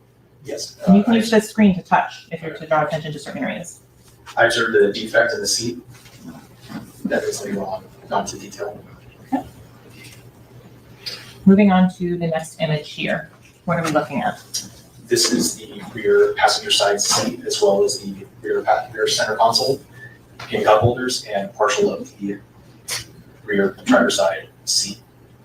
This area in the center with the two Sprite cans, is that how you found it in the down position? Yes, it was. In this image here, can you describe a little bit about what's the red and white plastic item on the bottom of the floorboard? What is that? That is a plastic bag. Okay. What are you documenting in this image? This image shows the trunk which had been opened, and in the photograph you can see the car manual and a jacket. Did you disturb any of the glass? Did any of the glass move when you were opening that trunk? Not that I recall. What are you, in this next image, I'm gonna go back to one. Did you open the rear trunk to get better photographs inside? Correct. Is this the interior of the rear trunk lid? Yes, it is. Can you kind of describe to the ladies and gentlemen of the jury as to how the trunk lid is, how you're taking the picture so they can orient themselves in space? In this photo, the orientation is staying in the back of the vehicle. The hatch trunk is opened up, and I'm looking upward at the interior of the trunk. And so why did you take a picture of this white fuzzy stuff? I observed a projectile defect. Moving on to the next photo, what did you document here? This is a yellow jacket that was found inside the trunk, and I observed red stains on. Why would you document red stains? These are presumptively would be blood. Did you do any presumptive testing at this point? Not at this point.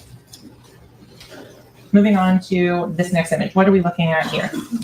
This is the rear driver's side seat. From the vantage point of the driver's side door. Shows the driver's side seat, the driver's side floorboard, as well as some of the cup holders and rear passenger side seat. Next image, what are we looking at here? This is also another photo of the rear driver's side and cup holder. Next image, what are you focusing on in this particular image? This photo shows the rear driver's side floorboard, which has a Gatorade bottle, a cap, and a white plastic bag. Moving on to the next image, what are you showing here? In this image, this shows the interior of the front driver's side door and somewhat of the interior of the front driver's side seat and floorboard. Moving on to the next image here, what are you looking at? This image shows the steering wheel, partial of the front driver's side seat, the center console, and the side of the front passenger side seat. On the next image now, we have a little bit different. Why do you put these yellow numbers? These numbers, at the time I call photo markers, not my agency, I refer to them as placards, so I might refer to them also as placards, but these placards show and denote items of interest that will later be collected, and it's easier to recall back to a certain item and to show where that item is. As you're documenting and collecting the evidence, do you use these photo markers in your reports and notes? Yes, I do. So to go back to the photo of 1, 2, 3, 5, where did you collect the items at photo marker number 1? Yes, I did. Do you maintain the liquids that are inside of them when you worked at the Miramar Police Department? I do not recall. As to photo marker number 3, did you collect the items of evidence that were there next to photo marker number 3? Yes, I did. Moving on to photo marker number 6, did you collect the gold teeth that were in that pocket there? Yes, I did. Item number 7, did you collect that item? Yes, I did. And what was that? That was the spec projectile. For item that's at photo marker number 8, what was that and did you collect that? I believe that is denoting the pair of shoes. Yes, I did. Okay. And to go to a better picture for photo marker number 9, did you collect the item at photo marker number 9? Yes, I did. And what was that? That is a cell phone. As to photo marker number 10, did you collect the 2 Sprite cans that were there? Yes, I did.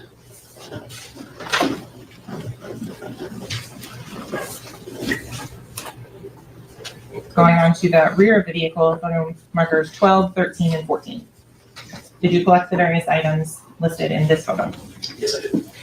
Did you have help and assistance in processing this vehicle? Yes, I did. Who helped you?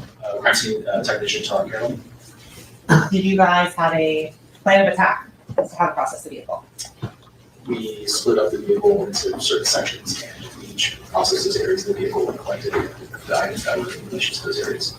So it's clear to the ladies and the jury, what section were you assigned? I was assigned to the driver's side of the vehicle. In your report, how did you write down which side you were responsible for? In the report, it shows that swabs were taken from the passenger side of the vehicle, which was incorrect in the report, and was later shown as a correction in the primary receipts, as well as the original swab boxes that were collected on scene. So let's stop for a second there and explain, when you're collecting swabs, what do you do? I am using sterile distilled water and placing that onto a cotton swab and passing that over, rubbing that over an area in which I either believe there may be the presence of DNA, and that area is processed with the swab, then placed inside a sterile swab box, and on that swab box, I notate where that item was, or what item was swabbed with those swabs. So let's go very minute, detail by detail. First thing you do is what? When you're getting swabbed area, swab an area. You change your gloves. I want very precise. Yes. I get my new pair of gloves out of the box and take the new sterile swab, open the swab packaging, and seal the sterile, and open up a new sealed container of sterile water, and that water is then placed in drop form on the top of the swab, and then the swab is then rubbed over the area in which I intend to process. Do you ever dip the swab back into the sterile water and sort of double dip it, for lack of a better term? After you swab the area, what's the next step you take? The swab box is opened, the swabs are put inside the swab box, and then that swab box is closed, and then I notate on the swab box what items processed with the swabs. Do you complete the property receipt at that same time? I do not. When do you complete your property receipt? The property receipt is completed later on in the office, when the items then may be submitted to the evidence bureau.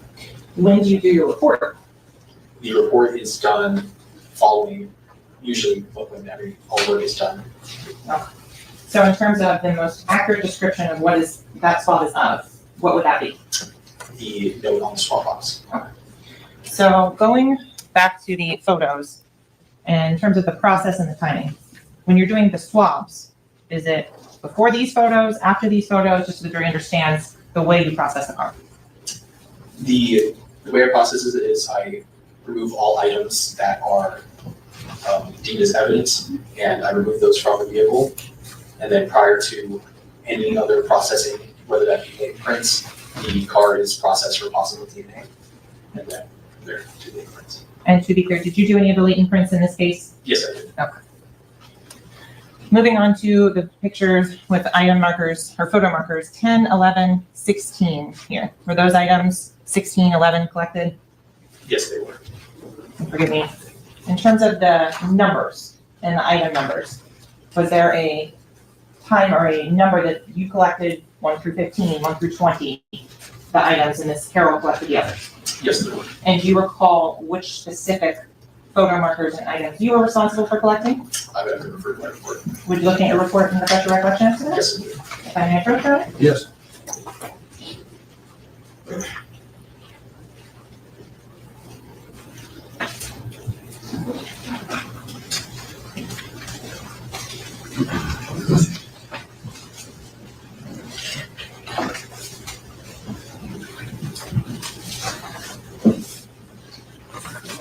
Can you refresh your recollection? Yes. Okay, that being said, I'll ask again. Which items or photo markers were you responsible for collecting numerically? Items 12 through 20 were the items that I collected. In terms of these photographs, they were all taken by you. Is that a correct statement? Correct. Moving on to item number 18 and 17. Did you collect those two? Yes, I did. 19 and 20 as shown here. Did you collect those? Yes, I did. What are we looking at in this photo here? This photo shows the trunk portion of the vehicle with the hatch covering the spare tire removed. The processing here again at the, what location of the car on this photo or next one? This is the front driver's side floor. Okay, you have, then what photo marker is here? 19. So what are we looking at here underneath the brake pedal? That I believe is a spent projectile. Is that then marked with photo marker number 24 that we're looking at in this photo? Yes, it is. And item number 23, the glasses case. You were documenting that? Sorry. Correct.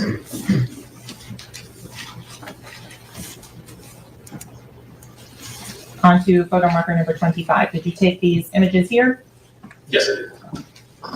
Photo marker 26. Did you take those? Yes, I did. Are these the items that were in the glove box? Yes, they are. In terms of this enterprise receipt that we're looking at here, does that vehicle description listed on this enterprise receipt and VIN number match the Jeep Compass that you've been looking at? No, they do not. And the name of the individual who rented this vehicle, was that on this enterprise receipt? On the, not the Jeep Compass, my apologies, I'll rephrase. The enterprise receipt, did it have a name of a renter on it? Yes, it did. And what was that? Jameson Francois.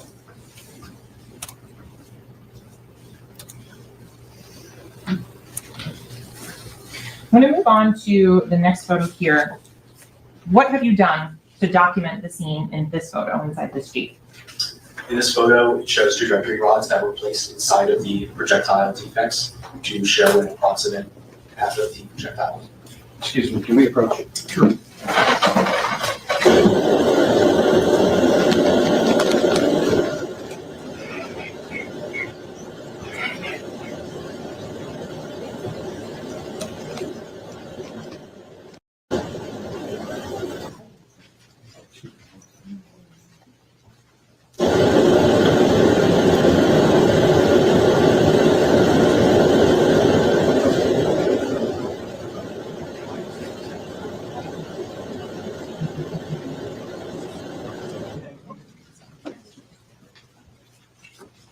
Okay. Investigator Carter, as you were saying, explain to the ladies and gentlemen of the jury, what are these green, red items that are now in the backseat of the Jeep? These are called trajectory rods, and like I said, they are used to show the approximate path of the projectile when it struck the surface.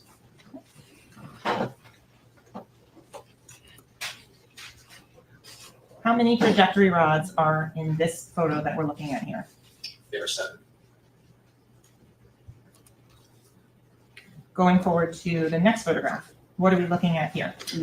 This is the opposite side of the rear passenger side seat, showing the trajectory rods coming. Objection. Same objection? Yes, sir. Overruled. Again, showing what? Showing the trajectory rods coming through the back of the rear passenger seat and through to the front of the rear passenger side seat. And can you explain to the ladies and gentlemen of the jury how you place them? The trajectory rods are placed through one defect, pass through the object, and then through the other defect on the opposite side. Going forward to this next photo, all the other items of evidence have been removed. So I want to go for time frame. How long after the initial processing are we talking where you're doing these trajectory runs? I do not have time. When we're looking at this photo here, what are we looking at? This is the rear driver's side interior door and floorboard seat. Looking here at this photo, what are you documenting and where is it in relation to that last photo? I am documenting a projectile defect that was in the door jamb of the rear driver's side door. And so I'm going to go back to the last photo. If you could circle a couple of times on the screen the area that you are photographing in the next photograph. Okay. And going to the opposite angle view of that. Can you again circle the defect so it's clear? And to get this photo, how did you have to position the rear driver's side door? The door had to be fully opened and the defect had to be photographed from looking from the inside of the vehicle out. So going on to the next photograph here, you mentioned prior that there was a projectile on the seat that you recovered. Correct. Is this the process you have to undertake? Yes, it was. What did you do? Tell the ladies and gentlemen of the jury. I used a scalpel to remove the top layer of the leather, and it showed a projectile that was situated inside the front of the seat.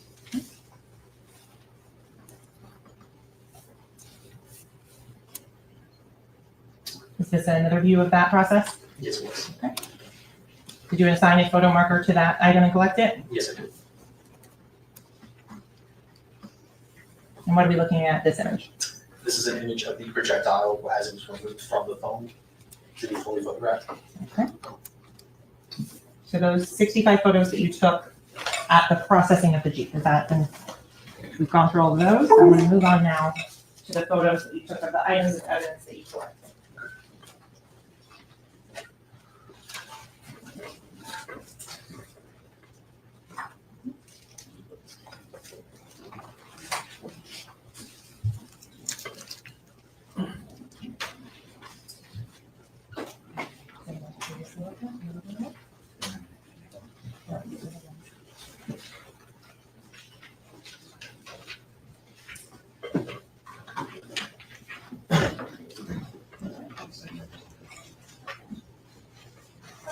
Investigative Carter, I'm now showing you what's been marked as states EE for identification purposes. Do you recognize those photos? Yes, I do.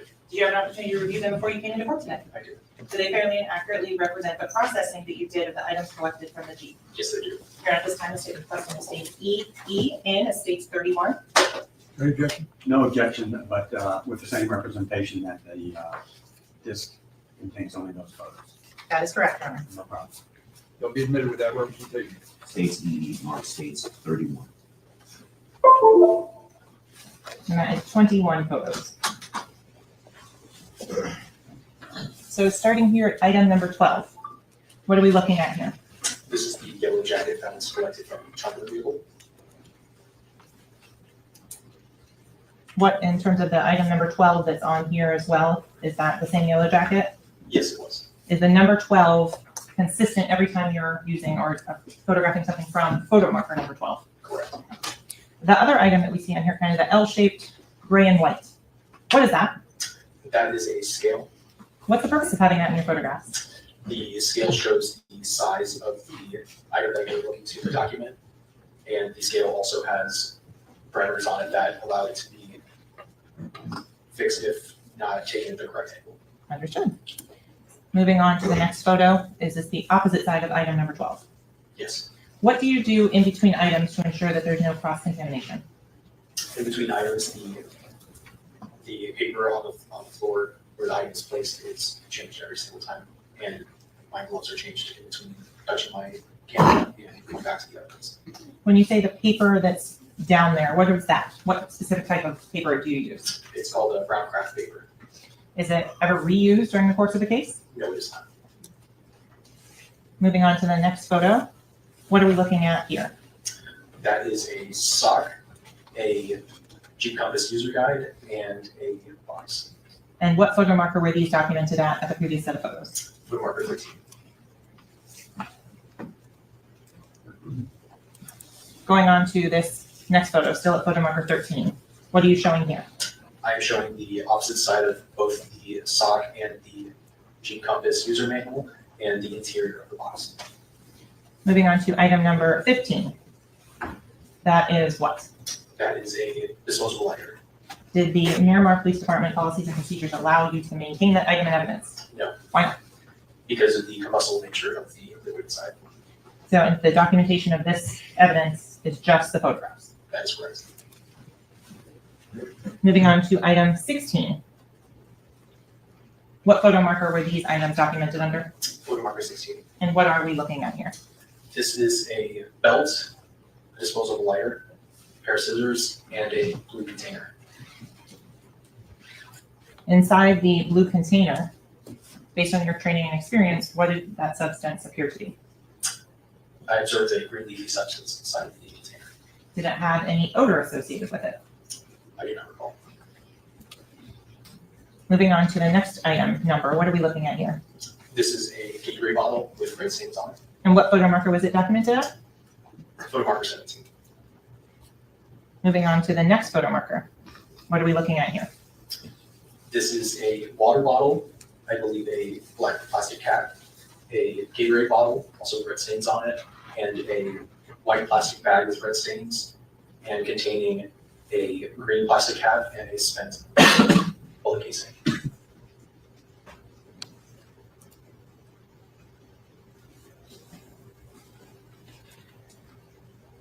Moving on to the next photo.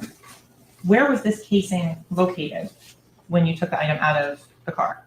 The casing was located in a white plastic bag that was found on the rear driver's side floorboard. Was it visible until you removed the bag? No, it's not.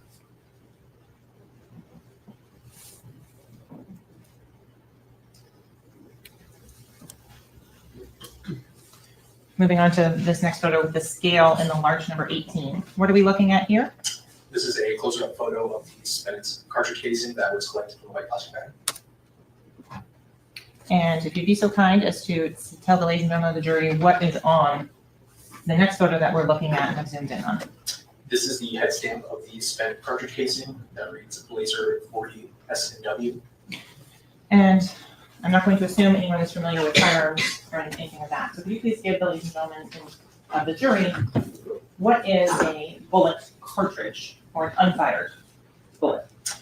A unfired bullet comprises of a projectile that is the front end of the cartridge casing, and the cartridge casing comprises of gunpowder, a primer, and when the primer is struck, the gunpowder there's an explosion that happens with the cartridge casing expelling the projectile. In a revolver, what happens to the casing, the cartridge casing that we're looking at here? The cartridge casing stays within the cylinder. If it is a semi-automatic firearm or automatic firearm, what happens to the casing? The spent cartridge casing is ejected through the ejection port on the semi-automatic weapon. So the projectile that we're looking at in some of the other photos, that would be contained with a casing to make a unfired bullet. Sorry to repeat that. So for some of the projectiles that you've seen in the other photos that you documented, like for example at photo marker 7 and 24, on those would be part of an unfired bullet along with a casing. Correct.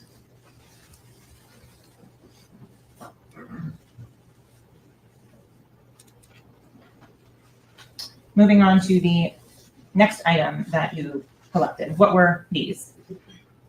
These are 2 white sandals and a blue plastic container. Is this a different blue plastic container than the one that was in the back seat? I do not recall. When determining the contents of this blue plastic container, what did you observe inside? I observed an unknown green substance. Moving on to item number 20. Where were these items recovered from? These were at photo marker 22. To know where in the vehicle they were collected, I would have to refer to that. Understood. So after those photos were taken, I want to now move on to the items that you actually collected.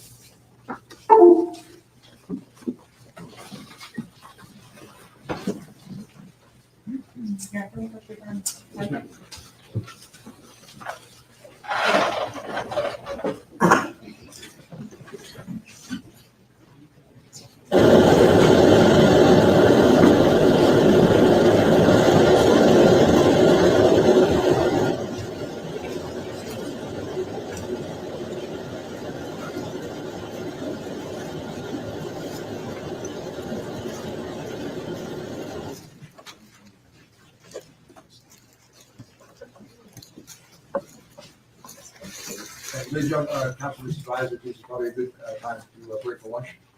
In which experts are allowed to do to give to the jurors in order to support the state's case. Let's go back into court. In your report, how did you write down which side you were responsible for? In the report, it shows that swabs were taken from the passenger side of the vehicle, which was incorrect in the report, and was later shown as a correction in the primary receipts, as well as the original swab boxes that were collected on scene. So let's stop for a second there and explain when you're collecting swabs, what are you doing?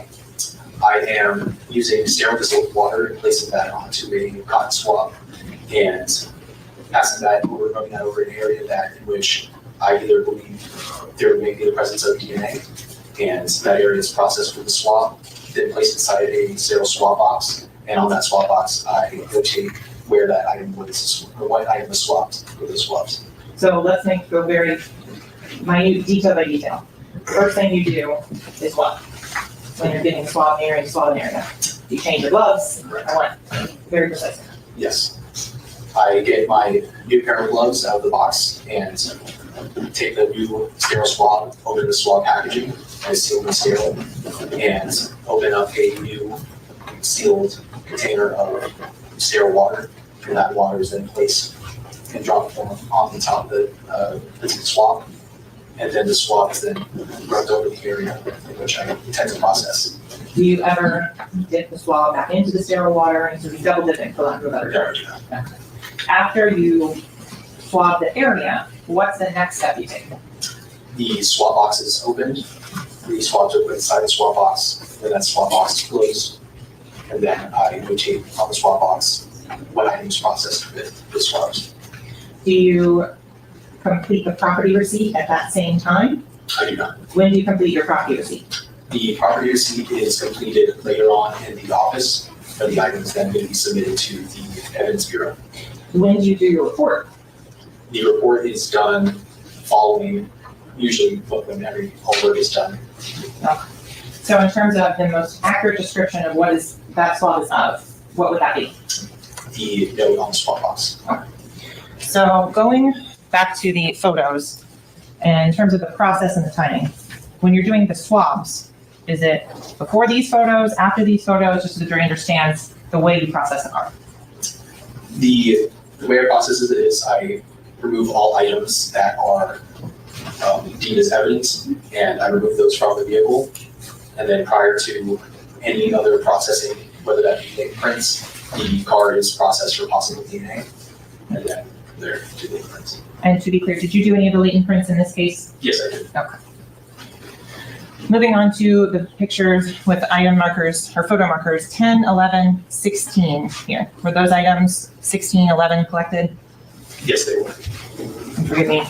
In terms of the numbers and the item numbers, was there a time or a number that you collected 1 through 15, 1 through 20, the items in this Carol collected the others? Yes, there were. And do you recall which specific photo markers and items you were responsible for collecting? I would have to refer to that report. Would you look at your report and refresh your recollection as to that? Yes, indeed. If I may approach on it? Yes.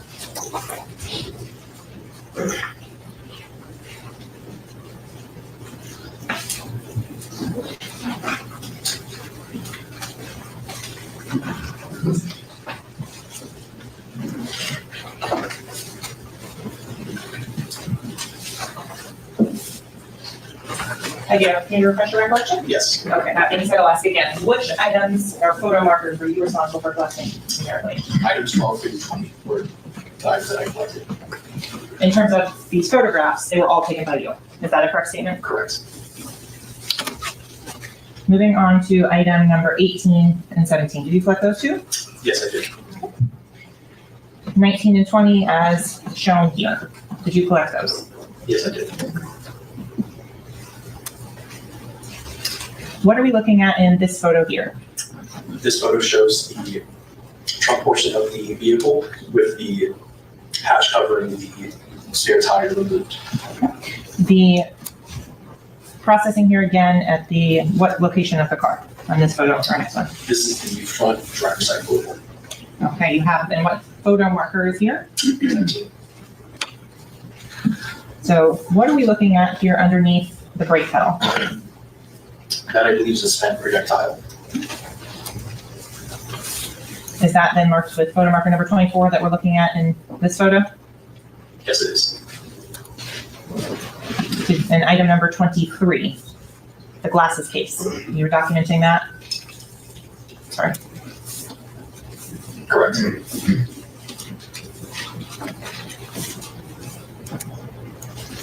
On to photo marker number 25. Did you take these images here? Yes, I did. Photo marker 26. Did you take those? Yes, I did. Are these the items that were in the glove box? Yes, they are. In terms of this enterprise receipt that we're looking at here, does that vehicle description listed on this enterprise receipt and VIN number match the Jeep Compass that you've been looking at? No, they do not. And the name of the individual who rented this vehicle, was that on this enterprise receipt? On the, and not the Jeep Compass, my apologies, I'll rephrase. The enterprise receipt, did it have a name of a renter on it? Yes, it did. And what was that? Jameson Francois.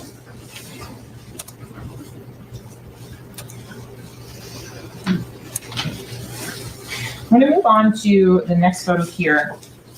What have you done to document the scene in this photo inside this Jeep? In this photo, it shows trajectory rods that were placed inside of the projectile defects to show an approximate path of the projectile. Okay, there. The continuation was very, very important forensic evidence, again, to be utilized by experts, which is going to be a key in the prosecution's case. We're going to take a quick break. We'll be back on the other end. Please stay with us.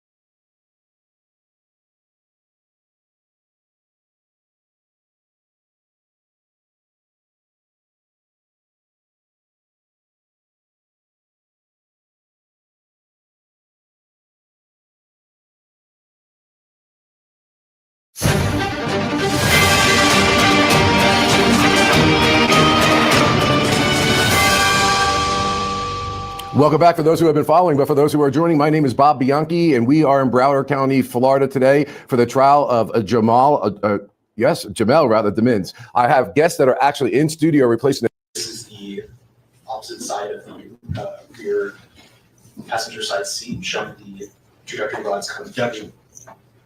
Same objection? Yes, sir. Overruled.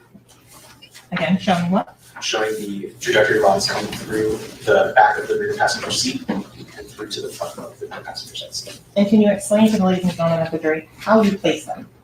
The trajectory rods are placed through one defect, pass through the object, and then through the other defect on the opposite side. Going forward to this next photo, all the other items of evidence have been removed. So I want to go for time frame. How long after the initial processing are we talking where you're doing these trajectory runs? I do not have time. When we're looking at this photo here, what are we looking at? This is the rear driver's side interior door and floorboard and seat. Looking here at this photo, what are you documenting and where is it in relation to that last photo? I am documenting a projectile defect that was in the door jamb of the rear driver's side door. And so I'm going to go back to the last photo. If you could circle a couple of times on the screen the area that you are photographing in the next photograph.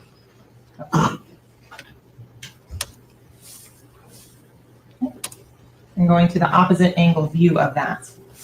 Can you again circle the defect so it's clear? And to get this photo, how did you have to position the rear driver's side door? The door had to be fully opened and the defect had to be photographed from looking from the inside of the vehicle out. So going on to the next photograph here, you mentioned prior that there was projectile on the seat that you recovered. Correct. Is this the process you had to undertake? Yes, it was. What did you do? Tell the ladies and gentlemen of the jury. I used a scalpel to remove the top layer of the leather, and it showed a projectile that was situated inside the funds.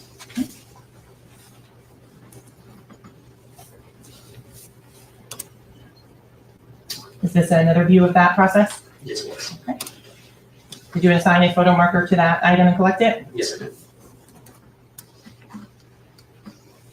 And what are we looking at this image? This is an image of the projectile as it was removed from the phone to be fully photographed. Okay. So those 65 photos that you took at the processing of the Jeep, is that, and we've gone through all of those. I'm going to move on now to the photos that you took of the items of evidence that you collected.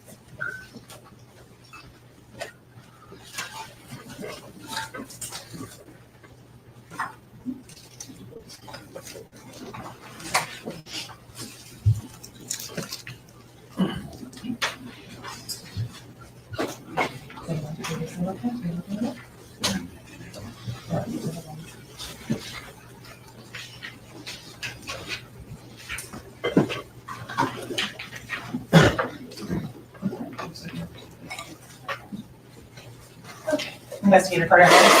All right, like I said, in studio, we got two pros. Richard Schoenstein is with us. He is a litigator, and Brian Buckmeyer from the Law and Crime Network and the co-host of The Daily is with us. Brian, let me go to you first. What we have here is a situation in which it may be difficult for the prosecution to prove who the actual shooter is between the two co-defendants. This is a death penalty case. My experience tells me jurors want to be completely convinced as to who did it, and then they've got to weigh aggravating factors, and one of them is premeditation. Brian, I've been involved in a case almost exactly like this. Alleged gang members driving in a vehicle, no premeditation to kill somebody. A fight breaks out in the middle of the car. Somebody pulls a gun out and kills somebody. That is not going to be a death penalty case. In fact, it could also not even be a murder conviction if those jurors cannot come to a decision beyond a reasonable doubt as to who the shooter is. What are your thoughts? I think you're completely right from multiple standpoints, not just the who done it in terms of, is it YN Melly? Is it the co-defendant? Hey, another person could have entered into the car, gone to an argument, and shot at these four young men as they're all trying to fight back. We don't know. And I think there's enough reasonable doubt that the defense attorney can sprinkle it around and say, you can't tell me it was my client. You can tell me that he was in the vehicle, but you can't tell me that he's the one that did the shooting. And while motive is something that we as defense attorneys say, prosecution doesn't have to prove it, I may or may not know it, whatever it may be, I think motive is a big part of the case here because I only have so many tattoos on my body, one of them being for my brother. I can't imagine that a person puts a tattoo of someone on their body and then murders them years later. I can't imagine that you are financially invested in someone's career and then murder them later. It doesn't fit for all of the theories that we have when motive typically applies in a murder case. Yeah, and Richard, Brian brings up a very, very important point. The judge can instruct the jury all they want that in a murder case, motive is not an element of the offense. But the defense is arguing, to Brian's point, that I think, one, you're not going to be able to describe who the shooter is if you can even prove the shooting occurred inside the car. And why would he be the person that would murder somebody that's so close to him, which kind of gets to the idea that there's no motive? What are your overall thoughts of the case? Yeah, it does seem like a hard case to prove because you've got to get over several different hurdles, right? First of all, you have to show that the shots came from inside the car and not outside the car, which was the initial story that was being told. And then even if you get shots in the car, you have to tie them to the defendant. I mean, maybe the two guys shot at each other. Maybe somebody else shot at them. Maybe there's a person who intervened and then disappeared. You don't know. And the motive thing just complicates it for the reasons both of you guys are saying. Like, if you can't show a good reason for the defendant to commit this crime, and the forensics are not enough to tie him in particular, it becomes a tough sell. Brian, let's go right to the death penalty aggravating factors. As we all know, the prosecutor has to prove at least one aggravating factor beyond the reasonable doubt. Each juror has to make an individual determination that not only has it been proven, but the death penalty is the appropriate penalty. And one of the aggravating factors they have here is the heinous, cruel, and atrocious nature of the killing. It was premeditated. It was by involving gangs. Do you find that this falls within the heinous, cruel, and atrocious manner of killing? So anytime you kill someone, it's heinous. Anytime you take a life, it's cruel. But if the rule absorbs or swallows the exception, it's no longer a rule. I think in a case like here, the defense attorney, who I think is very talented, just looking at their opening statement, can say, it's not just that it's a murder, that it's cruel. You have to differentiate between all murders and all cruelty. And I think in a case here, what I would point to is the video of them leaving the recording studio. For you, or for you, you're a guest here. This studio is where you come and you bless us with your knowledge. Well, for Bob and I, this is our place of work. You and I leave here, Bob, as coworkers. We'll go get a drink. We'll go hang out. If they saw video of me and you leaving the studio, and then one of us would murder, you'd be like, no, these guys are boys. They're making money together. They're doing shows together. Where's the cruelty and the heinousness before the murder? It's not there. So why would it happen at the murder? I think that video is going to be very helpful come sentencing. Wow, really, really interesting point. So that's why this is really a fascinating case. And again, I'll go back to having tried death penalty cases. And one of the first things that we say is in the guilt phase, we need those jurors to be absolutely convinced as to who the person was that committed the murder, and that it have such an emotional and visceral reaction that when we go into the sentencing phase, you hope that they're going to impose the ultimate penalty. Guys, thank you for that commentary. We've got a lot more with these two excellent guests on the other end of the break. We'll be right back.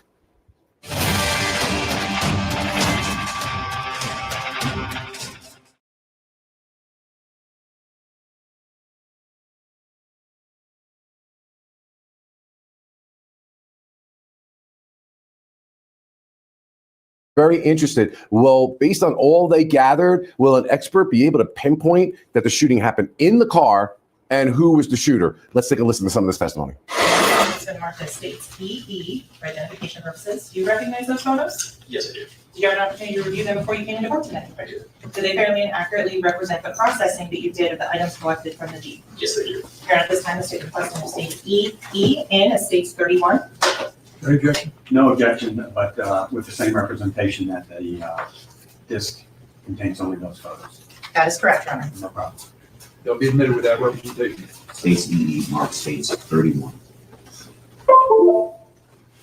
And that is 21 photos. So starting here at item number 12, what are we looking at here? This is the yellow jacket that was collected from the trunk of the vehicle. What, in terms of the item number 12 that's on here as well, is that the same yellow jacket? Yes, it was. Is the number 12 consistent every time you're using or photographing something from photo marker number 12? Correct. The other item that we see on here, kind of the L-shaped gray and white, what is that? That is a scale. What's the purpose of having that in your photographs? The scale shows the size of the item that you're looking to document, and the scale also has parameters on it that allow it to be fixed if not taken at the correct angle. Understood. Moving on to the next photo, is this the opposite side of item number 12? Yes. What do you do in between items to ensure that there's no cross-contamination? In between items, the paper on the floor where the item is placed is changed every single time, and my gloves are changed in between touching my camera and going back to the evidence. When you say the paper that's down there, what is that? What specific type of paper do you use? It's called a brown craft paper. Is it ever reused during the course of the case? No, it's not. Moving on to the next photo, what are we looking at here? That is a sock, a Jeep Compass user guide, and a box. And what photo marker were these documented at the previous set of photos? Photo marker 13. Going on to this next photo, still at photo marker 13. What are you showing here? I am showing the opposite side of both the SOC and the G-Compass user manual and the interior of the box. Moving on to item number 15. That is what? That is a disposable lighter. Did the Miramar Police Department policies and procedures allow you to maintain that item of evidence? No. Why not? Because of the combustible nature of the liquid inside. So the documentation of this evidence is just the photographs. That is correct. Moving on to item 16. What photo marker were these items documented under? Photo marker 16. And what are we looking at here? This is a belt, a disposable lighter, a pair of scissors, and a blue container. Inside the blue container, based on your training and experience, what did that substance appear to be? I observed a green leafy substance inside of the container. Did it have any odor associated with it? I do not recall. Moving on to the next item number, what are we looking at here? This is a Gatorade bottle with red stains on it. And what photo marker was it documented at? Photo marker 17. Moving on to the next photo marker. What are we looking at here? This is a water bottle, I believe a black plastic cap, a Gatorade bottle, also with red stains on it, and a white plastic bag with red stains, and containing a green plastic cap and a spent bullet casing.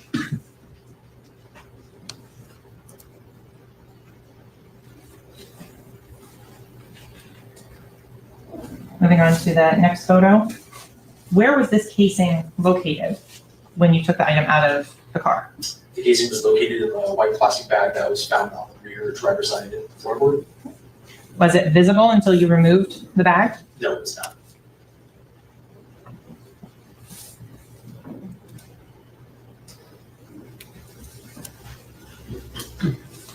Moving on to this next photo with the scale and the large number 18. What are we looking at here? This is a closer-up photo of the spent cartridge casing that was collected from a white plastic bag. And if you'd be so kind as to tell the ladies and gentlemen of the jury what is on the next photo that we're looking at and zoomed in on. This is the head stamp of the spent cartridge casing that reads Blazer 40 S&W. And I'm not going to assume anyone is familiar with firearms or anything like that. So could you please give the ladies and gentlemen of the jury, what is a bullet cartridge or an unfired bullet? A unfired bullet. Should confer with our client before agreeing to a stipulation. We have, and he does not agree to stipulate. I'm just skipping to the. We do maintain our objection based on the case law. We also contend that it is not credible that over the course of 4 years, there's nobody on this planet can be found to make the identities in question. So we maintain our objection to the identification being made through the witnesses that the state proposes, as indicated on the record already, sidebar, and we decline to stipulate.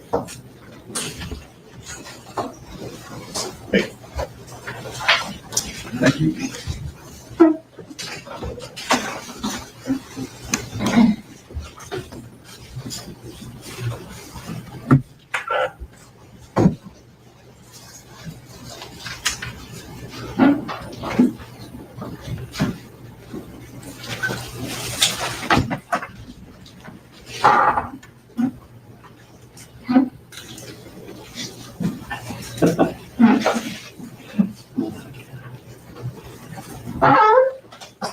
Your Honor, let me just, I'm sorry. Here's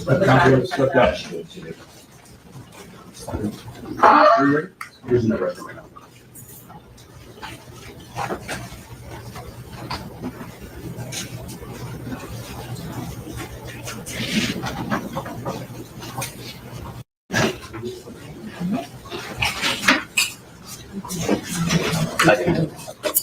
Go 1 or 2. Right?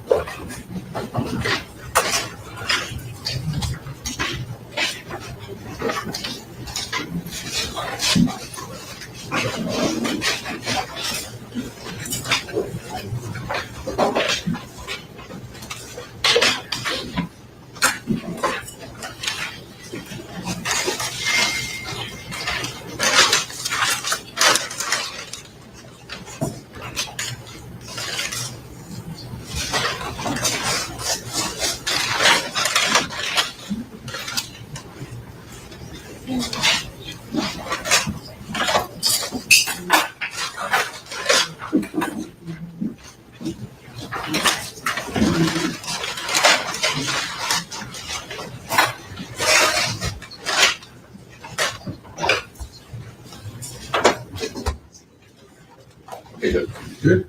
Counsel, you ready to proceed? Yes. Yes, all right, bring him in.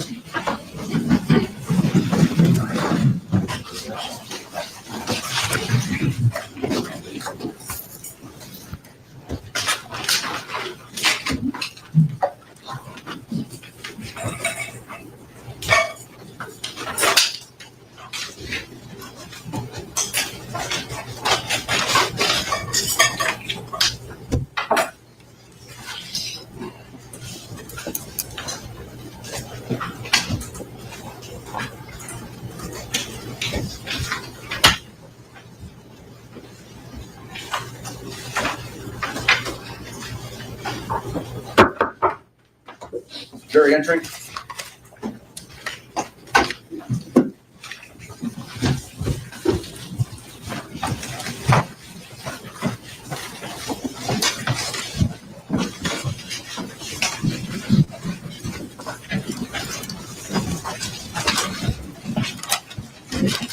Thank you. Please be seated. Let the record reflect the votes of our jury, as well as the defendant, the evidence, his counsel, Mrs. City Attorney, our witness remains on the stand, and I hope you all had a nice lunch. I think any protocol we're still under direct examination of the witness. Is that correct? Yes, Your Honor. So if you wish, you may continue with your examination of Mr. Carter. Thank you. Okay, Investigator Carter, we talked a little bit about some of the swabs that we collected. With permission, Your Honor, Yes. has been previously shown to defense and marked as states FF for identification purposes only. Do you recognize that packaging? Yes, I do. And how do you recognize that packaging? It is the packaging for evidence of the Miramar Police Department in my handwriting. And the items that are indicated on the front of that, are those items you collected yourself? Yes, they are. Okay. Now, did you see me cutting them open as you were sitting on the witness stand just a couple of moments ago? Yes, it is.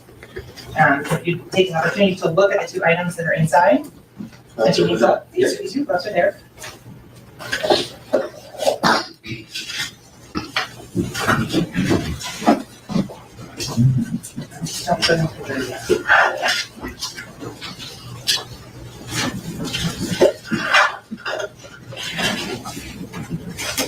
You then see there.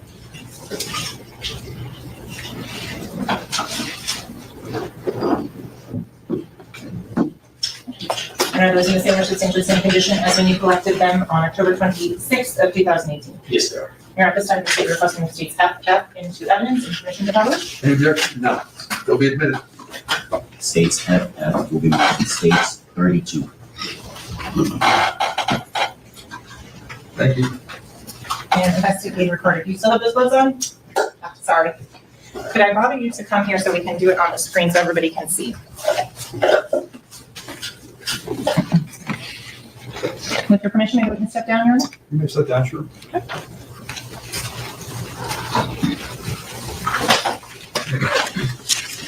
Thank you.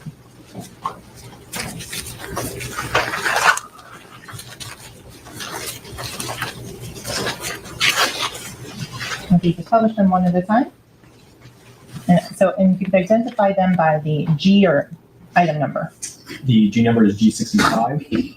It is the swabs from the rear driver's side door handle exterior of the Jeep Trailhawk. Okay, and is there identifying information to show what the tag number was and the Miramar case number on each of these? On the swab box, yes, the case number is noted there. Okay. And could you translate the time, please, to normal time for military? That would be 5:30. Okay. And if you would publish the second swab that is in there. So we G64. Okay. Sorry, I can't hear. G64. Thank you. So the UV swabs from the front driver's side door handle exterior of the Jeep. Again, is it the same tag number that was on the photos that you took earlier? Yes. And is it the same time that you collected the other one? This before. Speak up just a little bit louder for me. This before the other one. Okay. And if you could put that one back in here. Now, before you leave, on the back of this, there are labels in terms of, does each label have an ID or evidence number or G number on it? Yes. Okay. Thank you. You can resume your seat. I will have to ask you to look at a couple more things if you want to keep those gloves on.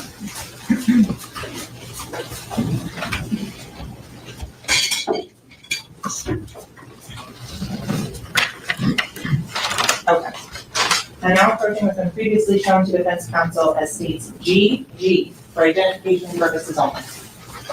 Do you recognize anyone on the outside of this bag? I do not think so.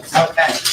If you would be so kind, just to look inside at the manila envelope, and just look at that, and take it out, just look at it. Do you recognize the case number on that particular item? Yes, I do. Okay, I'm gonna get you scissors so you can open that one up.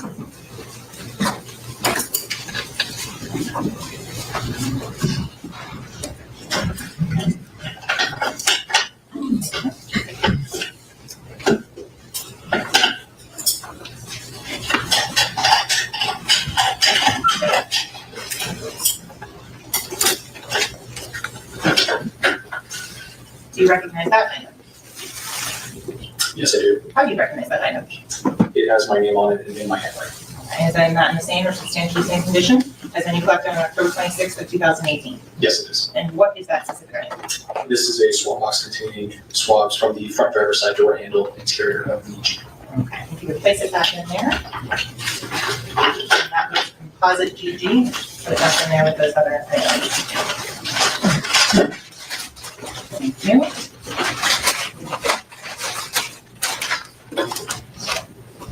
I'm now approaching with what's been marked as states HH for identification purposes only. Do you recognize that item? Yes, I do. How do you recognize that item? It has my name on it and in my handwriting. And is it in the same or substantially same condition as when you collected it on October 26th of 2018? Yes, it is. Here at this time, the state requesting the state's HH in and permission to publish. HH only, correct? HHGG is just foundation at this point. Thank you. Is there any objection? No. It'll be admitted. Okay. And investigator, if you'd be so kind as to step down again and publish it at the green screen. Thank you. States HH will be marked states 33. Thank you.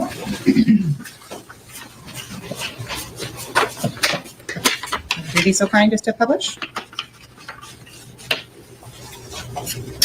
And what item number or G number is assigned to this particular item? This is G67, and this is swabs from the rear driver's side door handle interior of the Jeep. Okay, and the time of collection on this one? Would be 5:36 And on what date? on 10/26, 2018. Just a kind. Okay, thank you. Resume your seat.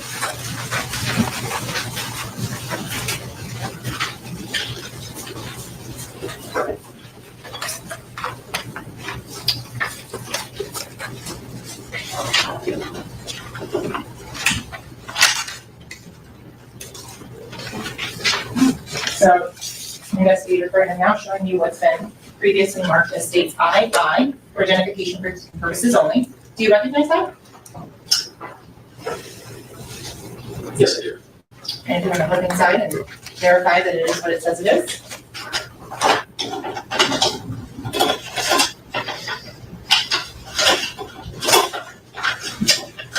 Before you take it out, send it out if possible.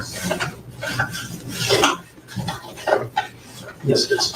And what is that? A plastic bag. And is it in the same or substantially same condition as when you recovered it on October 26th of 2018? Yes, it is. Here at this time, the state would request it states II into evidence and published to the jury. Is there any objection? No, sir. It'll be admitted.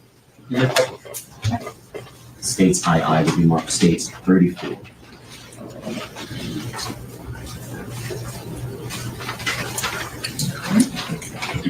Investigator for Carter, would you be so kind as to take it out and hold it up for the ladies and gentlemen of the jury?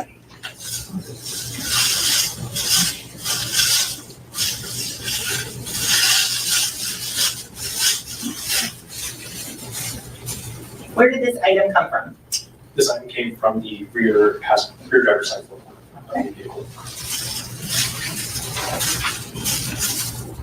Thank you. If you could please place it back in the packaging.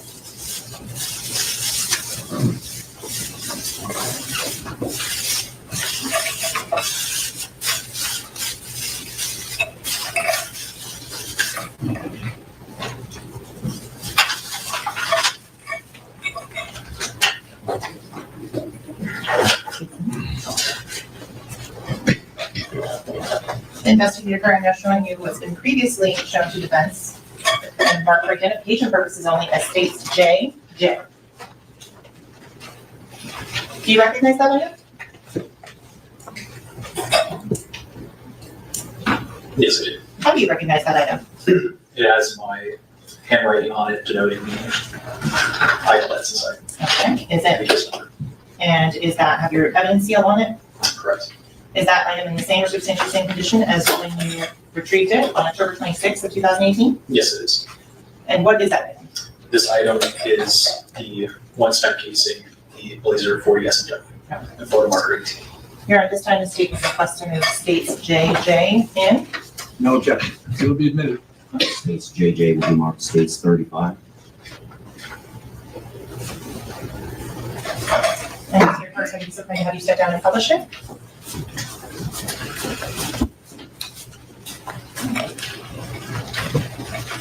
Thank you.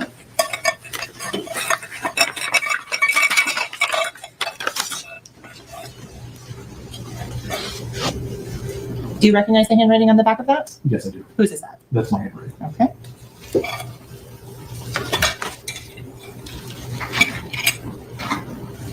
Is that the same casing that you recovered? Yes, it is. Thank you so much. If you could please return it to its packaging.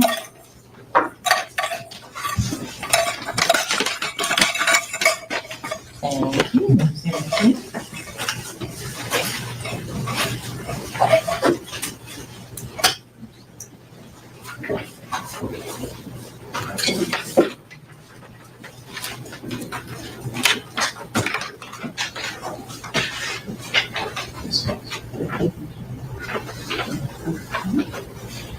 I'm now showing approaching with what's been previously marked as state KK for identification purposes only. Do you recognize that item? Yes, I do. How do you recognize that item? Because it's an item that I photographed within the vehicle. Okay. And do you want to take a second to open it up? If you would be so kind.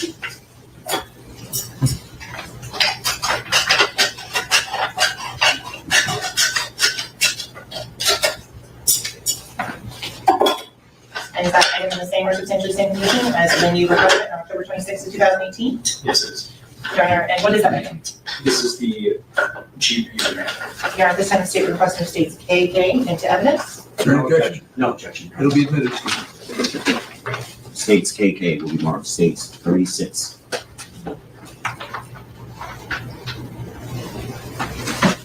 Thank you.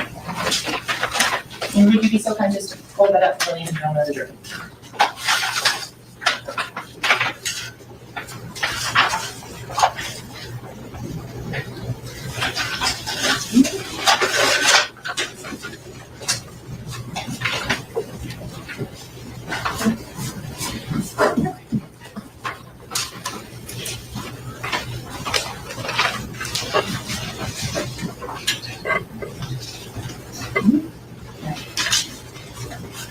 Investigative part with regards to states LL, I'm showing you for identification purposes only. There are multiple envelopes in that heat seal packaging.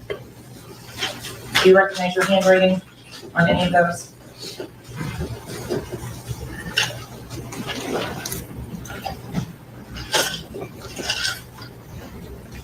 I do not use that.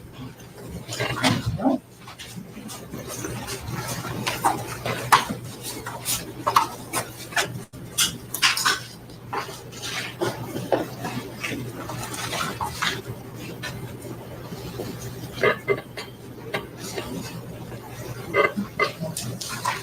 One moment to confer with the council. Yes.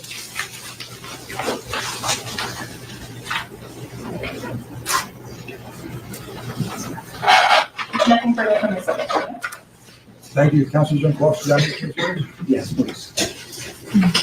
How you doing, Mr. Sergeant? Good yourself. I'm a little tired. Thanks for asking.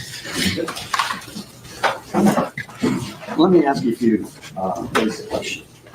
You collected a whole bunch of items from this car, correct? Yes, sir. You know approximately how many items you collected? I do not. Would looking at your report refresh your recollection? Yes, sir. May I approach?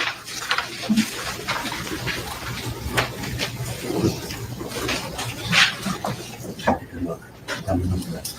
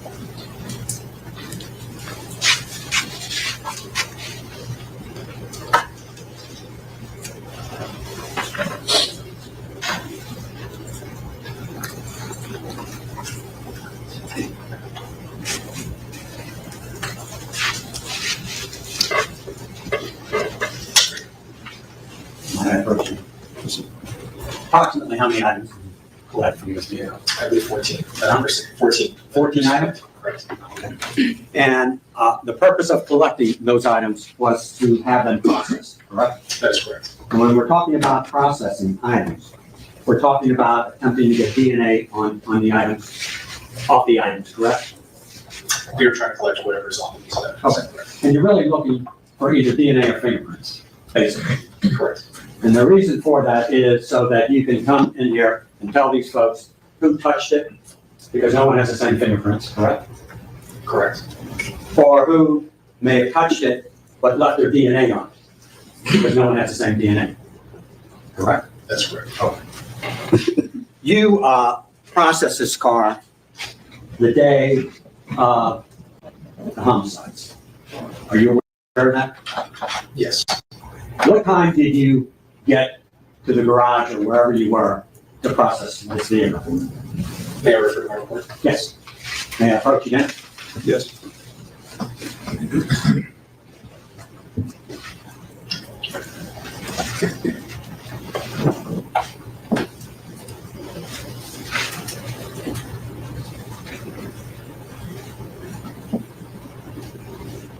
At 14:57 hours, I was requested to respond to the. Translate that. Are we 2:47 that I said? I'm bad. Why did you lie? 2:57. 2:57, correct. And what time did you leave, if you recall? Because it seems like you were there several hours.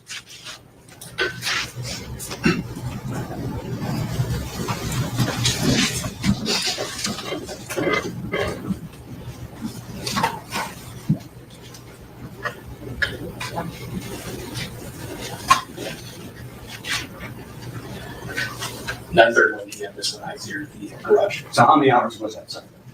From 2:57 to 9:30, you said? 2:57 to 9:30, about correct. Okay, so that would be, what, about 7 hours? About, give or take a few minutes? correct. And you had another fellow officer processing the car, half the car also, correct? No, she was a crime scene technician, not an officer. Okay. And she was processing the car also? That's correct. She stayed about the same amount of time? I believe so. So between the two of you, you spent about 14, 15 hours processing the Jeep? Correct. Okay. And the purpose of that was so that you could collect all the evidence that could help this jury decide who was in that car and who may have been involved, correct? That's correct. And one of the items you collected was a rental agreement, which you testified to, I think belonged to Jameson Francois, correct? That's correct. He is the person who rented the vehicle, according to those documents, correct? The vehicle listed on the documents. And that was the Jeep that you spent about 15 hours processing, correct? I believe the paperwork showed another vehicle, not the Jeep.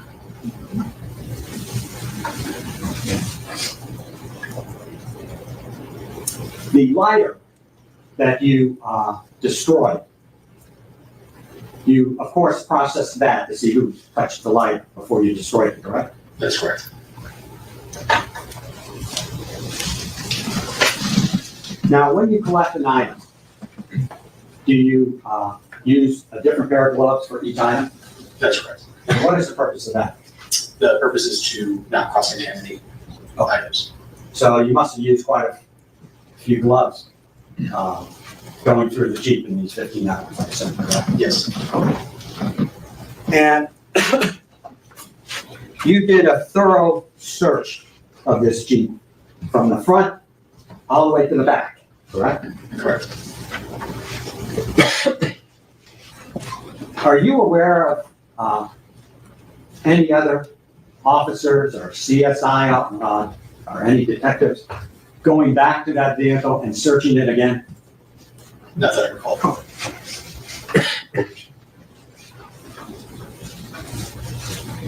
And you mentioned something about swabbing certain items.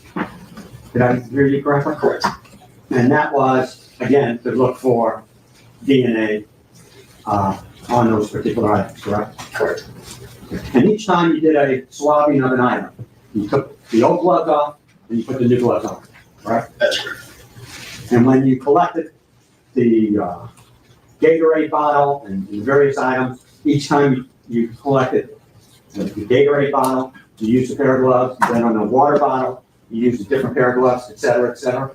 Yes. Okay. You also mentioned something about latent fingerprints. Am I correct? Yes, sir.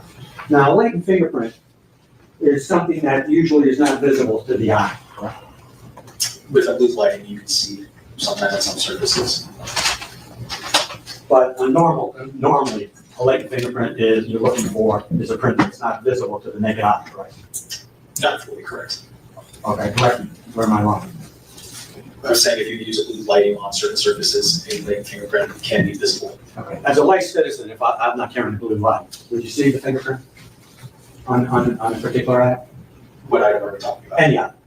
If it's a latent fingerprint, would you see the fingerprint if I didn't have a blue light?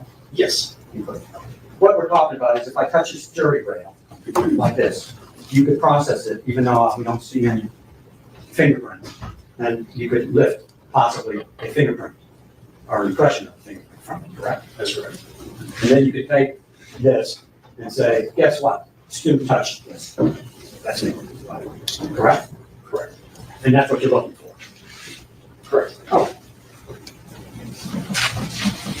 You don't do the comparisons. No, you don't. Someone else does. Correct. And that's why there are these various facts. Repeat that, sorry. That's why there are these various evidence facts, because they're sent to someone else to do the processing for latent fingerprints and DNA, right? Correct. Okay.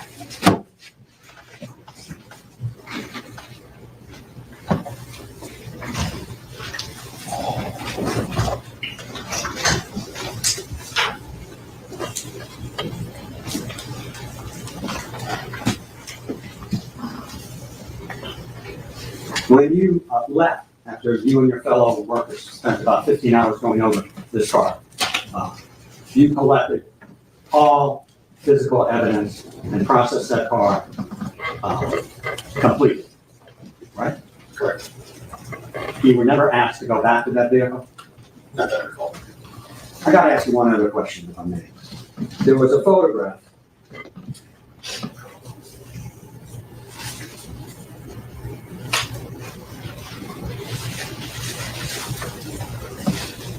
in Exhibit 30 that displayed Detective Moretti reading the search warrant.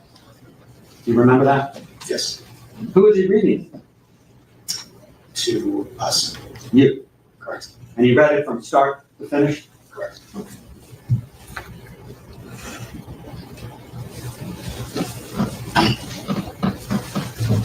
May I have one moment, sir?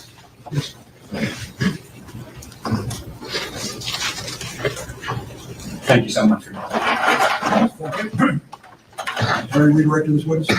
Hold on one second, excuse me. Restroom go? All right, we need a restroom break. Ladies and gentlemen, put down your notepads. Remember the admonition, do not discuss the case, don't form any opinion about the case. Don't allow anyone to discuss the case in presence, certainly no research. Thank you.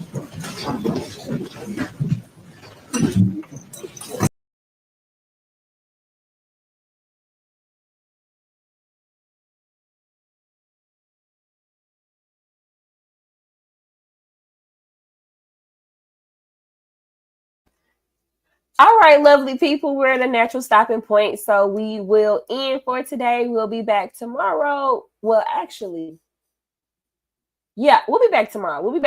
We'll do some more streaming of this case. We'll pick up where we left off. I know a lot of y'all are watching from Twitter, so you can't actually see my comments, but they are having a WTF tonight over on somebody's.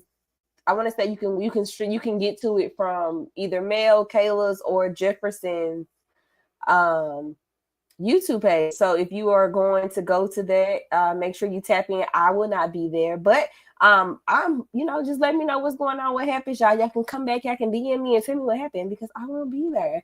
But I hope you all have a good rest of the day, and I will talk to you guys later.